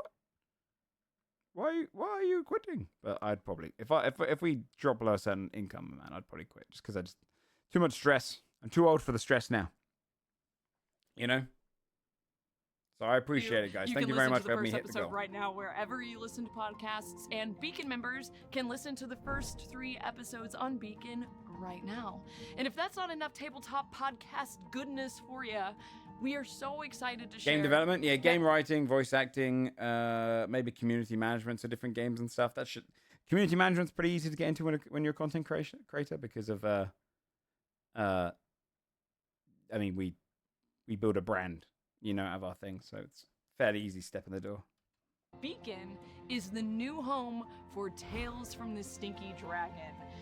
Yeah, I'm so excited for this one. You get to join the amazing former Rooster Teeth crew, including Game Master Gus Sorolla, players Barbara Dunkelman, Chris Damaris, John Reisinger, and Blaine Gibson for Campaign 3 of this beloved show, now premiering That's cool. on Beacon. Thank you very much, Top of the Line. I appreciate it. Tier 3! Holy shit, New thank you very episodes much, will follow man. every Monday, but if you're a Beacon Thanks for 18 member, months. I don't you get show often. I only episodes show for 3 months a year. 48 hours earlier than everybody else, so jump in. But I can't have to. Thank you, buddy. That's very, very kind. Our Beacon exclusive fireside chats continue with Ashley in September and Travis in October. Plus, we're bringing back Narrative Telephone, you guys, with new episodes every month starting October 16th. And we have more stories from the Midst Cosmos with Unend on October 9th. All of you lovely Beacon bits get early access to both, but we're just Arboron, thanks so much for the 2 months. And The very Legend nice of for the Vox 2 Machina months. Thank Season you, 3 guys. premieres October 3rd on Prime Terrestrial Video. roll. You can go watch the trailer. No, my goal after seeing High Roll is just fucking kill it. I really want to do a live show at some point. I want to do a convention first. We'll do a convention first. I don't know which one. Maybe we'll try for next year. That'd be fun. There's any myths? No. And seriously, shit gets so real this season, and we cannot wait to discuss it all with all of you. It's too early for details now. We'll have more to share about how we're going to be celebrating Season 3, but we are going to be celebrating Season 3. Just stay tuned, because we're just getting started. To round out the year, on Saturday, December 7th, we'll be playing the final version of Daggerheart in a Daggerheart Christmas story live at the Freedom Mortgage Pavilion in Camden, New Jersey. Tickets are on sale right now at critroll.com/events, and VIPs have a chance to help shape the story. Even Momlin will be there. That's Sam Riegel's mom, for those who aren't in the know. Darrington Press will be at PAX Unplugged this year as well. So if you also happen to be at PAX CU, come check out the show. It's a 10-minute drive from Philly. It's basically Philly. We kept calling it the Philly Live Show until we realized it's actually in New Jersey. Don't you guys it. We're just getting started. So stay tuned because we have so many more amazing live shows planned for 2025, and we're She has so much awkward energy. getting started. As well as a ton of new content to roll out as we're celebrating 10 years of rolling dice, unforgettable stories, and so many dick jokes. So many dick jokes. And we're just getting started. Cool. So they're not on. They don't have Twitch live streams anymore. Is that right?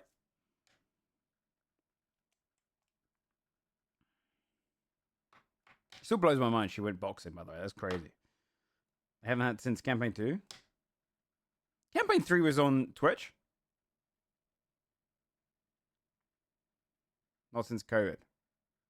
No. Sorry, not live. Sorry, no, I meant as in they don't have a live stream. Live stream still, live stream. They don't. Do they still show their stuff on Twitch, or is it all on Beacon? What are you saying? Okay, dickheads. A pre-recorded stream is still a live stream. Okay, it's on Twitch and YouTube. Okay, so why would you pay for Beacon? Is it extra benefits?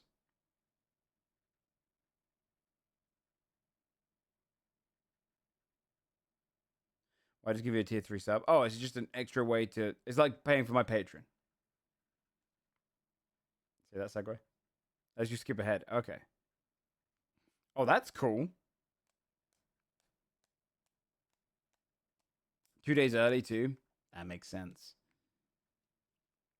Because you love Seattle. That wasn't an attack. I'm just saying, what is the benefit? Because maybe you like them, Joe. I'm like, slow, hold on. Okay. That's cool. Get the after session talks. Got it. Okay, so it comes with a bunch of benefits. I didn't know if they'd moved on full time to there. That's cool. That was cool. That's cool. Yeah, that's awesome. I think they've got a cool schedule. I'm really curious to see what they do for season 3.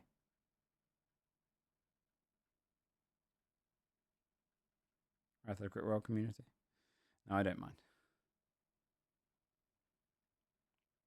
What do you think they're gonna do? Do you think they're gonna do it all on Beacon? Probably not, right? Do you think they're going to? Do you think their next campaign's still gonna be set in Taladoro? And if it is, do you think it'll be like 10,000 years afterwards or something? Or do you think they're gonna do a new world? Do you think they're gonna do a new system? Do you think they're gonna move away from D&D? What's gonna happen here? Because campaign 3 is gonna end soon, right? Time skip and move to Daggerheart. But still in the same world?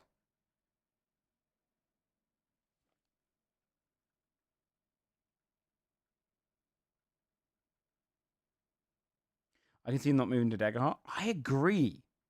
So, because isn't Daggerheart meant to be quicker play, less mechanics? And I feel like they do enjoy the mechanics, but maybe they will.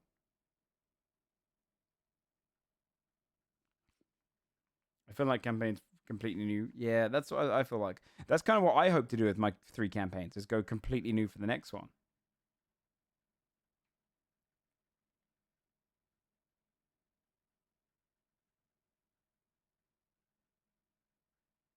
I say drop out.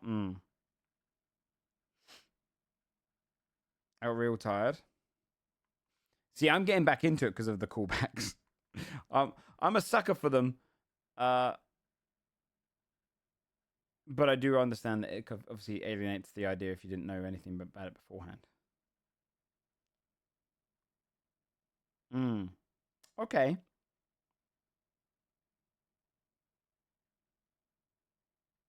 Our situation. What up, Archaic?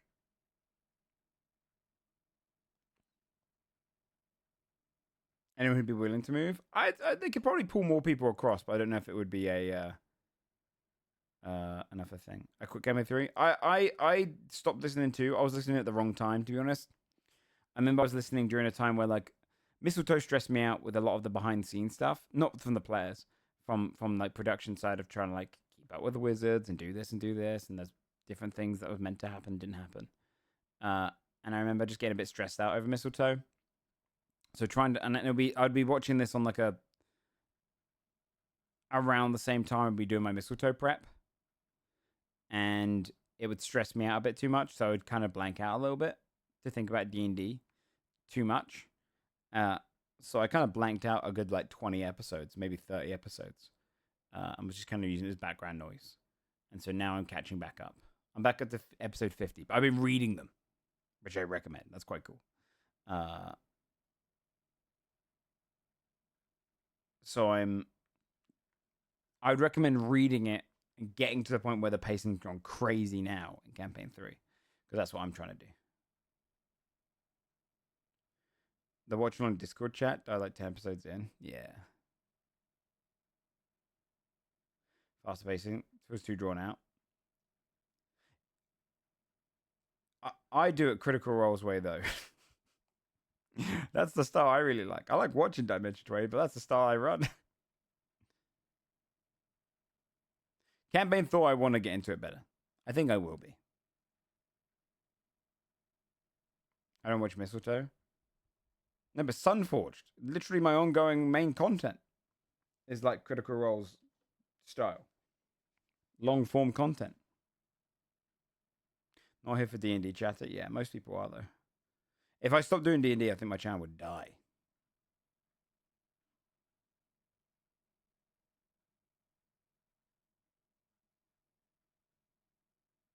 I've done for me. I love playing in them. But I'm really curious. I don't know. I'm really wondering what they moved to. I enjoyed Mistletoe. It was a fun time. I think Mistletoe was just the tough one. Was like the potential Mistletoe could have been greater. It's just because we had a budget from Wizards and it got cut with some dodgy dealings at the beginning. Okay, I'll get a new D&D mod. It's tough to find a good mod though, you know.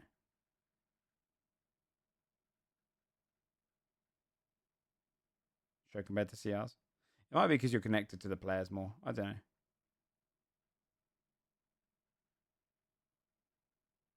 But yeah, I catching up on Critical Role has been mostly for me a lot of reading. So tomorrow, chat. We still have stream today. Though I might just play something casual. I don't know if I feel like jumping on roleplay. Wait a minute. I think there's a game that came out. Hold on.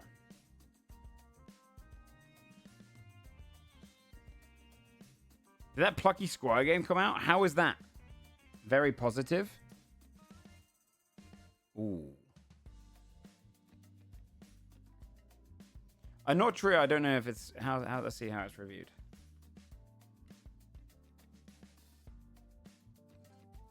No, not true is not worth picking up. 67% reviews, mixed reviews. I ain't touching a mixed review Souls game. They need to be clean, you know. Oh, Final Fantasy 16 came out on PC. How is that? That kind of came out and then just nothing happened with it. Like Dragon's Dogma 2. Dragon's Dogma 2 was so hyped and then no one spoke about it after week 1.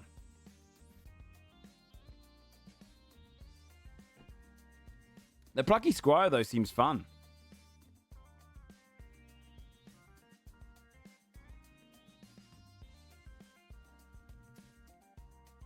It was real mid. What was it? I only played the first bit and then I stopped because I got... Oh, wow. There's a lot of disappointment. Damn, I didn't really hear about that. Okay. Plucky Squire is not the one I was thinking of. What's the one where it's going to be like... Oh, Esoteric Ebb. That's what I was thinking of. That's not out yet. I might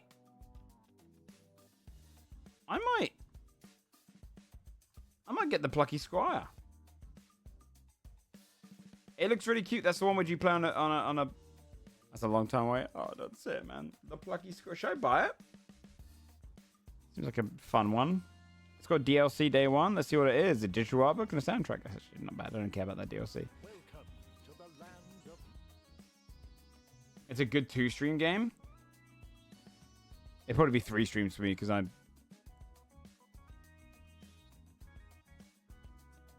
Bramble? No, not yet.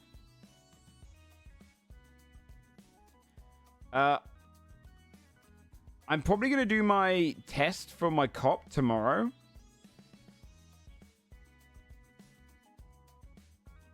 Tomorrow evening, because I think I'm going to have quantifiable FTO me, because I think she'll be really fun to play with. I'm split on cop. I kind of wish I made a corrupt cop. I was speaking to Snow about using the other model, the Mafia model, for something.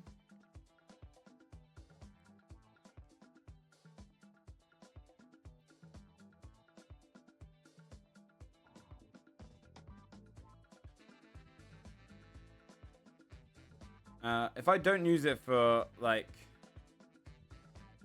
What was the last corrupt cops? Yeah. Well, I mean, most cops are corrupt on purpose. To be honest.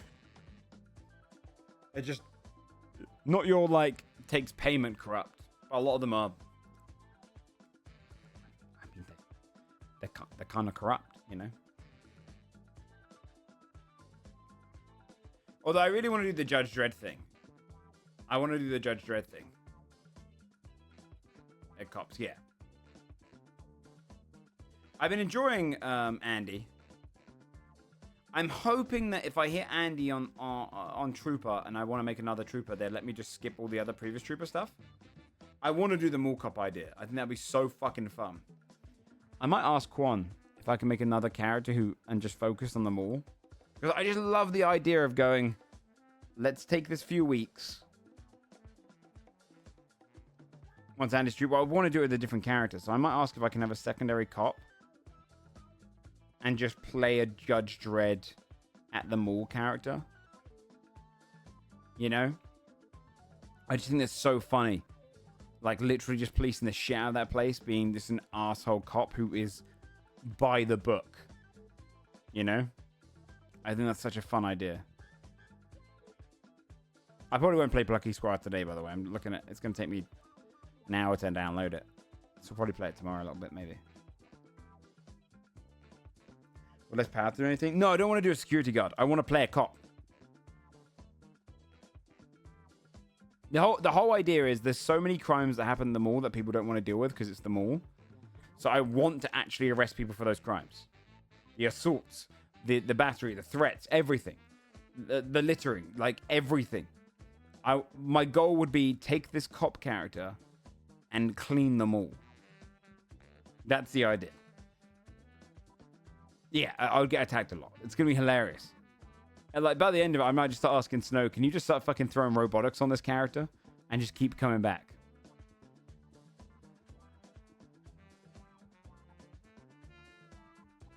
Yeah, I think it'd be super fucking fun.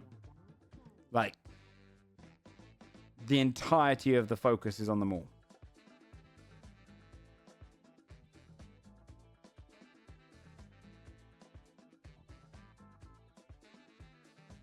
Yeah, I want to go for like full like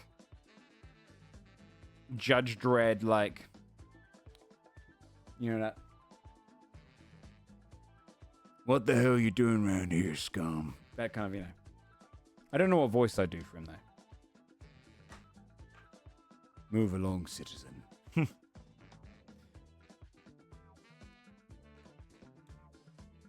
the real Dredd. Well, Judge Dredd does everything by the book. He doesn't give them unnecessary sentences. Judge Dredd's big thing is that they just lives in a harsh society.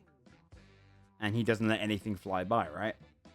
But he never gives them unfair by the law. I mean, he's a corrupt bastard. Judge Dredd's an arsehole. But because of the fact that there's nuance in crime, right? And he doesn't see it.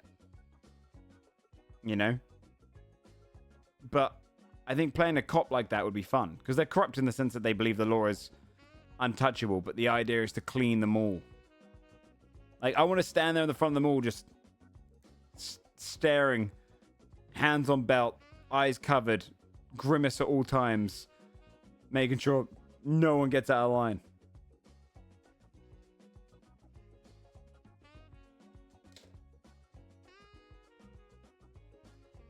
I think it would be really fun. But I think I have to hit Trooper and Andy first. We never killed people before. Yeah. It's dystopian. The judge gets to choose the punishment in the Dredd world. Just Judge Dredd goes by the standard you're meant to go by.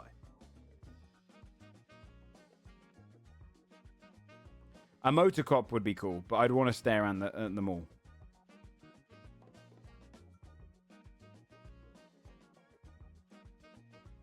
Like, my idea would be just to stay in the mall.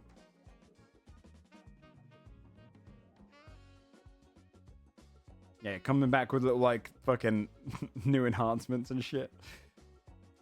I might ask Quan actually about that. But tomorrow, I think Quan and I are going to do it about late. I think it's going to be a late one, like 2 a.m. my time, kind of ride along with her. Because I'd rather go with someone I know that I can banter with than go with an FTO that might fail me if I do any banter, you know?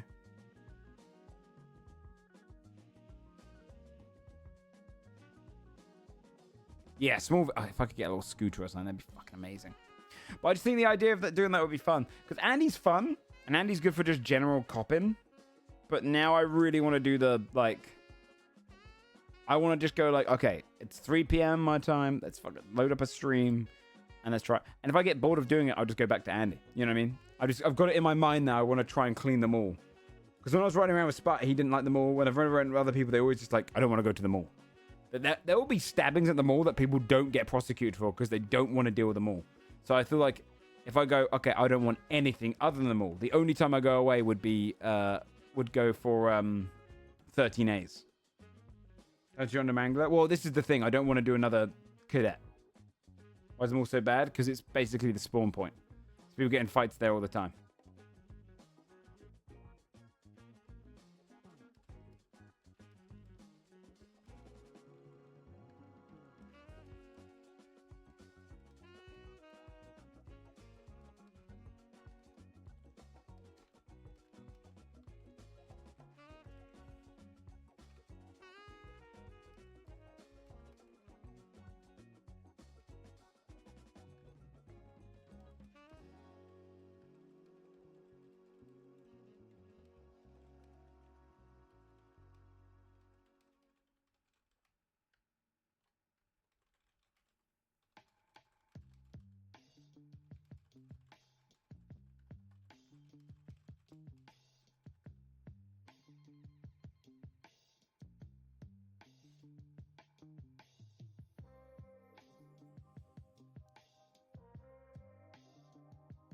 Vigilante around the mall because they got robbed a few times. That's fun. Oh, yeah, I suppose if I could... Oh, shit, that's a good idea. Oh, wait a minute. That's also a really good idea. Okay, if I can't do Judge Dredd cop, right, if they only say one cop per person, I will do a Punisher. You know? I'll do a character where I just watch them all, and I go in and I beat the shit out of anyone that hurts anyone else there. Although it's not as fun because it's not really injustice that I'm looking to stop at the mall. Right? It's more crime. That's the fun part of it. Yeah, exactly. There's loads of stabbings, shootings always at the mall. Littering, everything. Loitering. Because if I start pushing the loitering side of things as well, maybe people will start going to different players. Batman style? Yeah, but it's also about, I don't know, mall bat. I think the cop one's fun because of the fact that, you know, you'd be going to court over it and stuff. I don't know. I think it'd be fun. All right, 2 seconds. I'm going to take a 2-minute break and then, I don't know, maybe we'll do like, I don't know what to play. A sell on the mall. That'd be funny too.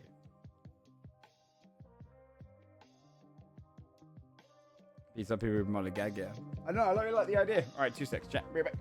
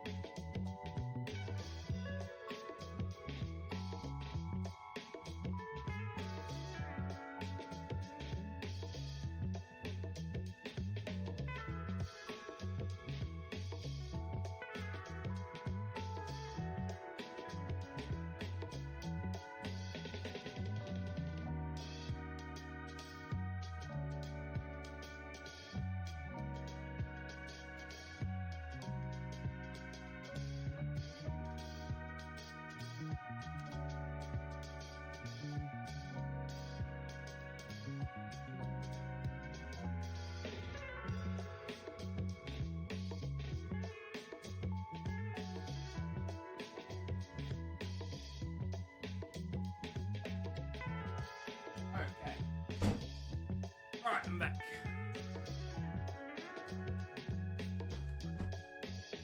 Alright. Now, I gotta decide what we want to do today.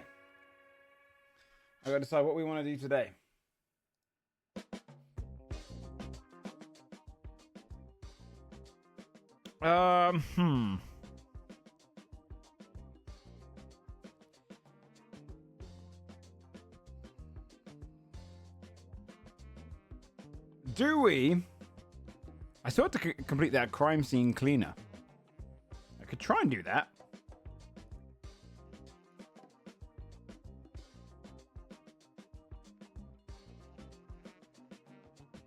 Would we prefer that over RP today? I feel like maybe, right? Because what am I going to do in RP?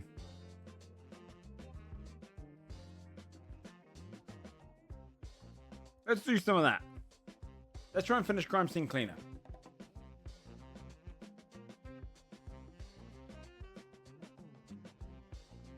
Because we're so close to the damn ending of this goddamn game. I'd rather just save RP for tomorrow.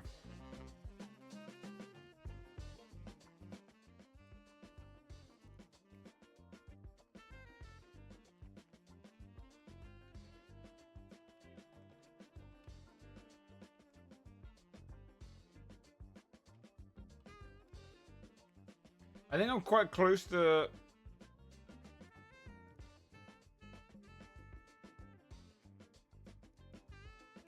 I think I'm quite close to the ending of this. I think I was... Oh god, we left it so long. I don't remember where we left off necessarily here.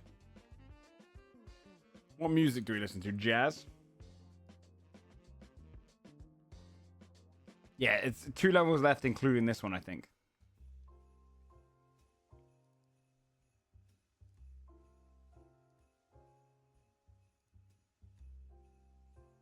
Let's do some acid jazz. No, actually, that's too smooth. We need some like high tempo jazz.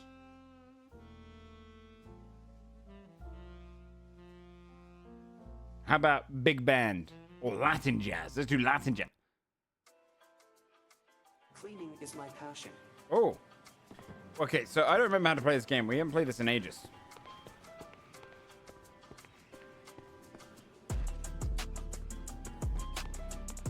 Feels too advert-y. Contemporary. Contemporary's got to be banging, right? Restless.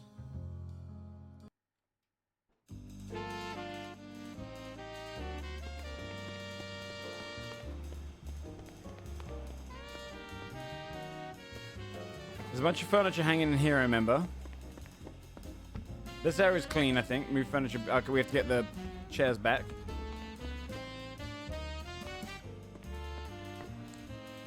This room's clean except for what's in there. Oh, Jesus. Because this was a battle royale, I remember. Optimal spot for cleaning. Cleaning. Hello there. Good to see you. Yes.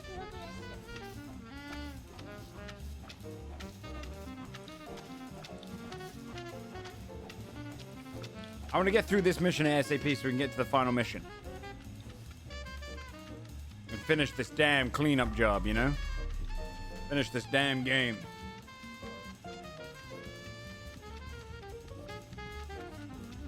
Good game, Jazz Album. Is it DMCA? Free?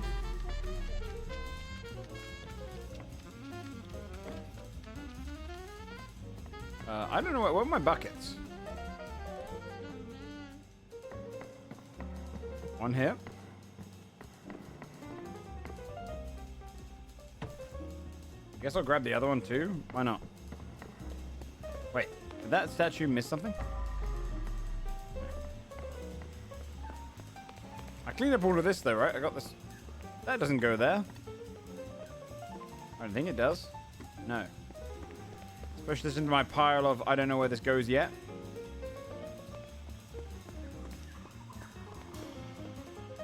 That's clean.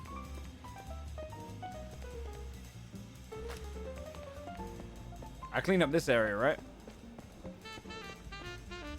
Clean. Clean.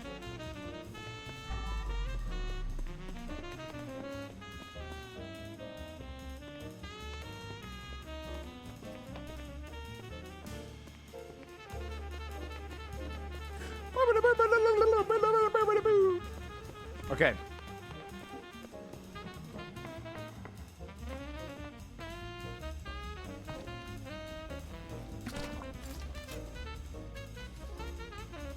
Okay.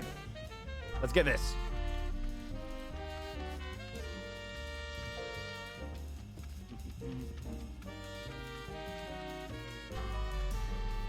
Almost done there. Whip out the old brush. Or mop.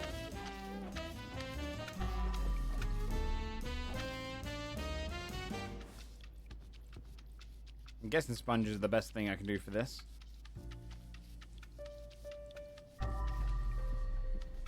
Nice.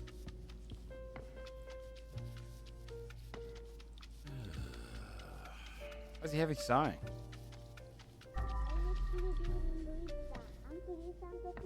I feel like I'm done in this room. Maybe no, after this.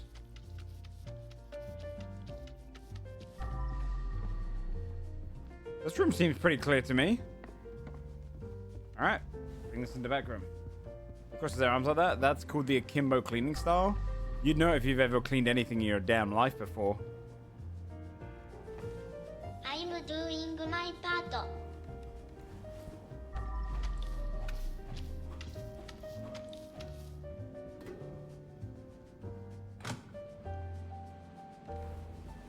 What's back here? Oh, there was another way? What's that style you don't hang towels? Notice me, senpai. What's your turn about? I tell you what the style is. Human.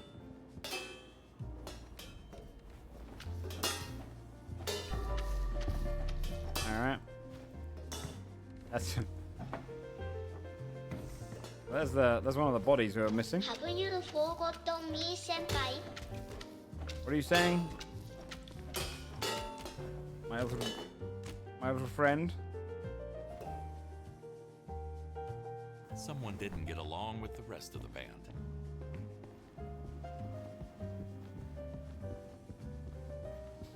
There's a way upstairs in there too. I should be able to get this mission done in the next 20 minutes, I'm hoping. That's my plan. 20 minutes? 30 minutes?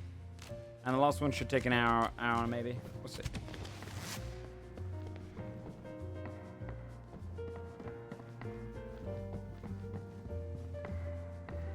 I see you. Wait. No, OG's a very clean person. Hold on. What? She sent me a thing to say. OG's a very clean person. She never makes any mess.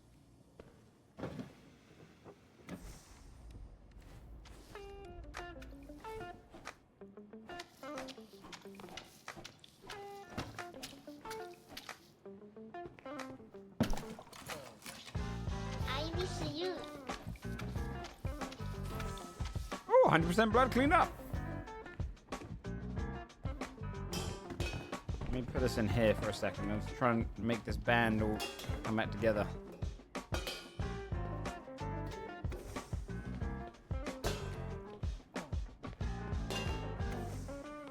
Okay. Was there another guitar somewhere? Don't leave me alone. I won't leave you. I'll pick you up. Oh, there's the snare.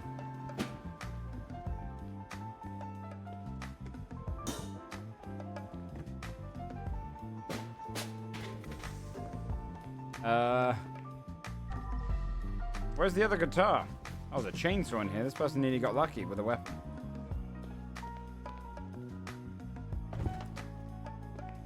Where's your tire? I wonder if that has to go anywhere.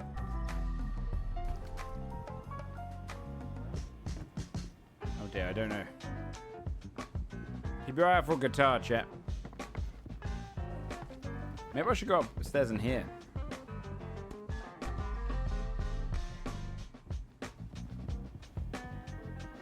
Go put this back on the old dyno.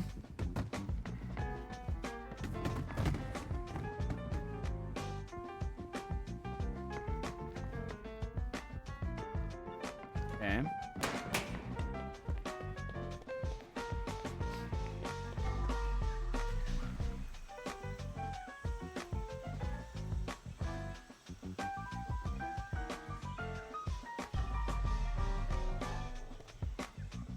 Oh, I need the other piece before I can drop that piece? I see. Well, that's rough. Does this go anywhere over here?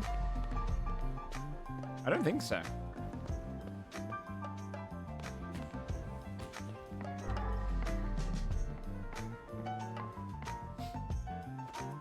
Let's go upstairs with this.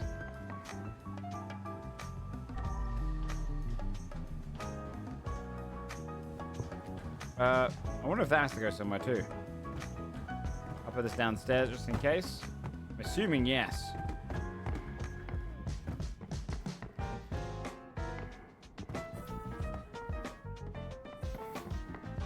Okay. Yeah, there's a guitar missing here. It feels like there's a lot missing there. Yeah, I thought I'd try and complete it. That's my plan. Hopefully. Is there anything under here worth?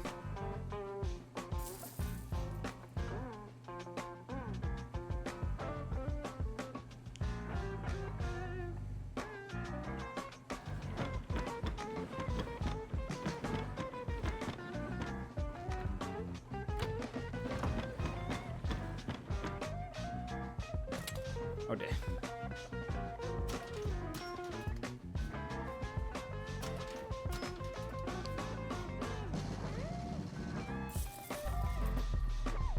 All right.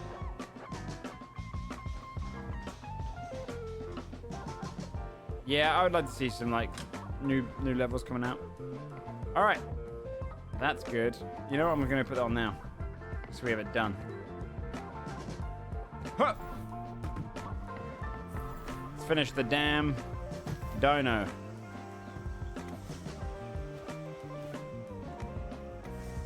Nice. Is that the full dinosaur? I think done, yeah. What's up there? Jeez.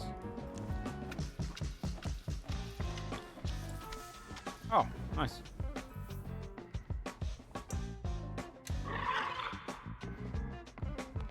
Yeah, good sound. Solid sound. I'll put this back over in my pile of I don't know where it goes yet.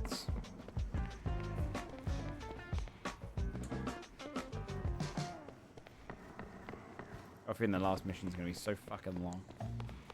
Guessing this is the hallway I was just in.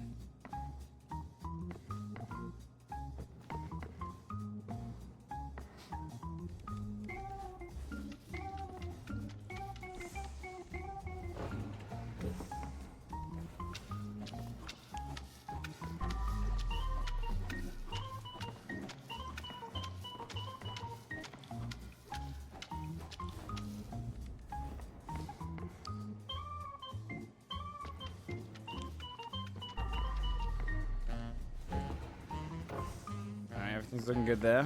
What's this? The elephant? Do I have the one for this one? Was that the little woman's head I just found? I don't know. I feel like I've got the thing for that.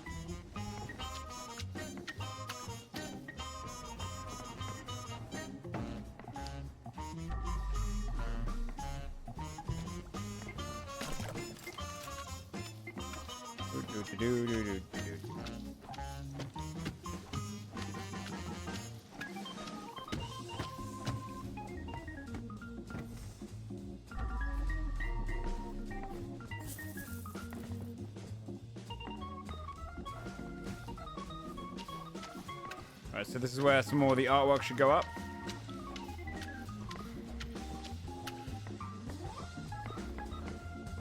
Oh, this is dirty water now, is it? Never mind.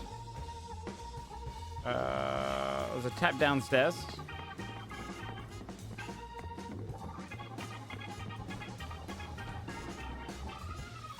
Where's the other water? Bring that one with us.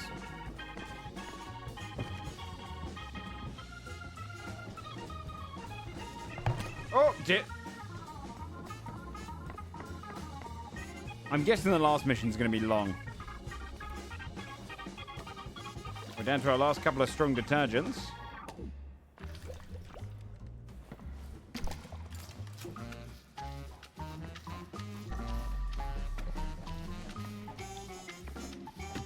Yellow chairs are for the first room, I remember. Let's go ahead and just put this down. Oh.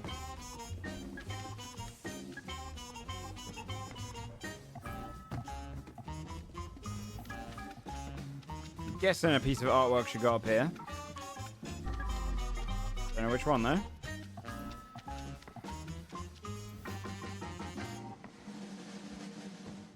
Okay. Is this room done? Another piece of artwork, another piece of artwork there. Okay. A black chair. I don't know where the black chairs go. Let's grab some of this stuff, start moving it back up here. Although, is there an easier way if I just open up these portions? Maybe.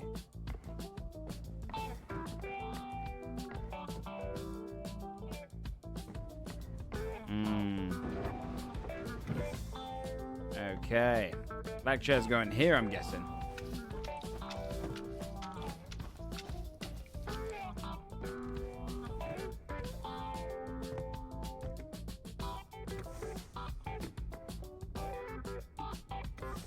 Weird ass chairs there.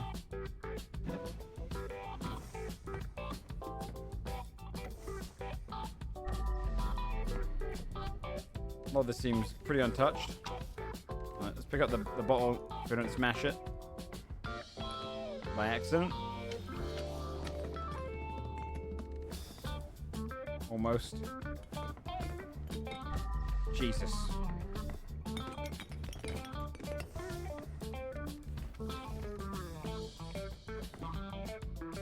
I don't need to do this, but I'm doing it for the aesthetic. Ah, fuck it. Just don't smash.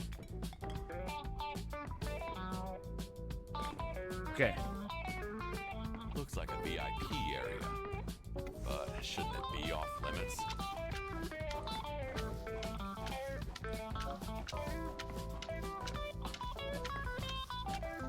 Alright, where's my bucket of goops? There it is. What does this go up against? I don't know. Was there another table? Oh, there was another table.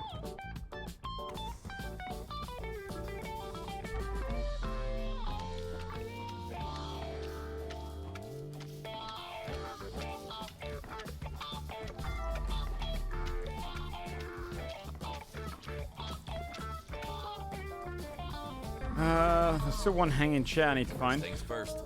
Gotta scrub, scrub, scrub. What's bloody on this? Oh, there.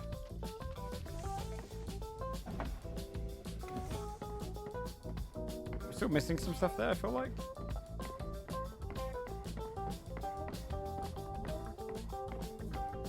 Where do these go? Probably downstairs at the bar, maybe? Yeah, downstairs for sure.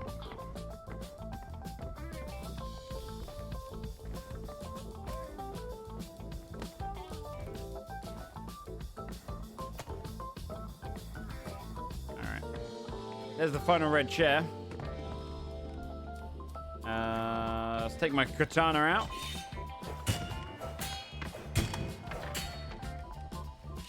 Bin up the wood. Now we got another access. Good shit.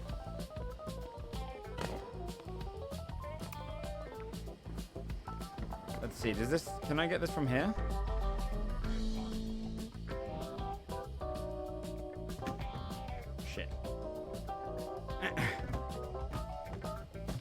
Come on. We'll get that one in a minute. Let's do this room. And this is technically the last blood-filled room. Honestly, the moment it lets me leave this map, I'll probably leave it, you know? I'm guessing this goes upstairs. Just because I want to see what the last map's like. I don't know what percentage you need to get to do that.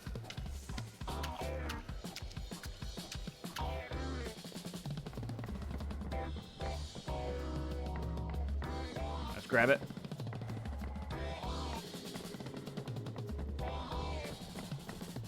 I think that probably goes in there. Think about falling again.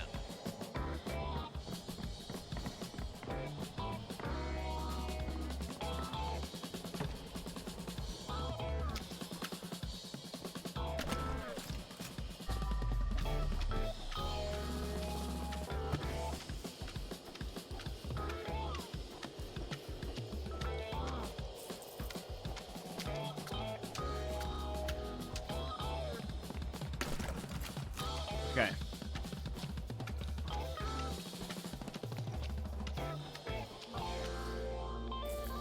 Grab this, put this up on a table.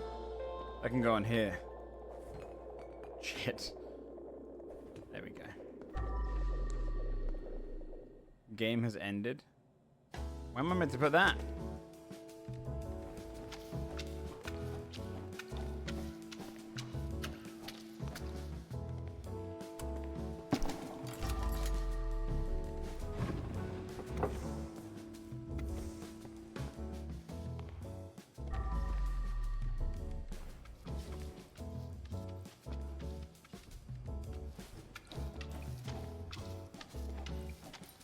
Who won?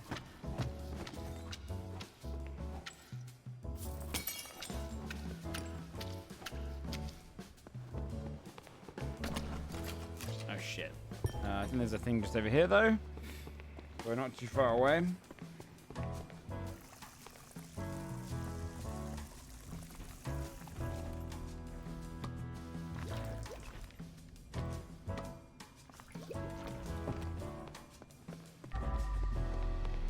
Okay.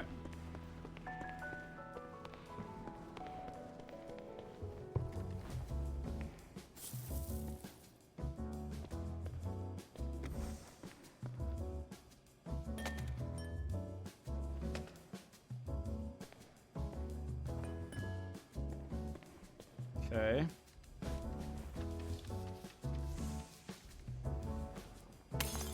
Yep, saw that coming.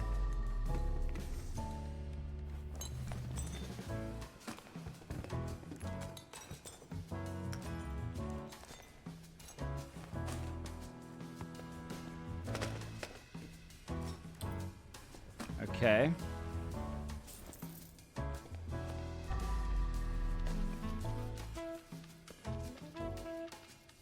I think this is the last big room we have to clean up. I think last bits after that is just gonna be us. Oh shit. All the contestant stuff.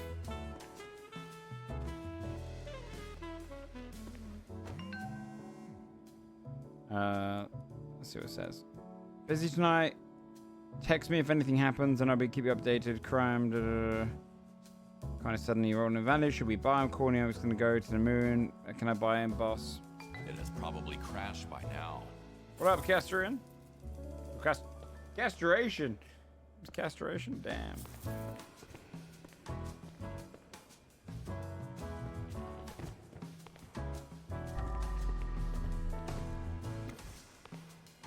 Alright.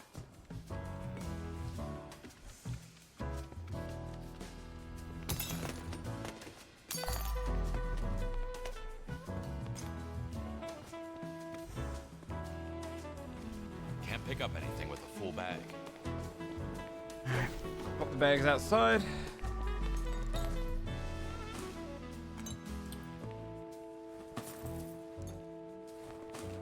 Thank you so much for the year, Jules. I appreciate that.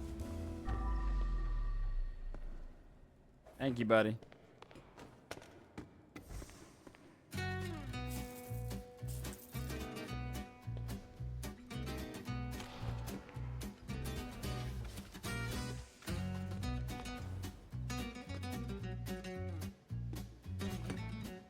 Come on. Stay where you are.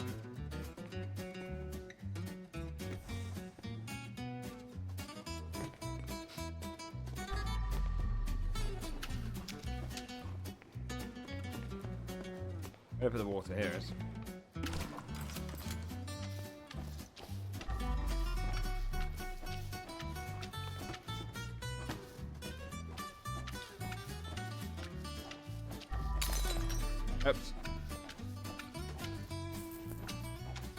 We're almost done with this area. Hello, body. He must have had some other plans then, just to participate in their game. This is the last body.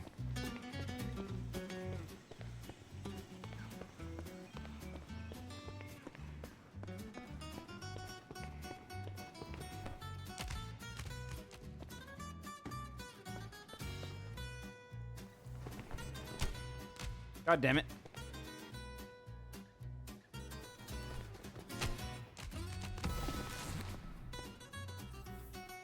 See, that probably doesn't go upstairs where I thought it would.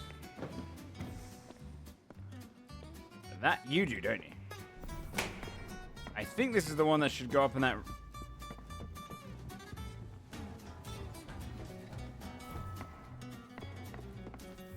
Right, over here. Lost Perfect. and found.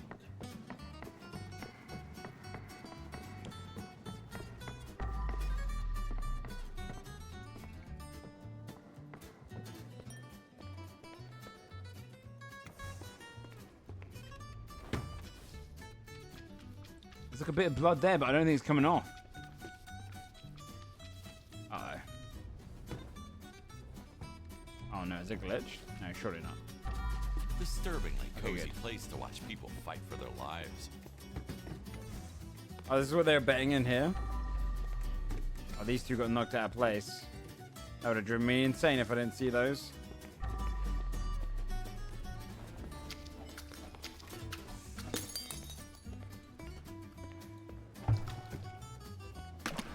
Don't knock it over, you idiot. Alright. Here. God, there's so many more chairs to be found. Is that meant to be like that, I wonder? Probably not, right?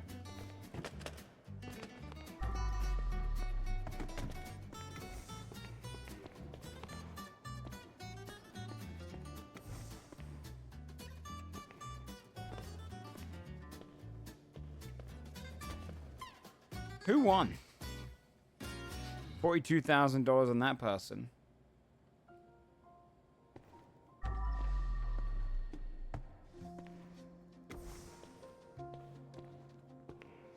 I don't know where this has to go, but we'll work out in a minute.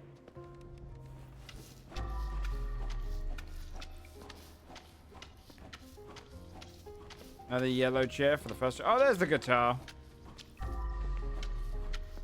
Rock and roll eats the rich, as it was meant to be in the first place.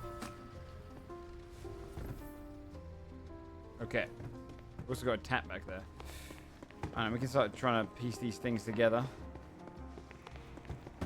Oops. This surely should go in here, right? It's the yellow room. Upstairs? Oh, there you go.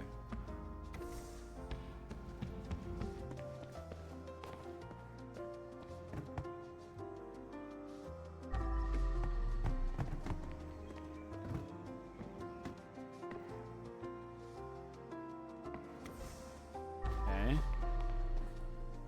Where's this red chair go?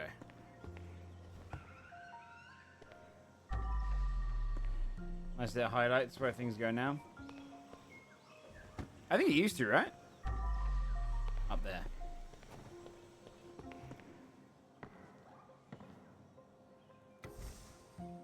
There's still one thing missing from in here, but I don't see it. It's gonna drive me insane. Thank you, Zippo. Have a good time.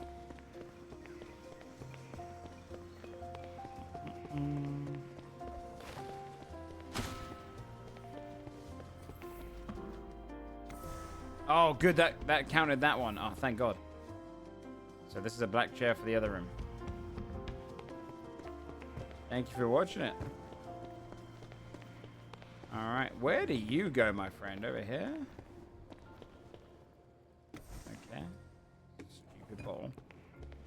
This place is nearly done in here. Missing out on 2 chairs. I don't know where the hell this is meant to go. Upstairs? I think upstairs between the two... There it is.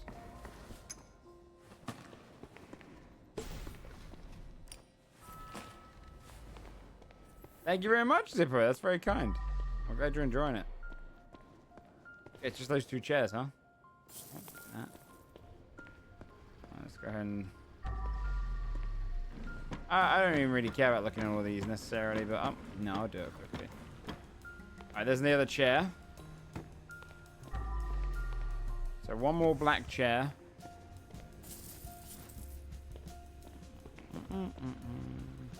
With the guitar to put away too.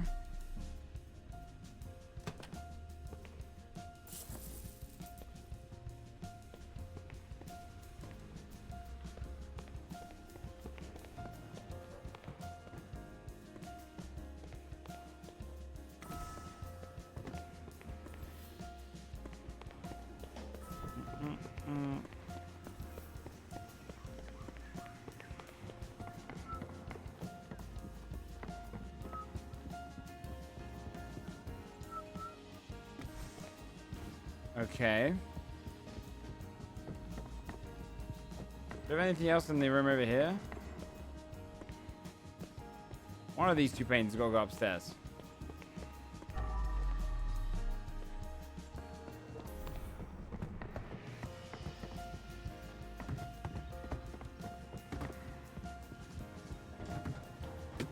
We've got to be near the end of this mission. Right? Wait, why are you here? This exhibit feels like it fits this one more, though.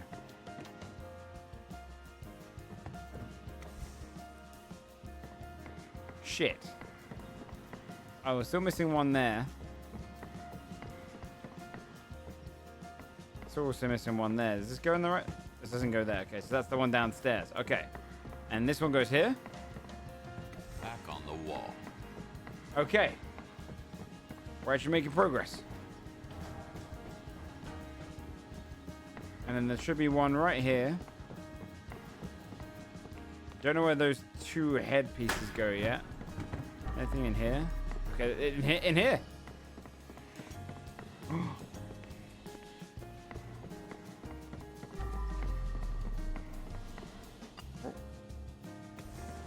We're almost done, I think.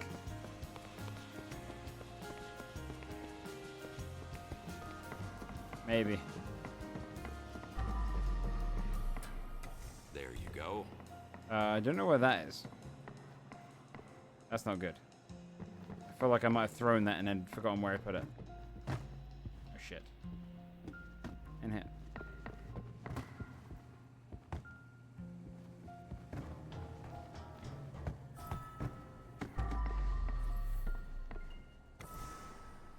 Okay, upper passage is clear.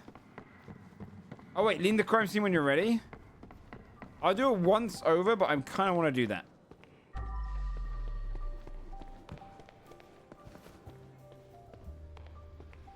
Just so we get to the last mission.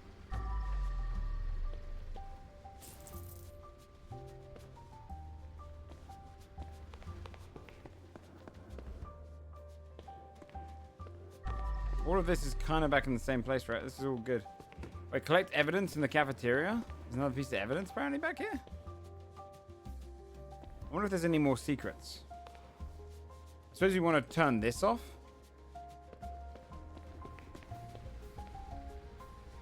Right here. First to kill Barry, 7,000. Most kills Yasuki, 20,000. Find secret room. I guess you can put a price on human life. Okay. See, there's furniture still missing in here. I'll have a quick look, but I feel like... You know what? Fuck it. If we can leave, we're leaving. I want to see what that last mission's like. We definitely missed some secrets on that one, but I don't care. With all the blood, all the trash, most of the furniture. Yeah. How many secrets did we use that on? I think we only saw one of 3 secrets, maybe? We'll see.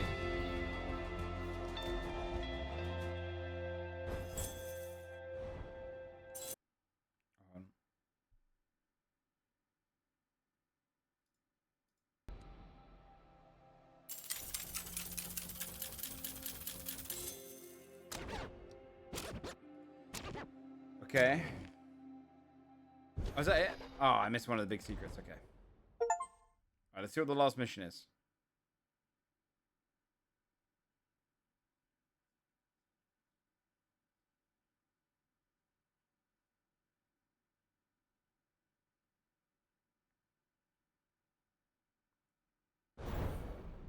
Oh, apparently you can only have one cop.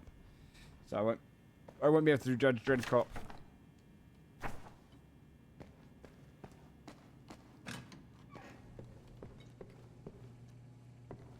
Unless I did it on Andy. I could do nice Judge Dredd. I don't know if that hits as hard. More vigilante could go hard, but I don't know. We'll see. I'll work something out. Alright, we have how many points? 16 points to spend. What do we want? We don't really need the ladder. That's all done. Number use of detergents, probably a good idea. 3 buckets I don't really care about too much. Unlimited number of detergents? Sure. Oh shit, I should get that one up. That won't be good. Crap. Did I? Oh shit. Wait. Power wash up? Oh crap, I should have used these. You can use detergents with a pressure washer. Let's do that because I've just got my detergent up. I come the dredge cop. Yeah, maybe I'll go nice man around the mall and try and clean it up. And then we'll see what happens after that, you know. Maybe that'll be the way to go. Is there anything I can buy for 1? Step ladder? Additional bucket? I just don't see the use of additional bucket. 2 UV lamps, sure. Alright. So I think we're on to the last mission.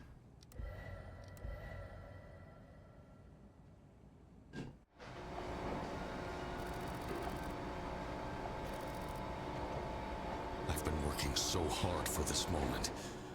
And now, everything is finally ready.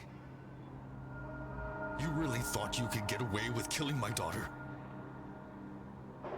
No, no, no. It's time you learned your lesson. Wait, what? Did I miss something from that last mission? Boys, let's get this party started.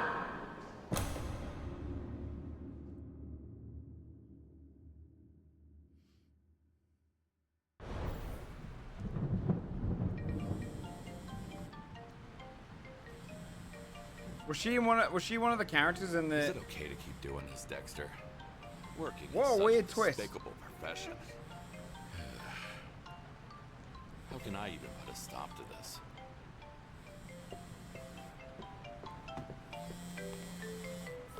It's Jim. Some lazy workers tried to screw me over, so now they are dead. I have no intention of dealing with that shit again.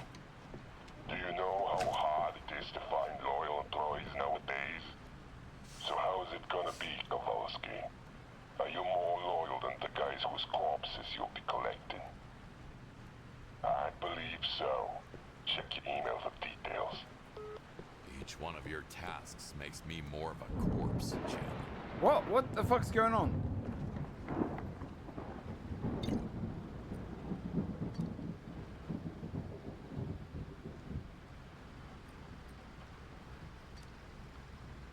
Oh, that was a different person with a dead daughter? Oh, it sounded like the same voice actor. There's a warehouse to clean outside the town, fucking right. Some guy infiltrated the premises inside other workers, take over the factory, and Great Bastard Stores. He was dead.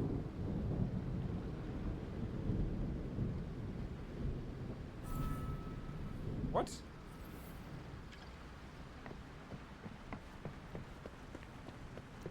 I have no idea what's going on.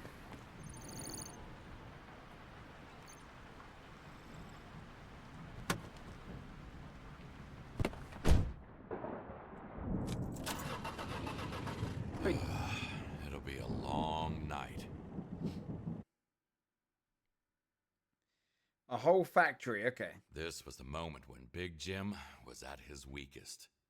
With so many people going after his ass, he needed to make a choice.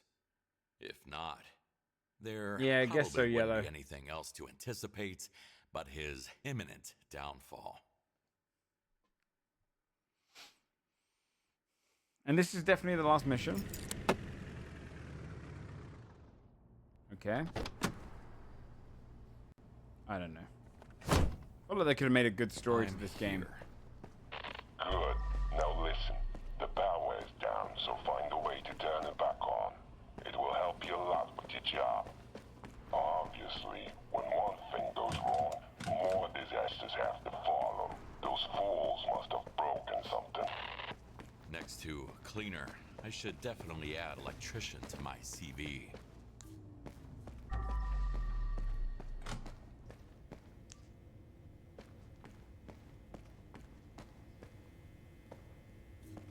Dodge planet. Okay.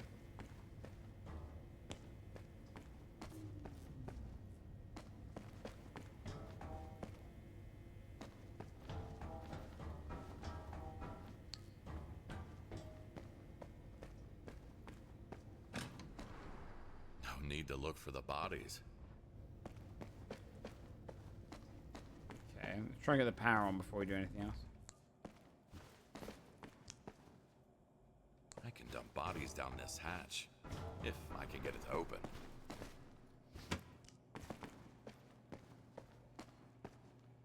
I have to move the forklift back into place? Seems heavy. Let's hop in down our little fella. Senpai, be gentle with me. Time for cleaning. It looks like power's over here. The power switch should be around here, somewhere.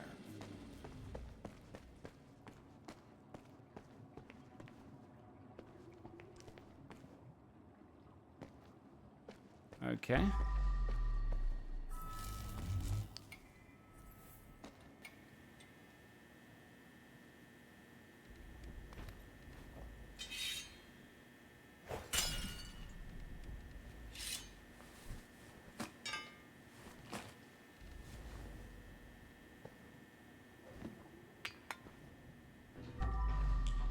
The vents look cleaner in the movies.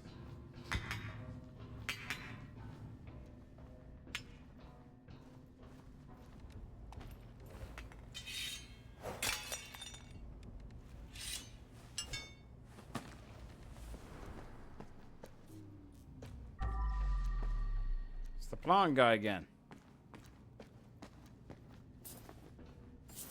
I don't really need cash, do I? Because it's the last mission. I guess for next time.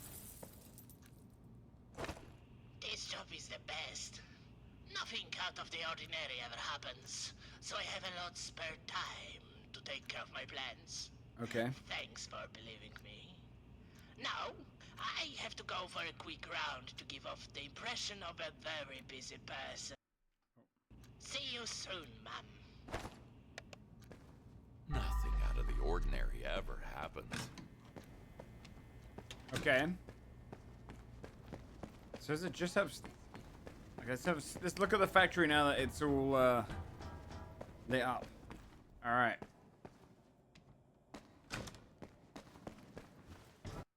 We need music.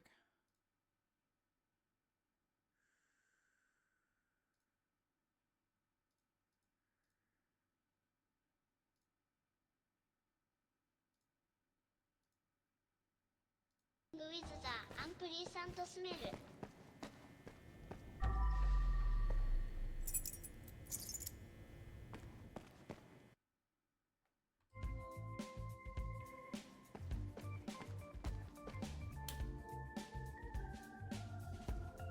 Why was that not turn on?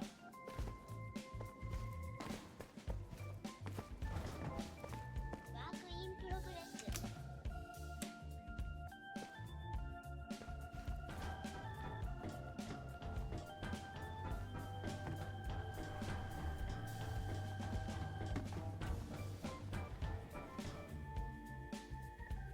Looks like an access card.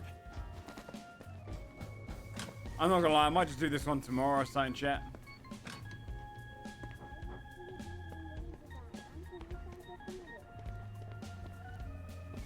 I think this style is really cool. It's a really good idea. I just wish the story was a little better.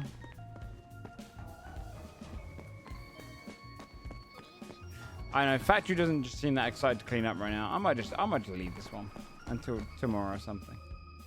Alright, look at this.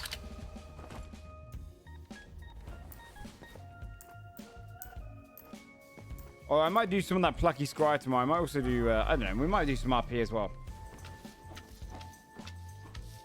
Maybe I'll go on Andy and try and police the mall a little bit. Because we technically can't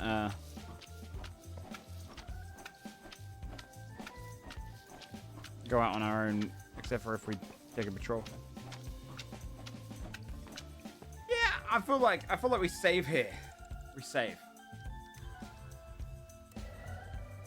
I'm gonna come back to it.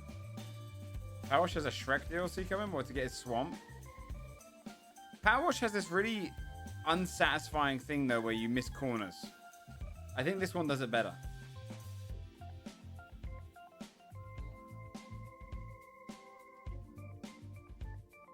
But I might just end a little early tonight, chat. I say early, it's still 9:15. I'd end at this time sometimes anyway, but I think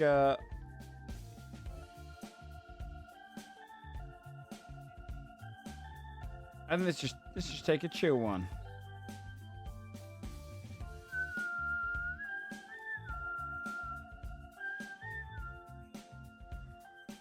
Let's go send you guys over to.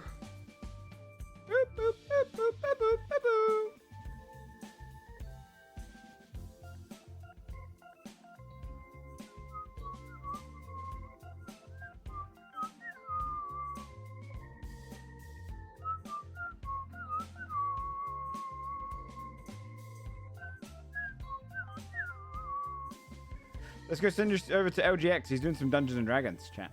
He's doing a subathon on Dungeons and Dragons. They're doing a game called Starborn. So go and enjoy. All right. I'll send you guys over there. I'm going to get some food. Send my love to him, okay? Oh, he's killing it with the subathon. He's nearly 1,500 subs. So go and show him some support. And I'll be back tomorrow. We'll do some RP tomorrow, okay? Much love, everyone. Enjoy LGX. He's great. Catch you guys tomorrow. Bye-bye.